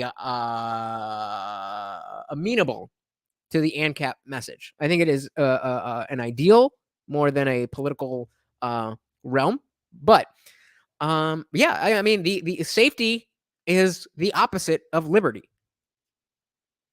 What was the Ben Franklin quote about those who are willing to give up liberty for safety will not survive to see both? Gotta get that. Ben Franklin, liberty, safety. Really? You couldn't just get in here? Oh, really? Okay. Those who would give up those who would give up wait, are we make sure y'all can see that.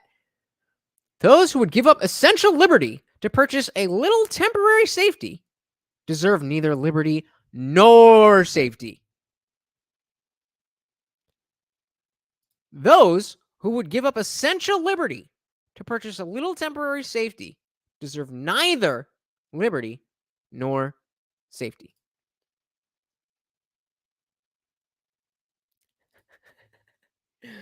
Ben Franklin was a dope ass dude, but you know he's got to be careful. He's got to be careful with this stuff, or that'll happen. Well, you never know. You guys are funny. You guys are funny. Is like, well, can you play, right? Are you all hands? Are you too, dead set on your instrumental goal, or can you control yourself well enough to play? They already have, bro. And it's got to be to dance properly is to be in that flirtatious zone, exactly, and that also indicates that you're responding to the cues that the other person is putting out there in the most accurate possible way. Yeah, I don't know, like word for word, if it's yeah, I don't know if it's word for word like that. I thought it was I've heard it more simplistically that just those who would give up liberty for safety deserve neither. But I don't know. That was from did I exit it out? God damn it. That was from oh god damn it. Hold on one second. Struggle. Streaming history. This was from this is from our friends at NPR. So I mean, take that for what it's worth. As we did the why I no longer listen to NPR stream last week, but I do believe that's as accurate as it needs to be. Right now, you're going to be pushing slightly because you want to find out. Actually, so there is just about 20 minutes of content left of the podcast that we're watching. I am going to end the panel at 2:00 at the latest. Would you prefer to finish this last chapter that's probably about 2 or 3 minutes of content and go over to the panel, or would you prefer to finish the podcast? I'm not going to put a poll up because the last time I did that, a bunch of you hit panel and then nobody showed up. So let me know in the chat, panel or podcast. The boundary is, and that's partly what makes it exciting. But if you're just rampaging in past all the boundaries, then you're just a dimwit, and maybe a dangerous one. So, and that's the problem with politics is there's no play. It's boring. It's binary. There's no fun whatsoever. Everything that you say can get you canceled for this or canceled at that. Nobody's just allowing it to just play. And I will give Trump credit in this regard. Yeah, he was just up there playing.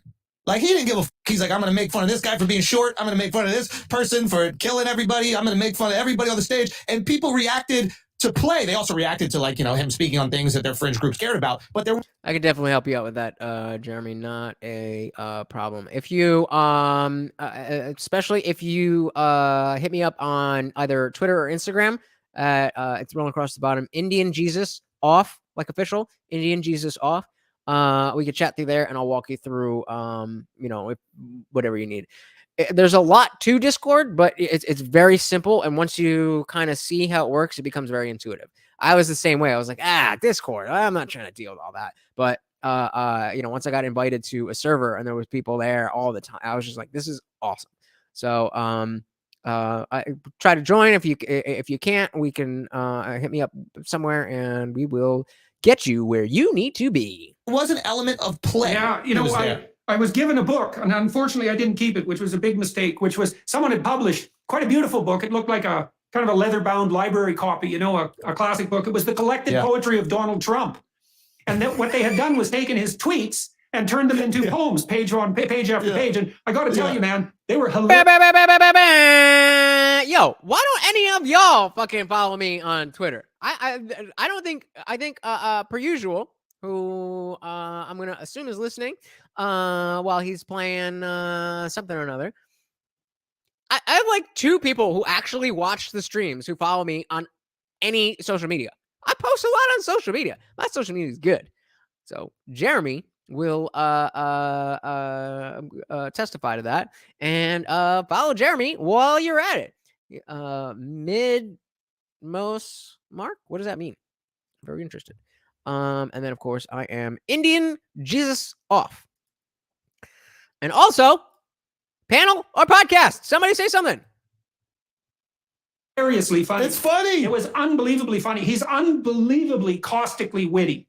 Yeah. And yeah. Well, and that was certainly one of his charming features. That I mean, remember they're like Megyn Kelly, and shout out Megyn. I love Megyn, but Megyn Kelly goes, "You've called women pigs and you've called women ogres or something like that." Only Rosie O'Donnell. And he was like, "Just Rosie O'Donnell." That's a funny, playful thing to say. Even at that point, I was still super into the mainstream media, and I was still thinking that, if Trump won, the world would end. When he said that, I cracked the fuck up. That was epic. It was epic. Oh, gotcha. We'll have a conversation about Dr. Evil. I called him. I said that Dr. Evil Genius, I think he marks out for MMA way too easily. It's not wrestling, but he's a mark. I think that's how you use the terminology, but you know what I mean. On the world stage, calling what's her face Pocahontas is funny. Like, it exposed politics in a lot of ways, because if somebody's having fun, that's infectious, especially if they're having fun around everyone else who is not. You've been at these stuffy dinners. I'm sure they invite you all the time. And there is a table that's laughing and goofing around and having, it is impossible not to look over at it. It's impossible not to see what's happening. Or where is this fun? And why are you guys having so much fun? You enjoying yourselves? So I have a theory of leadership, and you tell me what you think about this. So imagine that all leaders are confronting dragons of one sort or another. Okay, now the question is, are you the man for that dragon? Because some of them are large enough to burn you very rapidly to a crisp. And so you might say, well, how do we judge that? How do we know if you're the knight for that particular dragon? And here's a good rule. If you're frightened into shit, I'm new to Discord too. A lot of the stuff we have, the guy who built the server for me, most times I'm just like, Semper, how do I do this? Help! So we're all new. And I am so appreciative. Doug and Jeremy, the new guys, you guys have been here the whole time, and I don't know what to say. I appreciate it so much. You guys are fucking awesome. You've been in the chat. You've been making good jokes. You've been engaged. Like, this is what I want. You guys are the type of people that I want to build a community around. You guys are the type of people that made me want to build a community. I knew y'all were out there. I just didn't have a place to go. And so I was like, fuck it. I'm building it. If you build it, they will come. Pause. Paralysis or tempted towards tyranny in your attempts to deal with the dragon, which is, this is so catastrophic that I have to panic and everyone has to listen to exactly what I say, then you're too small for the dragon and you're not the right leader. And so I was thinking about this in relationship to the climate crisis. It's like if carbon dioxide transforms you into a paralyzed tyrant, you're not the right man for the environmental job. And then you might say, well, who would the right man be? And that might be someone who can approach that particular dragon with a certain degree of play. And what would that be? So give me what is the play? How do we play with the environment? All right, so this is we're gonna get this example, and then we're jumping over. So if you have not hit the link or gotten in contact with me some way so that I can help you get us into the thingamajigger, do that now. I would say we at least agree not to put in rules by compulsion. Yes. Right? So here's a rule. No rules instituted by compulsion, because it's bad play. It's like, you have to do this. It's like, that's because that's a bad policy. If you can't get me to go along with it willingly, then you're a tyrant. And you think the crisis is so important that you get to be a tyrant, but that just shows that you're not a very good leader. Yeah. Beautiful. Beautiful note to end on. We're talking about how this all represents adult play and how comedy, horror, these cultural aspects are really an echo of the way that we think about the world, think about ourselves, all that kind of stuff. I mean, I'm blown away. I'm definitely, I mean, I'm gonna have to watch this back to make the shorts. But I'm gonna watch this podcast again just on my own, because I love watching people who are intelligent and good at conversation engage with each other. I think the art of conversation is something that's been lost. People, that's again where this whole thing of stop trying to win the argument and just have the conversation. That's where that comes from. Is that unless you're talking about something trivial that doesn't matter at all, then everybody's so quick to get offended, to dig their heels in, or to feel like if you are to engage a conversation about something serious, it's like, yo, we're just trying to have fun. We're just trying to have a drink. We're just trying to have a party. We're just trying to do this. We're just trying to, like, okay, what is that? For what reason? For what reason? If we're not going, sorry, bleh. No, there's no discount code for the merch, but I also don't get any extra money from that. So just buy whatever you like. And Indie Film, who should be in the panel, I think he's listening, but yeah. Yeah, right. He was asking for you said it perfectly. He was asking for his responses. He was trying to have the conversation that he wanted to have, and it didn't fit with, like, you're not going to, it's not going to be a very interesting conversation if we are talking about should slavery be brought back. That's not a fun conversation unless you genuinely think that in that context that that it should come back, in which case I'll have that conversation all day. But if you're just trolling, if you're just, whatever, then yeah. I mean, I don't even know if he was playing devil's advocate. I think he was just saying shit to get attention, and that's fine. I don't mind that. I don't, I'm not a stickler. Like, oh, we don't have to talk about exactly what I'm talking about. If you guys want to fucking bullshit in the chat, like, as long as you're not being, as long as you're not causing negative attention to my channel, and as long as you're not offending, attacking other people who are here to support me, say whatever the fuck you like. If I can't pull it up, I can't pull it up. But I'm cool with that. And then for you guys, since I'm not going to stop him from saying those kinds of things, you have every right to either engage and have that conversation with him or anybody else, or just ignore it. We're all adults here. We don't need me. Y'all don't need me to be your daddy. You don't need me to be your babysitter. I think it would be, I think people, and maybe that's just because I'm a small channel right now, but I think creators who have this overwhelming responsibility to feel like they are the arbiters and over their community. It's like, yo, I'm just a fucking dude. Like, you're a dude. I'm a dude. She's a dude. You know what I mean? We're all just here. So, like, I don't have any power over you except for the fact that obviously, you're watching me. I can ban you, shit like that. But I have no desire to hoard that power. And so I think that makes me the perfect person to have that power. Just saying. Doug says, I was at the food court at the mall tonight eating Chinese food, and this girl came up to me and was like, "You seem like a nice person. Can I sit here?" Oh, we got a story. Story time. All right, so Doug's getting it in. She said, "Can I sit here?" Okay, so let's do the voices. I was at the food court at the mall tonight eating Chinese, and this girl came up to me and was like, "You seem like a nice person. Can I sit here?"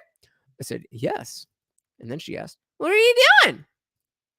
I was like, "Eating dinner by myself. I just bought." Oh. Doug, the number one, bought 2 shirts. What a gangster. But I thought we were gonna go further than that. But a fun story. Why don't you get her number? Yo, she's into you. Come on, bro. Jerry says, beside that, who the fuck wants to be a slave or allow themselves to be enslaved at this point in history? If he thinks it's so important. Oh, okay. Was I missing something?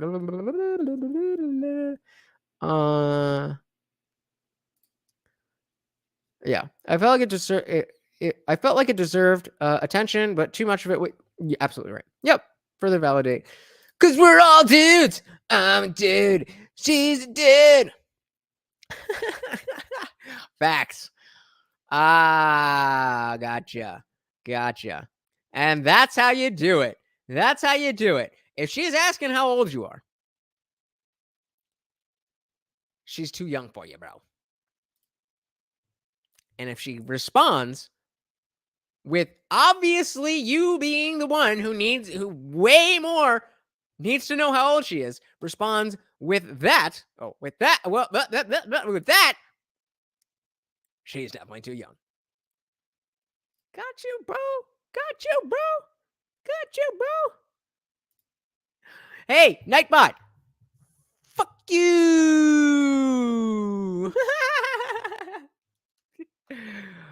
I said, that was before, but this is a new time. So I asked you first. Did she ever answer you? Because I'm curious to know. But let's leave that for Discord. Again, anybody who needs help, hit me up on Twitter. I'll be right here. I am not moving. And we are going to go over to... Oh, and what did she do? What did she do? Oh, no. She's like, oh, my God. You're like so... Oh, like, remember 1999? Like, oh, my God. I remember the first time I was at work. And I remember the first time I had to ask, do you remember 9/11? I was like, holy fuck. Can you that's a real question that has to be asked. Because there's adult people who were not alive, or we're not, we're 2 years old and like crazy. Jerry said, I remember getting told I was too old. You mean too young? Oh, too old for the girl. Yeah. Oh yeah. Oh yeah. Oh yeah. But yeah. So tonight, what this really was about was witnessing 2 great minds in very different industries come together and show simply what a conversation among intelligent people can be like. It was fun. It was interesting. It was a little confusing at times, but they were able to clear it up. They had a couple of disagreements. They had a lot of agreements. And because they come from such different worlds and they are very, very much on the same page, it was easy for them to connect those worlds, which seemingly are so disconnected. Again, if Jordan Peterson had never been on Joe Rogan, what would be the connection between these 2 guys? What is the connection? Literally nothing. And hey, we got Domino Big Boy in the building. So not even American. I remember 9/11. My birthday was 18. Okay, thank you. I was like, okay, I know people outside of America do that, so thank you. So September 18th. So what year though? Oh, you were born September. Wait, what? I must be. Are you saying you were born September 18th of that same of 2001? Or you were born in September of 2018? That would make you like 9 years old. So I'm going to guess that's not it. But anyway, yeah, enjoyed the calm, rational conversation. They seemed like they both enjoyed it. That's exactly the piece. The fact that they enjoyed it so much. I personally enjoy watching people who are intellectually a step above maybe the average person play with that. You know, they were talking about adult play. This, in my opinion, for certain people, is adult play. And I thought this was great. Anna's still here. What's good? We are about to jump over to Discord. Make sure you. Oh, I don't. Let me drop a link in the chat for you since you are not on YouTube with us. But we are about to head over there for the panel. Anna or anybody else, that link is for you. So thank you so much, guys. I really enjoyed you hanging out. I thought this was, especially for a Friday, you guys really came through for me, and that means a lot. And this is what we do. This is the show. Every Monday, Wednesday, Friday, 8 p.m. Eastern. This is what we do. I find something that's interesting in some way or another, and we break it down and make it more interesting. That's all I'm looking to do. Foster conversations and make friends, really. Hey, whoever Domino is. Oh, word up. Nice. Domino, we are jumping into the voice channel as soon as I'm done with this, which we're closing up. But again, I just want to thank you guys so much. Sounds cheesy. I don't know how to tell you guys how much I appreciate it without sounding cheesy. So I'll just say thank you. And the biggest way that you could support me personally would, of course, be hitting up the CashApp, Venmo, PayPal, whatever, at the IndianJesus. But of course, you don't have to do that. It is completely free. It is completely free to sit here and hang out. It's also free to hit that like button, to hit the subscribe button, to ring that bell, to change the notifications to all. And you know how those notifications on YouTube are. What I really would love from you guys is to be the notification. To take the URL of this video, plaster it all over Facebook, Twitter, Instagram, YouTube, other places, TikTok, Odyssey, whatever. If you could put that out there, I can promise you, if people's eyes get here, we will have a burgeoning community. We will have a community that is bustling and is especially in Discord. What I want is for the Discord server to be a place where we have people all around the world that just hang out when they've got nothing else to do. So if you're bored, if you got to take your car in and you got 2 hours to just sit and wait, pop into Discord and you have 3 or 4 people that you know. Hey, what's good? Oh, what are you up to? Any time of day, 24 hours a day. That's what I want. So if you're interested in that, again, the link is in the description. We got, I think, 2 or 3 new people today. I am very excited to go over and meet you all and talk to you guys in the panel. That is happening in the voice channel. And we are about to do that right now. So thank you again for hanging out. I hope you enjoyed the party. I am your host, Lutch, aka the Indian Jesus, here to resurrect the second coming of common sense. Until next time, guys, I hope you enjoyed yourself. I am out of here. Peace.